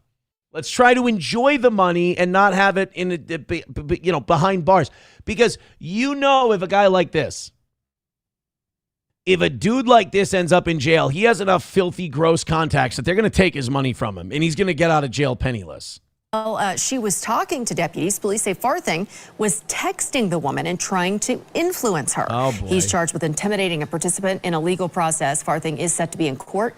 Oh, God. So why do they cut these stories off, too? That always bothers me that they cut them off like that. But this guy's going to fuck around. Like, money can keep you out of jail only so often. If you keep getting arrested, they're going to be like, all right, we're putting him away. We're tired of wasting resources on this dipshit. We've given him enough warnings. And what like a stupid low-level mafia shitbag thing to do. Hey, you better not talk to those fucking cops. You better tell them this. You better tell them that. Like, really? You've got tens of millions of dollars in the bank. This is how you want to spend your free time? Dickbag. Sam Show says, hey, he's an influencer. Right, yeah, absolutely. Skousko says, pointless winning American Lotto. The shitty government takes most of the win. Well, here's what your options are with the lottery stuff. So, yeah, someone says in the chat, hey, Aaron, a lot of lawyers want to help this guy. That's true. They do. They just want to give him some help. In America, you have 2 options when you win the lottery. You can take the whole amount, but they pay it out over installments over time. And then you pay taxes on the installments. So let's say it's a $180 million win. In that one, you'll probably take home $100 to $110 million. Unless you incorporate, you can get a little tax savings there. If you take the lump sum, that's usually about half. And then that gets taxed right away. That's about 50%, depending on where you live. So $180 million win over time, you'll take home $100 million. But but again, you'll get it in installments. If you take it all at once, you get half. That's $90 million. And then you get half taken off for taxes. Now you're at $45 million. So It depends. What would you, I mean, everybody's had this conversation before, the what would you do if you won the lottery conversation. And would you take the lump sum or would you just take payments over time? I know the smart thing is to take the payments over time because you get more money. But I was never going to see $40 million. I mean, fuck $100 million. I was never going to see 40. So being free and clear with $40 million, me and myself, my children will all be fine for a couple generations at least. And that's if nobody does anything. So it's like discipline versus instant gratification. I'd like to say that I'd make the call to go with the responsible decision. But I think if they waived $40 million tax-free, bish, right in my face, I'd have a hard time saying no. Kraken slapping with $20. Hot shit, Kraken slapping. Thank you, guys. Wanna fuck? Let's fuck. Oh my God, I'm loving today. What a great way to close out a tumultuous week of a couple of misses. You guys are fucking great. He says, I have been busy remodeling my basement this week. Thanks for the entertainment. Thank you so much for paying for that entertainment. That is above and beyond and so fucking generous of you. Thank you. Veldrain with $2. Says, yeah, go full honky trash. 3 fixer-uppers on cinder blocks, a 50-inch TV in front of a broken 70-inch, and impregnate 2 strippers that have a jack-o'-lantern smile. Yeah, that's the white trash life I'm telling him to live, not the mafia shit. Skousko says you get half taken off you by your government and then get taxed on every single thing you buy. Yeah, isn't it amazing that we asked for freedom from the British Empire? And then essentially we ended up doing exactly the same thing and probably worse, like taxing ourselves even worse. It's the irony of ironies. Thank you very much for that $20 Kraken slapping and that $2 Veldrain. Guys, you're 20 away from today and you're 20 away from having no rally segment, and it helps me out so much and it helps the show out so much. And I can't tell you, maybe I'm not clear enough every day, but today I'm glad I've been clear about how much I appreciate it. Thank you guys. $20 away or 5 gifted memberships. Hammer it out. And then who knows, maybe that last hour we'll just see how close we can get to a perfect week for the toe. Mike Lindell, this guys, look, I love Mike. You know, where's Mike? I love him. He's great. He's running for governor of Minnesota, and he's a fantastic man. I want all of you to make sure you vote for the My Pillow governor. You're going to lean into that voting booth. You're going to snooze right on that pen and circle dark for Mike Lindell. We're going to make America cozy again. Use the promo code, get rid of those rancid cunt Somali commies, and vote for Mike Lindell and my governor. I love Mike Lindell. He's great. But you know, the thing about my buddy Mike here is he's a giant fucking ape-like retard. And I don't know if it's a good idea to run a giant ape-like retard against the most popular politician in Minnesota, which is Amy Klobuchar. Would I want Mike Lindell to be running against Tim Walz? Maybe. That might be doable. Even then, I'd be a little nervous. But I don't need Mike Lindell running against Amy fucking Klobuchar. Thank you very much. Especially when we find out that Mike Lindell has taken in $350,000 in campaign contributions, and we're going to play this for you.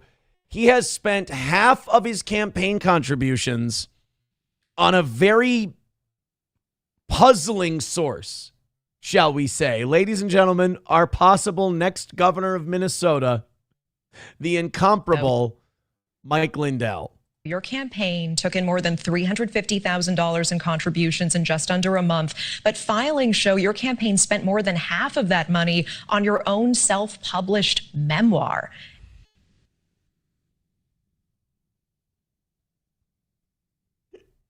Minnesota, my fellow Minnesotans, I fucking dare you to nominate this guy.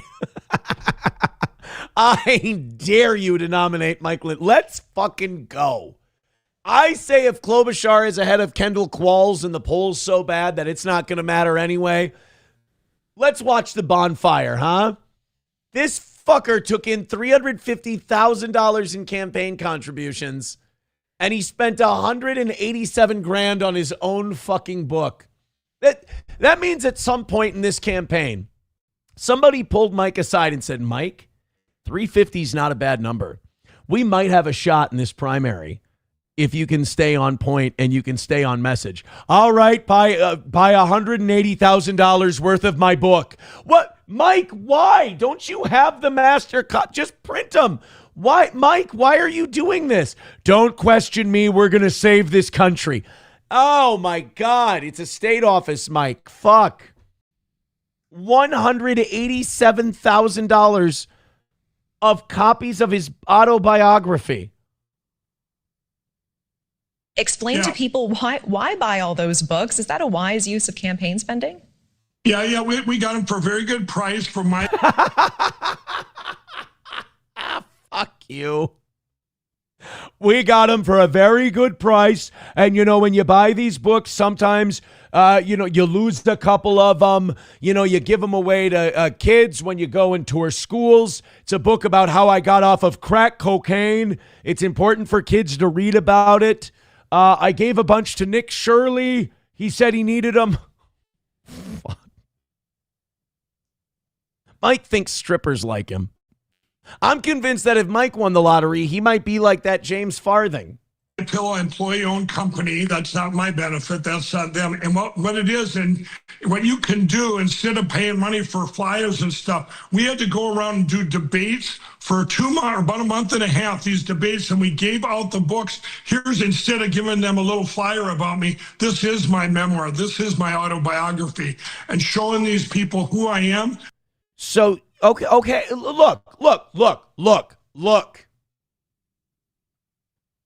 I'm not saying that that's necessarily a bad idea, okay? And I can understand the advertising of it. And it also helps out the employees of your company. Totally understand. $187,000. That my only question is, $187,000? Like 180? Okay, how much is that book? Let's say that book's expensive. Now, I own a copy. It's paperback. It's self-published, so I'm sure it's like $25. But let's say it's $40. $187,000 divided by $40 per book. 4,675 books, Mike. And it might be double. It might be 7,000 or 8,000 books. I'm just saying, maybe not the best use of campaign finances.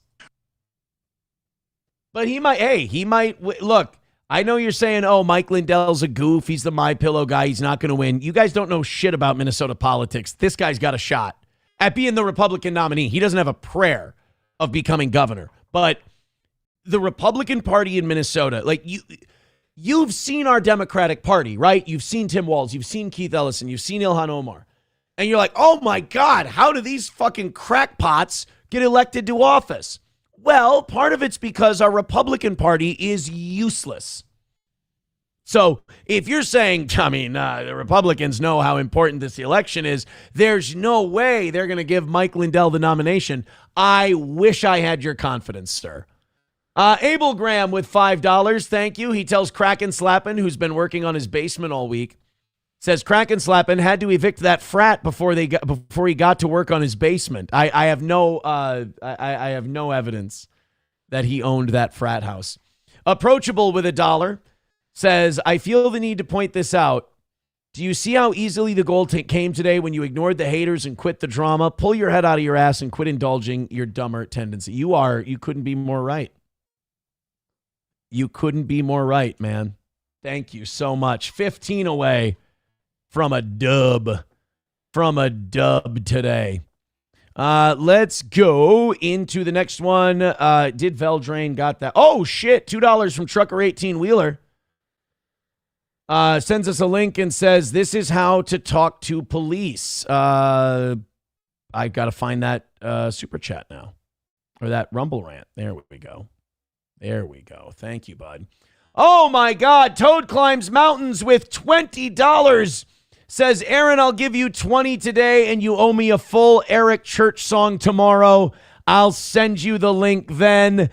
Thank you. Wanna fuck? Let's fuck! Thank you, Toad Climbs Mountains, for the $20. And that's a win for the toe and no rally segment. Thank you, thank you, thank you. That also puts us 125 short of perfect. So we'll put that up there, but we're not going to rally for it. We're not going to do any of that. If we somehow end up with $125 in a perfect week this week, I will shit my pants. I don't expect it. I don't see it coming. You guys don't need to do that. But holy shit, has this been a hell of a day. Tap Out with $5 says, I appreciate you and the crew. For years, this show has made my days and life better. Truly, thank you. Yeah, I think Approachable's right. Why would you read anything hater-like if you've got this kind of vibe going? You know? Unbelievable. Thank you so much. Silver Wolf with $1 says, you own a book? Wait, holy shit, you can read? Yeah, I've got the Rise and Fall of the Third Reich over there in my steel toe museum. Dummy with $20 on Rumble. Thank you, bud. Wanna fuck? Let's fuck! Holy shit. Thank you, Scouse Ghost. That's very funny. You do sound like one of them. They would write something like that. 110 away from a perfect week this week. Thank you for all these 20s. Appreciate it. Yeah, Reformed Rapscallion, that's a good parody of them too. God, they are a special bunch, aren't they? They are a special bunch. Oh, 525 of you checking out the toe. Thanks a million. You're the absolute best. St. Caesar says, Aaron, thanks to this show, I've learned how not to grow 5 chins. Thank you very much. I'm just glad I can help people. That's all I wanted. 110 short of perfection today. Thank you. All right. Oh, God. Trucker 18-wheeler says, this is how I talk to police. Let's take a look at what he sent us. You put on there that you saw me with my... So you can still get a ticket for driving with a device in your right hand, even if you don't have a right hand. Uh-oh. All right, man. So you're going to receive a citation for wireless communication device handheld while driving. We got to put the phone down as we operate a motor vehicle. Oh, and you put on there that you saw me with my right hand holding it, yeah? I did not put that. No, if you want to take it to But court, that's what you said when you pulled me over, yes? That you saw me holding my device with my right I'm not hand. disagreeing with you. Yes, that's what I said. Okay. Yes, if you want to take it to court. And that's what you saw? That's what I said. That's what you said you saw? Yes. Okay. Okay. I mean, how does that not... That gets overturned the minute she shows up in court, right? With a stump. You know, it's an even fucking radder move. So they tell you they saw it in your right hand. You go home, you cut your own right hand off just to spite the cop and win the case. That's commitment. But like the fact that this guy goes, he admitted on camera, he's like, yeah, I did say that. I did. Because he realized he was at a crossroads. He's like, all right, look, I could lie to this woman on camera. There might be no way she can prove it. But at the same time, I should probably play it safe just so I don't perjure myself or lie or anything on camera. Yeah, I did say I saw it in your right hand. All right. Well, I'm a stump. Okay. Take it to court. Option 5 on the back of the ticket. That's how you take that ticket to court. Do you have any questions for me? No. Thank you. Have a good day. That's her left hand. That's... Oh, ma'am, you dropped your phone. Ma'am, you dropped your phone. You tried to put your... Silly goose, you don't have a right hand. You tried to put your phone in it, and it fell. It's on the... It might have cracked the screen. Might want to take a look at that. I mean, you know what, though? Like, the way... Like, the shit we've seen in these, like, police videos and shit. The shit we've seen is, like... I still don't know if she showed up in court, if she would win. We've seen people blow zeros and they get detained for DUI. They seemingly pass the field sobriety test, which, by the way, there is no pass or fail. They just say you failed. So that woman could show up in court, and we're so corrupt that she could go, he said my right fucking hand, I've got a goddamn stump. And the judge would go, I see no reason to overturn this ticket. Please pay the fine on your way out. Oh, yeah, here. Let me just grab my wallet with this hand. Oh, shit. I have absolutely No, I have no, oh, fuck. I have absolutely no reason to believe that she would end up a winner in this situation.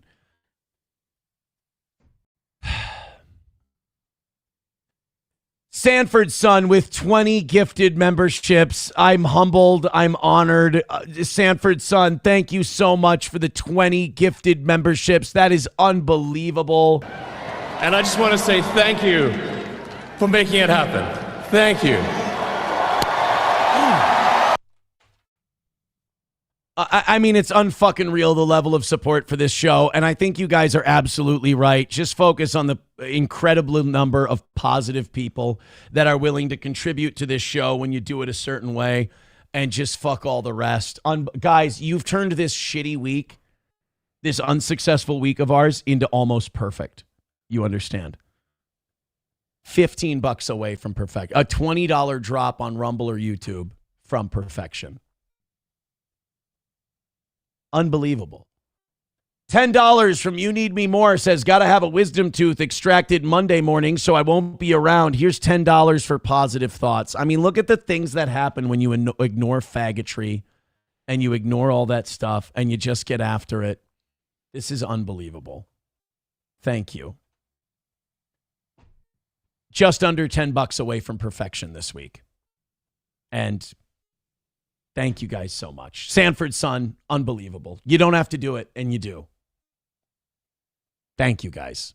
I'm honestly humbled. I bet you they don't clip this. Kyler with $5 says, I don't think you failed hard this week anymore. $5 away from having a perfect week for the toe. $5 away from... Do you know how pissed Oz is that he wasn't here today? You understand Oz would get... Oz would be getting half of the over right now if he was here. Oh, no. Lab Glass with $5 says, quit sucking us off. We came. We did it. It's a perfect week for the toe. It's another win for the toe. How bad? There is a cord right here. By my feet, there is a cord. How bad? It's elevated. It's up because it's not long enough, so I have it put up on something. How bad do you want to see me run back and forth and accidentally trip and break all my teeth out on this thing? It's a perfect week for the toe. It's a perfect week for the toe. We're the greatest show that's ever existed. Eat my cock and balls. I'm out of breath now. I'm out of breath. I can't breathe. Look at the rainbow we got going in the Rumble chat. Take a look. Taste the rainbow, bitches. We got golden showers and infections and all kinds of shit. Unbelievable. And I just want to say thank you for making it happen. Thank you. All right, we got Sanford's son with $8 said, you said if it's a perfect week, you'd shit your pants. A deal is a deal. Give me a second. Hey! Oh, I shouldn't do that. That fucking hurts my tooth. I had work done a few days ago. Oh, man. Dubnot with $5 says now it's $5 past. It's actually over $10 past our miss now. Because of you guys. Thank you so much. Unbelievable. I appreciate it. Incredible. You Need Me More says, be humble, dork. I am so humbled by you guys. Coming up big with a perfect week for the toe. I mean, fucking hell. People want me to calculate how much money Oz... Do you want me to... Should we count up the amount of money? Let's see. So we were, what, 135, was it, away from perfection, and we're $10 over that? So that would be $145 extra. So Oz missed out on about $75 today. You know what? I got to ask you. Let's see how much Oz would... Let's see how high we can get that number to what Oz would have missed out on from not being here today. We welcome all memberships. And I'm kidding, guys. You guys have done a ridiculous job today. We don't need to do that. Oh, by the way, 80 memberships away from 600. Because of my oil change in the members only show, I can't go any later. So please don't get to 600 memberships. You will make me feel like shit. I'm already going to feel like shit that I can't go past 11 because of the members only show at 11 o'clock. So don't make me feel any worse about that. Silverwolf says Oz is a coward. His lack of driving skills will be his undoing. He did. Should we call him? Should we call Oz today? And should we let him know the bad news or not? What do you guys think? You're the paying customers. You guys are the ones who have gone fucking insane today and given us huge wins. Saint Caesar says, Aaron, now do a DSP and pause the stream and beg for more money like a pro. No, we've done incredible. Scousko says, don't call Oz. Saint Caesar says, call him right now. Kyler says, you gotta call. MSO says, Aaron, I hope I'm going to be able to see members only on Rumble or I'm going to be pissed. I'd like to look into that Zorro Ranch for the members only show today. And it's always on Rumble. Let's let Johnny know he sucks instead. Scousko says, no, be humble. Humility works. It really does. So maybe you're right. Maybe we shouldn't call it. That would be mean. You're right. You know what? That would be mean. We got good vibes going. Plus, as Mr. Beat says, we might be interrupting him jerking off, which is mean-spirited. $5 from Trucker 18-Wheeler. Now, this is mean. Anybody donating money to this show at this point is mean today because you're doing it to spite Oz, which is fucking evil. Trucker 18-Wheeler with $5 says, fuck Oz and his portion of the money. I'm benefiting from it. But it's still mean-spirited. Tommy Jordan says, that pineapple guy is calling me a link beggar. I don't care. You guys figure it out. Figure out you guys' shit. $5 from Main Vein says, for the Oz call. Other people in the chat saying call him. I don't want to. It's up to what now? $85 that Oz has missed out on today in bonus money. Oh, no. Poor guy. Guys, we have had an incredible day today, and we've had an incredible week here on The Toe. I got to say, this makes my already really good week that I've had outside the show even better on the show. You guys are the most amazing audience there is. There's nobody better. And unlike other shows, we don't have to buy obscene amounts of viewers to make ourselves look better. Oh, my God, what a win for The Toe. Hey, why are the Nancy Guthrie kidnappers like exclusively sending these letters to TMZ? Like, what is this? And what is it I saw about the police said that it might take years to find out who took Nancy Guthrie? Are we just assuming she's dead? Like, are they just fucking doing a thing now where they're like, we didn't find her in the first, 72 or 48 hours? So now what? She's dead and it might take years to find her. But meanwhile, these kidnappers are still sending letters to TMZ. They've sent 4 of them to TMZ.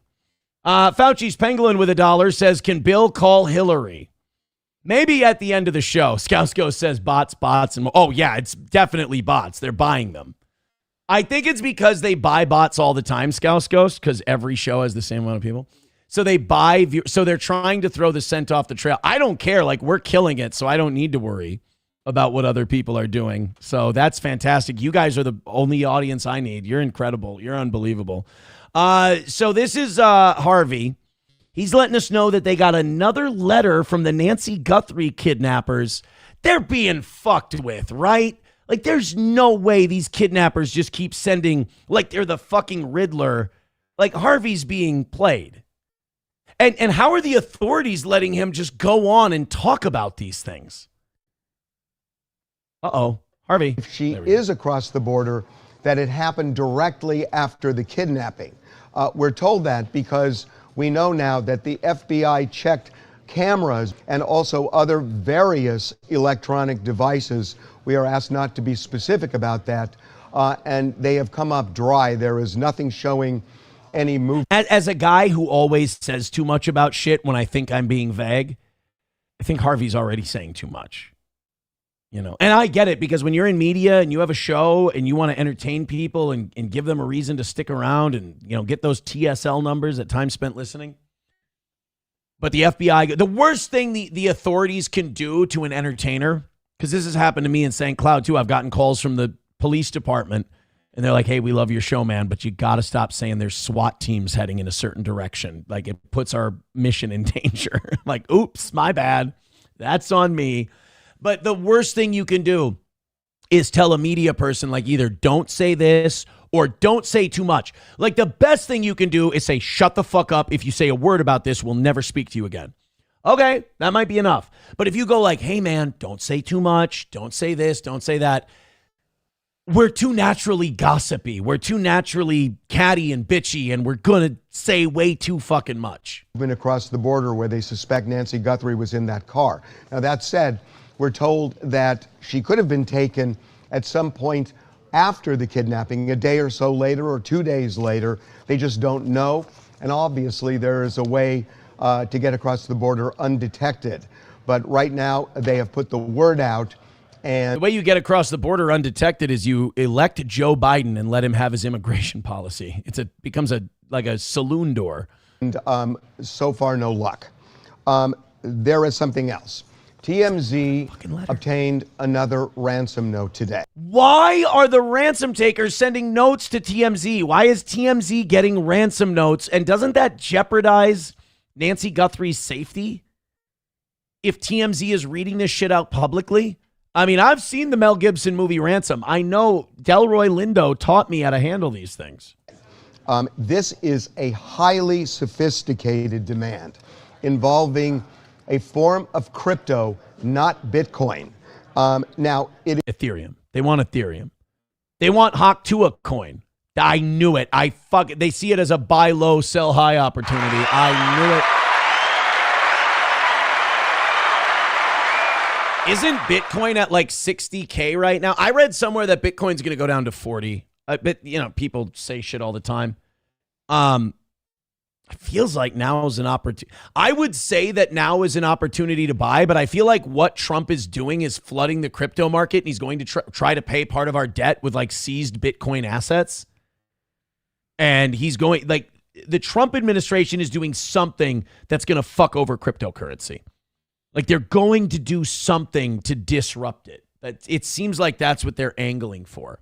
And also, we found out in the Epstein files that he may have been one of the guys who early financed Bitcoin and helped develop it, which is demanding roughly the same amount as the demand letter we received, you know, shortly after the kidnapping, the $6 million demand.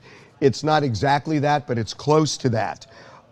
The demand. Why can't NBC just pay this and get Nancy Guthrie back? Why doesn't NBC just pay this ransom and get her back? I mean, Delroy Lindo told me in Ransom that 9 out of 10 times you pay the money, you get the person back.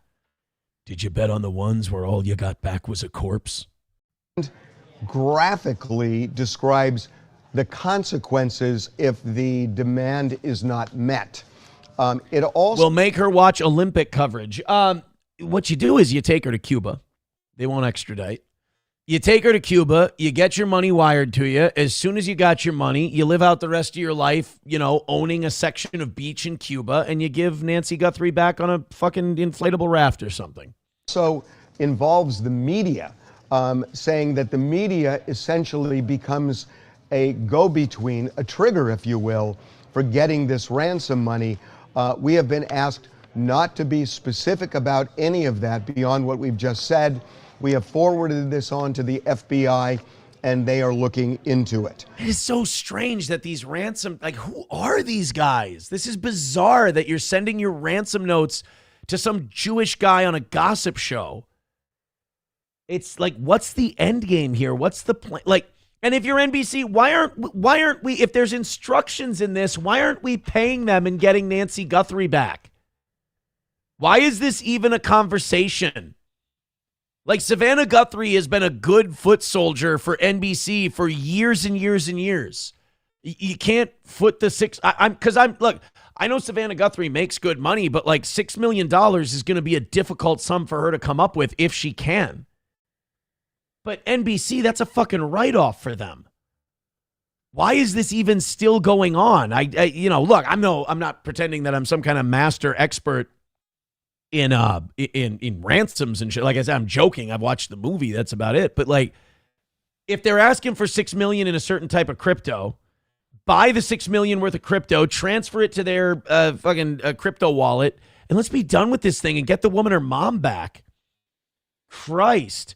Lucky Leon with $10 says, suffer Oz. Poor Oz. Poor Oz. He would have made $90 today. Coltrane with $1 says, here's Aaron now. Uh-oh. What's this going to mean? Thank you to Chris Reese for gifting a membership on Rumble. I told you guys you can be done now. You're being so goddamn generous. I'm wondering if I've done something wrong. Thank you so much. Holy Jesus, you guys. It's a perfect week for the toe. All the goals are dead. You can stop kicking them. If you're just joining us, Oz didn't make it in today because of the weather. And the deal we have with Oz is that when we go over the goal, he gets half of it. So he's missing out on about $100 bonus today on top of his regular pay.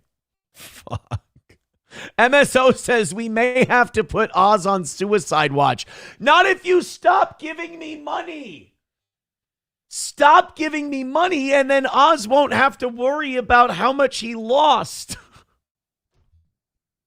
You are insanely generous, and I love you all, and I'm so glad I get to perform. I wish every show was like this. Actually, last week, every morning show was like this. But don't. If you don't want Oz to feel bad, we can stop now, Mac. Reformed Rapscallion says a rookie kidnapping for some ransom spun out of control. I think she's dead. Yeah, she's like 80 years old as well.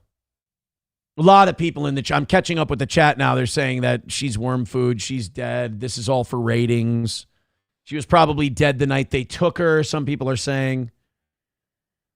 Abel Graham says, doesn't matter if she's dead or not. They can just take the money. Right. Like, why? That's true. They could just take the money and not give her back no matter what. Sam Show says they probably killed her and dragged out a corpse. Saint Caesar says, Aaron, I say the family are in on this, too suspicious of behavior. I don't know. Spunker says sending ransom notes to TMZ is the same as super chats and Rumble rants. People just want to hear their words read on the air. People. Somebody sent this in and said, this is Aaron today.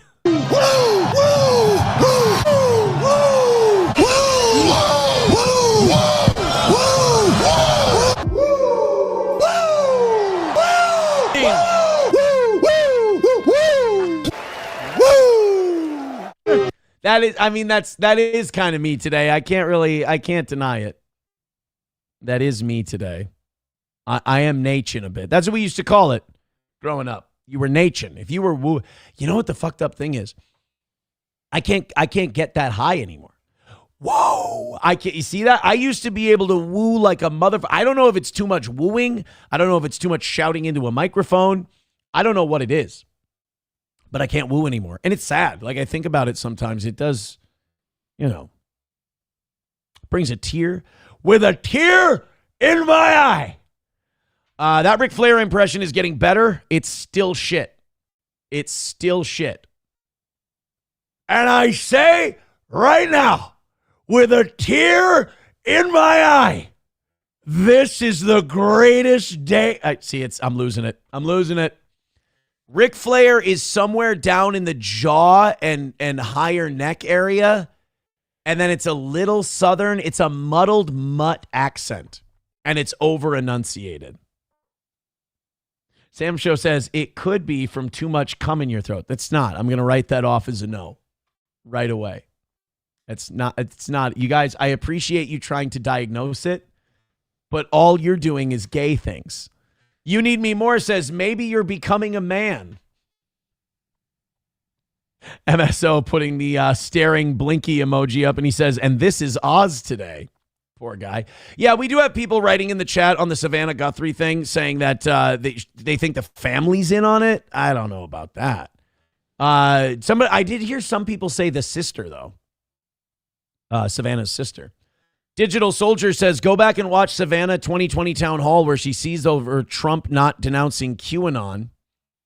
She said they believe satanic pedos sacrifice babies and run the country. Uh-oh. That's not aging well. Hey, let's find that. Savannah Guth. Oh, I also saw that Piers Morgan had, what's that fucking asshole's name? Clavicle? Not clavicle. Clavernon? I can't remember. The guy who smashes his face and does meth. People listen to this guy's advice like he knows anything about anything. He's mentally retarded. It's like listening to Anna Nicole Smith when she was alive and like using it for foreign policy. Clavicular, that's it. This clavicular says shit and you're like, dude, he's drugged himself sterile and he hits himself in the head with a hammer regularly. There's no reason to listen to this guy. And like Nick Fuentes is totally taken by him and you're like, oh, you fucking retard. I'm convinced that Nick Fuentes is afraid of success and what it might do to him safety-wise, and he's trying to self-sabotage. I'm fully convinced of it because otherwise he's just way more retarded than we thought. Let's see if we can find this Savannah Guthrie. Okay, here it is. That was easy. We were supposed to, as mentioned, be watching you on a debate stage right now. This was 2020. This was during COVID. This was during the election. This was her confronting him. Let's watch this, knowing what we know now about QAnon. Or about the Epstein files, I'm sorry. We're not doing that, so let's clear up a few things from the last one. You were asked point blank to denounce white supremacy. In the moment, you didn't. You asked some follow-up. I can't. It's devastating to my election turnout results. I'm sorry. Questions, who specifically? A couple of days later, on a different show, you denounced white supremacy. No, you My always do question this. to you is, you've done this to why me and does everybody. It seem like I denounce white supremacy, okay? You did I've 2 days denounced later. white supremacy for years, but you always do it. You always start off with a Dude, I don't see what the big deal is. I can pronounce white supremacy just fine. White supremacy. There. I don't see why the media gets all hung up on this. I pronounce white supremacy on a daily basis. It's not an issue, but people try to make it one. Oh, you mean say bad things about it? Oh, well, that's complicated. question. You didn't ask Joe Biden whether or not he denounces Antifa. I watched him on the same basic show with Lester Holt, and he was asking. Hasn't Joe Biden said the N-word on the floor of the Senate? Like, isn't it fair to ask him about white supremacy then, too? Questions like Biden was a child. Well, so this is a little bit of a dodge. Are you listening? I denounce white supremacy. Okay. I'm telling you right now, Savannah, I hope your mother gets kidnapped. Whoa, Jesus. We didn't need to go that far.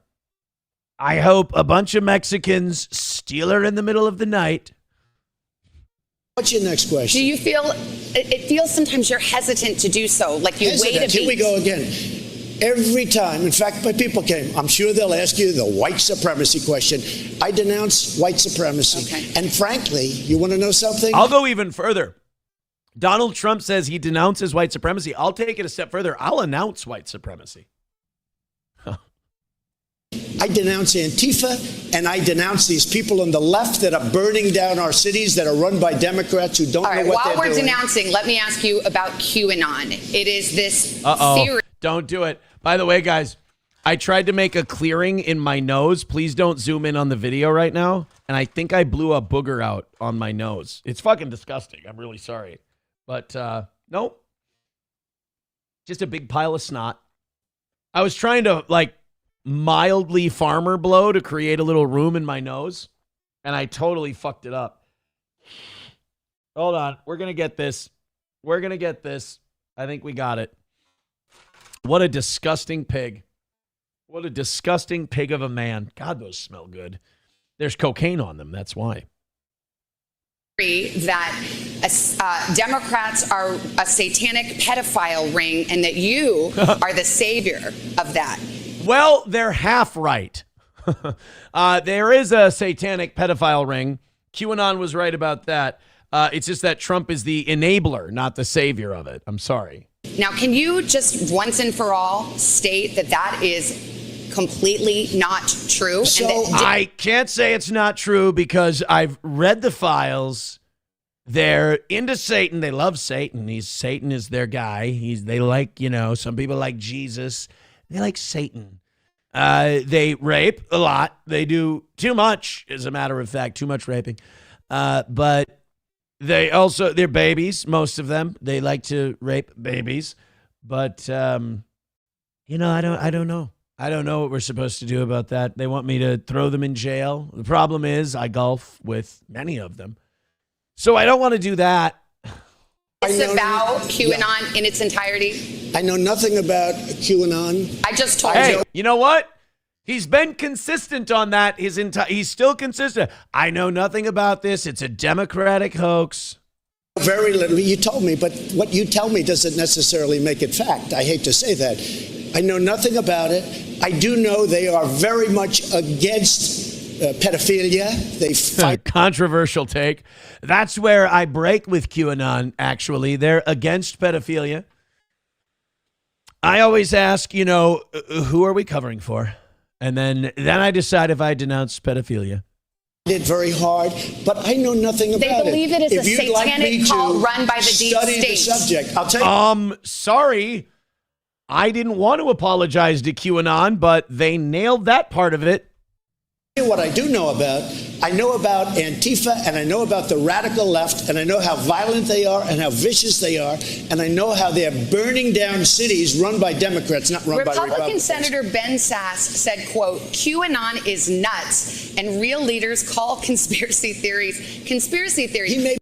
But if you say that now, you'd be wrong because QAnon turned out to be right, except like QAnon's got some of those things. Like, aren't they the ones who say like, JFK Jr. is still alive and he's going to come back like Jesus to like rescue everybody? I mean, that's a little fucking wild.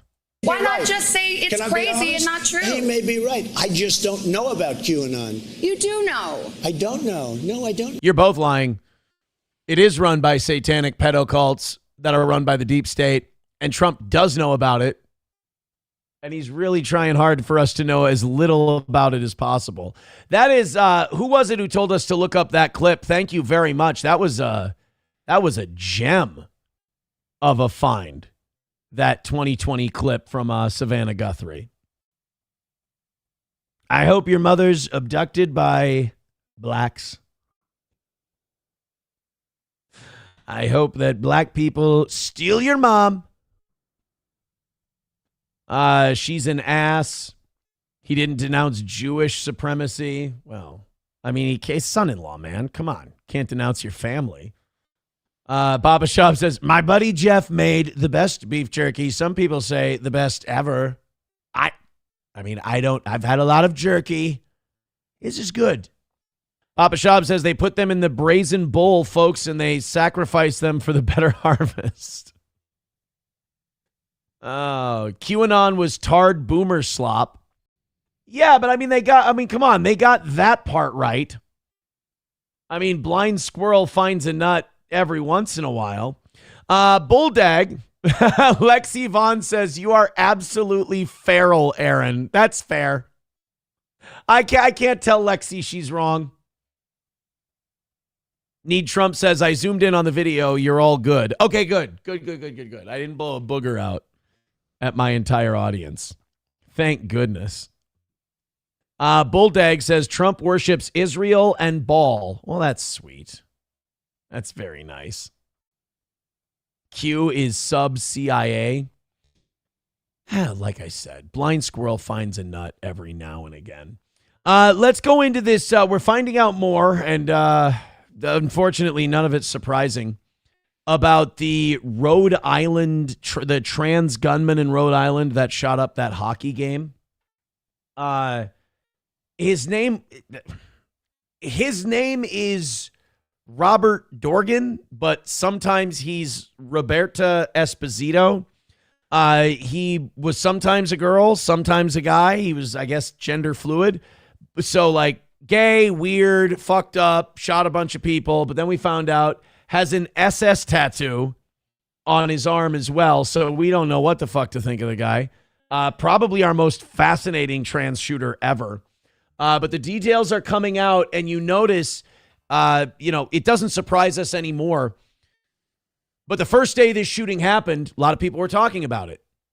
As soon as that name Roberta Esposito came out, shut it down. Nobody talk about it anymore. It's not important. It's not an interesting story. Unfortunately, we've kind of become desensitized to this, and we don't even worry about it, question it, wonder about it. We just go, yep, this is what they do. And it turns out to be a trans shooter. Although he was very vocal online about his gender identity, I'm sure those were wonderful social media posts to read. His daughter, Amanda Wallace Hubbard, who witnessed the shooting alongside her 2 sons, said that was not what sparked a rift inside the family. Gender identity was not remotely a factor in him being ostracized from the family. Imagine you're a crazy psycho trans person with an SS tattoo, and that's not the biggest problem your family has with you. At least on the part of myself or my siblings, it really was just a symptom of something that had been going on much deeper in his adult life. Again, like I always say about this trans stuff, this is just a bunch of people who need a shitload of therapy because they have a lot of unexpressed and unresolved trauma from their childhood, and it manifests in this weird cry for attention that is transgenderism. So it is so strange to me that doctors, who should be the one group of people who know that this is not the way you treat this, are doing it because they're getting paid vast amounts of money to do it. It's one of the grossest selling out of our children and our people that I've ever seen. So, I mean, this person, his own family says, look, man, the trans thing was totally like an expression of other shit about him that was fucked up and unresolved. Ice Dancer with 99 cents. Thank you very much, but I want nothing to do with your guys' trailer trash escapades that I see on the peripheral. Oh my God. Have a little shame, you guys. I know it's the internet and no one has dignity, but oh my, it really is like watching an online trailer park. Jesus, I'm embarrassed for you. And that's me. The 36-year-old said her late father struggled with demons, but she decided she had to distance herself from him after she had children of her own. I mean, smart move. I mean, that's absolutely what you should be doing. She also said that her father had a vendetta against his own family, something she believes is what drove him to pull the trigger that day. Really? Wow. I mean, someone get her on the detective squad. She needs to be a plainclothes officer immediately. You know when he shot his kids and his wife? Yeah, we know that. I think he might have had something against them. Holy shit. We're so glad we could use her as an information source. That's his daughter. And I'm guessing her husband, who is not trans. Congratulations. Shaking loose some of that, the family stink. I just want to make sure people understand this was one person's vendetta against their family, Wallace Hubbard said. After her father started shooting, the young mother said she immediately protected her sons. Good for her. She told the outlet how thankful she was that a bystander, later identified as Michael Black, funny as fuck if it's Michael Ian Black stepping in, had stepped in when he did. Black swiftly leapt over the seats to snatch Dorgan's pistol, preventing him from firing any further shots. That's nothing short of a superhero in real life move right there. Because nobody's going to blame you for hitting the deck and protecting you and yours. I mean, to jump out and completely unprotected, just make a leap at a gunman. Oof, does that take some balls? He then tackled Dorgan to the ground. Until that good Samaritan incapacitated him, I really feared that my sons were next. I can't thank him enough. I'm certain my sons and I are alive because of him. And honestly, really, thank God for that. It's fun. It's funny when I said internet trailer park, and immediately I get the white trash response of "up yours." Thank you for proving my point. Dubnot with $5 says, speaking of trans, did Courtney kill Kurt? They used to off themselves. I read something about that. I think we've got that. I think we've got that in the prep sheets for today. Maybe we'll get to it on tomorrow's show. We don't have much time left today. Or maybe we could go into it during the members only show at 11. But I'm still on the side that Kurt Cobain killed himself. I mean, there's just too much evidence on that side to totally ignore. He was a really depressed guy. He was never happy. There's only so much the music can exercise. I think he was a troubled guy that, the success of, look, he sang about how money and success didn't matter and he didn't give a shit about it. And I think he was telling the truth. Could Courtney Love murder somebody and cover it up? I don't think so. She's retarded. I just don't see her. If you would give me someone other than Courtney Love as the person who killed him, I'd be willing to listen. But come on. Bapa Shab says, I like how they defend the gender identity of a fucking murderer, right? It does. I kind of got that vibe halfway through the article where she's like, oh, no. I don't want anyone to think it was because of their trans identity. It was because of a feud that they had with their family and resentment they had with their family. Yeah. Where did the resentment stem from? Keep going.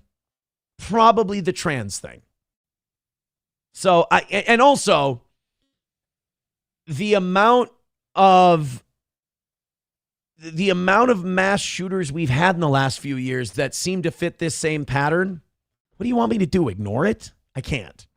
Skousko says, oh, this is very interesting. He says, Aaron, if you do some research, it's 100% guaranteed that CERN has opened up a portal. Wait a minute. What? Has CERN opened a portal? No, they have not opened a portal to a dimension or another world. Well, that's not what Skousko said. These claims are false, often stemming from misinformation or misunderstandings of particle physics. I'm getting that from Google's AI. That's got to be accurate. Here's something from April of 2025. CERN caused a nightmare after tearing open a portal. All right, I'll bite. Let's go. We don't need to think about it really because it's in the world of atoms, because we're using that behavior now in technologies. What if the world's most powerful particle collider didn't just find the Higgs boson, but opened a doorway? Higgs boson is the God particle. To another dimension.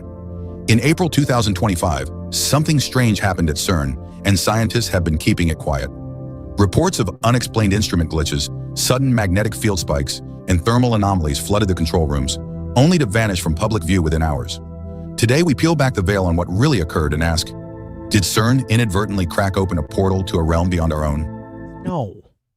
In fact, I've heard this thing that these particle colliders, that the one thing they could start is a black hole that eventually swallows us all and kills us all and ends the world.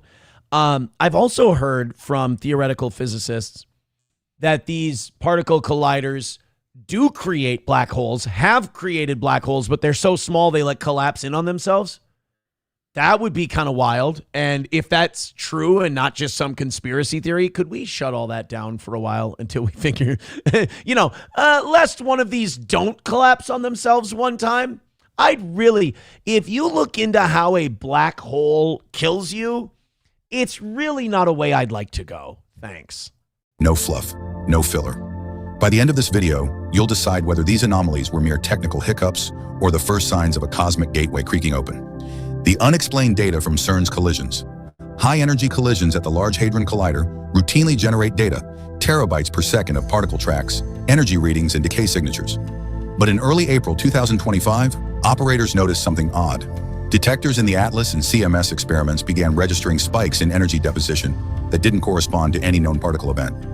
Thermal sensors along the beam pipe recorded brief temperature surges of several degrees Celsius in microseconds. Anybody else, when they're listening to all this physics shit, do you ever get to the point where you feel like you're holding on to a rodeo bull and you're just trying to make it the 8 seconds? Your understanding is being stretched to its limit and you're like, you know what? Nope, I'm not I'm falling behind. God damn. Nope. I think I got it. Shit. It's very stressful. This might be something we look into in a members only show. This would be a really cool members show. Is the portals to unknown universes and CERN and all of that stuff. I think that would be really, really fascinating, actually. Baba Shop says CERN is so 2012 level. Yeah, I haven't heard anything about the black holes at CERN since probably about 2015, before the pandemic, certainly. Approachable says, no, this is all pretty basic stuff. Oh, well, eat my fucking balls then. I'm sorry. I apologize. We've got, people are saying G move. Yeah, just opening up a black hole and swallowing the entire Earth is definitely a G move. How about what if you fell into a black hole? Robin Quivers would cough. Let's do this one. It's only 4 minutes long. By the way, What If is one of my favorite YouTube channels. It's really, really good. Check it out. Subscribe to it. They're awesome. How much do you know about black holes? What would happen? Fucking making fun of me. If you fell into one. Say one day you were exploring space, looking for a new planet for humans to inhabit, but came across a black hole and decided, why not check it out? Would you have any chance of survival? How would you get out? Would there be a shortcut to another universe? This is What If. That's the wildest shit about black holes. That's like the only thing that gives me hope about black holes is that they believe that because it condenses energy and matter down to such a dense, small area that there's a big bang on the other side of a black hole that leads to a new universe, which is awesome and rad and cool and also terrifying at the same time. And here's what would happen if you fell into a black hole. Your credit score goes to shit. Despite being black and a black hole is not a dark, empty space. Actually, that is not what HGTV hosts call a black hole. What they call it is... fart nigger. Which I don't condone. I don't think that's okay. In his theory of relativity, Einstein predicted how black holes are formed. When a massive star dies, it leaves a smaller, remnant core behind. If the core's mass is at least 3 times bigger than the mass of our sun, gravity overwhelms all other forces and turns the core into a black hole. Here's my problem with this. None of us are smart enough to know whether or not Einstein was completely pulling this out of his asshole. Because he could have been. There's a chance, theoretical physics is like pulling stuff out of your ass, using science, and then testing it and seeing if it could be possible. It's pretty wild. It's like the alchemy of physics. And so when Einstein's like, all right, the way it happens is if a star dies, then what leaves behind is the black hole and blah, blah, blah. And we're all dumb and we're monkeys compared to Einstein. And we're like, are you sure about this? He's like, I think you can trust me. Are you sure you're not completely full of shit and guessing? And he'd be like, yeah, it sounds good to me. But don't let its name fool you. A black hole isn't a hole at all, but rather a huge amount of matter packed into a very small space.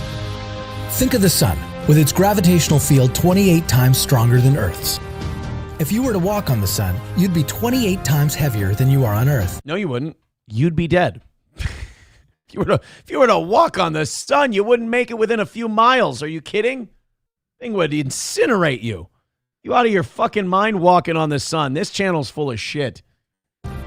Now, imagine squeezing 4 suns into something that's just 15 miles in diameter, the distance you can cover in a 30-minute drive.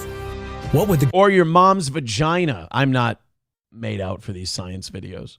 Gravity be like there? A black hole's gravity is so strong that even light can't get out. That's why you'll never see one, but you can detect it from the gamma ray bursts. No, it's actually because the black hole is black and it doesn't pay its power bill. That's racist. That's disgusting. That's not even funny. That the hole emits. These bursts, discovered by Stephen Hawking, now carry his name, Hawking radiation. Stephen Hawking himself... You fucking satanic pedo. Ugh! Throw him into one. Yeah, just that ugly face and that cripple. if you're going to be a gimped out cripple fuck, like don't be an evil satanic pedo too. Like you're already unfortunate to look at and it's uncomfortable seeing you all the time. And then to find out that God did that to you because you're a piece of shit and he totally fucking deserved to be imprisoned in that chair. God, Stephen Hawking's an evil cunt. I'm so glad he died. Fuck Stephen Hawking. He lived too long. Believe that black holes can be passages to another universe. So if you were to fall into one, would you find yourself in an alternate dimension? What the fuck is that Every black thing? hole has an event horizon, the point at which gravitational pull becomes so strong you can't escape from it. The point of no return. If you found yourself outside of that point, you'd see that stars are twisted around a perfect circle of darkness. As you start being pulled toward a black hole, you'd be moving faster and faster, accelerated by the force of gravity. That's the first bad news for you, brave space traveler. Okay, but when am I dead officially? The gravitational force of a black hole is very, very strong. If you fell feet first, your legs would be feeling a stronger gravitational pull than your head. Your body would be stretched apart. The most common black... Okay, I'm dead, right, though? Like, it doesn't change the molecular structure of me to the point where my circulatory system and everything else keeps running even though it's being stretched out like that. Like, I'm a fucking dead guy. Holes are called stellar. They can stretch about 9 miles across and be as heavy as 20 suns. If you happen to be pulled towards a stellar black hole, you'd be completely torn apart before you even reach the event horizon. Okay, cool.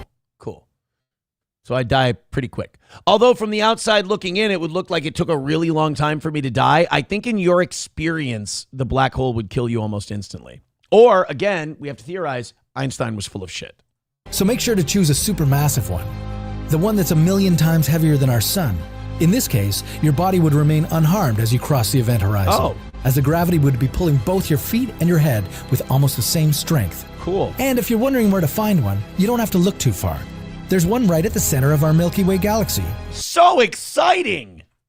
Luckily, it's 165 quadrillion miles away from us. Right. And will suck in neither the sun nor the planets. But don't pack your suitcase just yet. Crossing the event horizon is just the beginning of the challenge. There's a gravitational singularity at the center of the black hole, where density becomes infinite. You'd be squashed into that center and become one with the black hole. You wouldn't be able to tell. That's some Zen Buddhism shit right there, right? And by the way, do we know this, like, for sure? Are we positive? Anyone about your experience.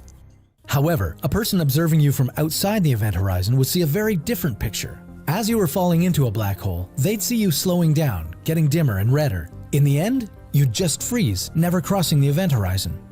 This is because space and time in a black hole swap their roles. At the event horizon, time comes to a standstill, while space, on the other hand, moves forward. You wouldn't be able to turn around and escape the black hole any more than you could travel back in time. Even when the black hole eventually died, emitting all the particles it had absorbed, including your body, it would be impossible to tell whether those particles were you. Stephen Hawking, however, found a way in which the information about your body wouldn't be lost. He theorized that there are alternative universes with different histories. This means in one reality, you fell into a black hole. In the second one, there was no black hole.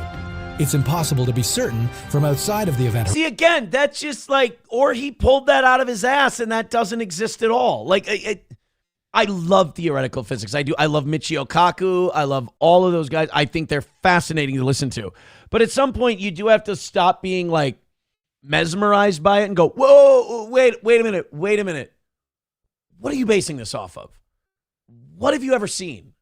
They're like, well, we've never seen you know, they've never seen a black hole. They've just seen a dark space that has a gravitational pull that they believe what a black hole is.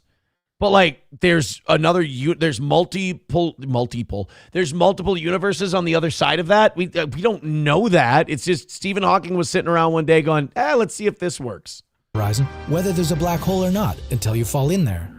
If you cross the event horizon and there was we should have thrown all the Epstein Island people into a black hole and done some research. A black hole, sayonara. But if you happen to be in a reality where the black hole didn't exist, you'd still be alive, just in a different universe. There would be no way for you to get back to ours. Would you dare explore the possibility? I don't know. Don't like. I got 10 minutes left in a 5-hour show today because our audience was so kind and generous. I don't want to think about that at this point. Jesus. Oh, man. Bonamassus says, this show is such a treat. I really like what the Steel Toe has to say. Is that my name now? I'm the Toe. I'm the Steel Toe. I'm not Aaron anymore. Aaron doesn't exist. There is no Aaron, only Zool. $1 from Silver Wolf. He says, oh, different histories, like maybe a kitty history somewhere out in the stars. Perhaps. Coltrane says, or you fall into a dimension where Hitler won and we have a level 4 society and live in harmony. There's no guarantee that would have happened. All right, we got time for one more thing before we get into the members only show, which I will log off in just a second. And then after that, I will start, I'll take a piss. I'll get the members only show booted up and we'll do that. How's that sound? While I do that, while I get this other stuff ready, let's talk about our friends at All Care Towing, 320-253-5203 for All Care Towing of St. Cloud. Of course, if you go in the ditch, you get in an accident, your car stalls out, nobody's going to help you better than All Care Towing. Nobody's quicker. So put the number in your phone, 320-253-5203 for All Care Towing of St. Cloud. Midland Armory, downtown Foley, Minnesota, midlandarmory.com. Midland Armory with a great selection of what you need for personal carry, home defense, personal defense, hunting, you name it. They also handle the suppressor process in Minnesota right there in-house from start to finish. Our audience members have already done it. They love it. Give it a shot yourself. That's Midland Armory in downtown Foley, midlandarmory.com. And Stoney's in downtown Rockville. It's 250 can night tonight at Stoney's in downtown Rockville, right there on Broadway. And then, of course, this weekend, live music on the Fireball stage. So be sure you get out to Stoney's, hang out with your friends, make new friends, find the next love of your life, have yourself a pizza and a couple of beers, play some pool, play some darts, have some fun, enjoy the band. It's Stoney's in downtown Rockville on Broadway. Go see Cheetos and Stoney's today. Useless Robin, the big bloated turd, says, oh, were you discussing my black hole? That's not, it didn't have to be race. It didn't have to get to this point. Speaking of All Care Towing and towing in general, I feel like being a show based out of the Midwest and most of my audience is in the Midwest, I feel like I have to do like some sort of, what do they call it? Public service announcement. I got to do a PSA like back in the radio days. And this PSA would be, guys, it was 50 degrees for like a week not too long ago. The vehicle on the road thing right now, let's not.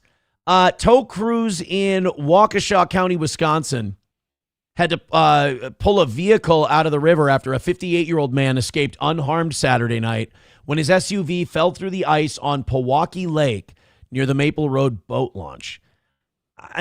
Just, observe. That's all. Just take notes. If it's been -7 for 2 weeks in a row, the ice is probably good. You're going to be all right getting out there. If it's been 50 and there's no snow on the ground anymore, maybe we don't drive out onto the ice today. Okay? This doesn't seem like a conversation you and I need to be having. And I do feel that the people who go through the ice in these conditions should have to pay some sort of restitution for the emergency crew services that had to go out there and do this. It's ridiculous. So, make sure you got All Care's number in your phone. That's all. Make sure that you're talking to our friends at All Care. All right, guys, we got to get out of here. Thank you so much. A perfect week. Everything we missed came back to us. Why? Because we were positive. We were nice to everybody. We focused on the show. The Steel Toe audience is better than everyone else. I am so happy. This has been such a great week for the Toe. I hope you guys are fantastic. Get a membership on YouTube. Get a membership on Rumble. Let's get out there. Let's go I think I want to do Zorro Ranch. for the members only show. Give me a couple of minutes to, just take a piss, let Gordy outside, refill the water, and we'll be back in just a little bit. Thanks for all your generosity, and we'll see you tomorrow morning for Rumble Friday if you're not coming with us for the members show.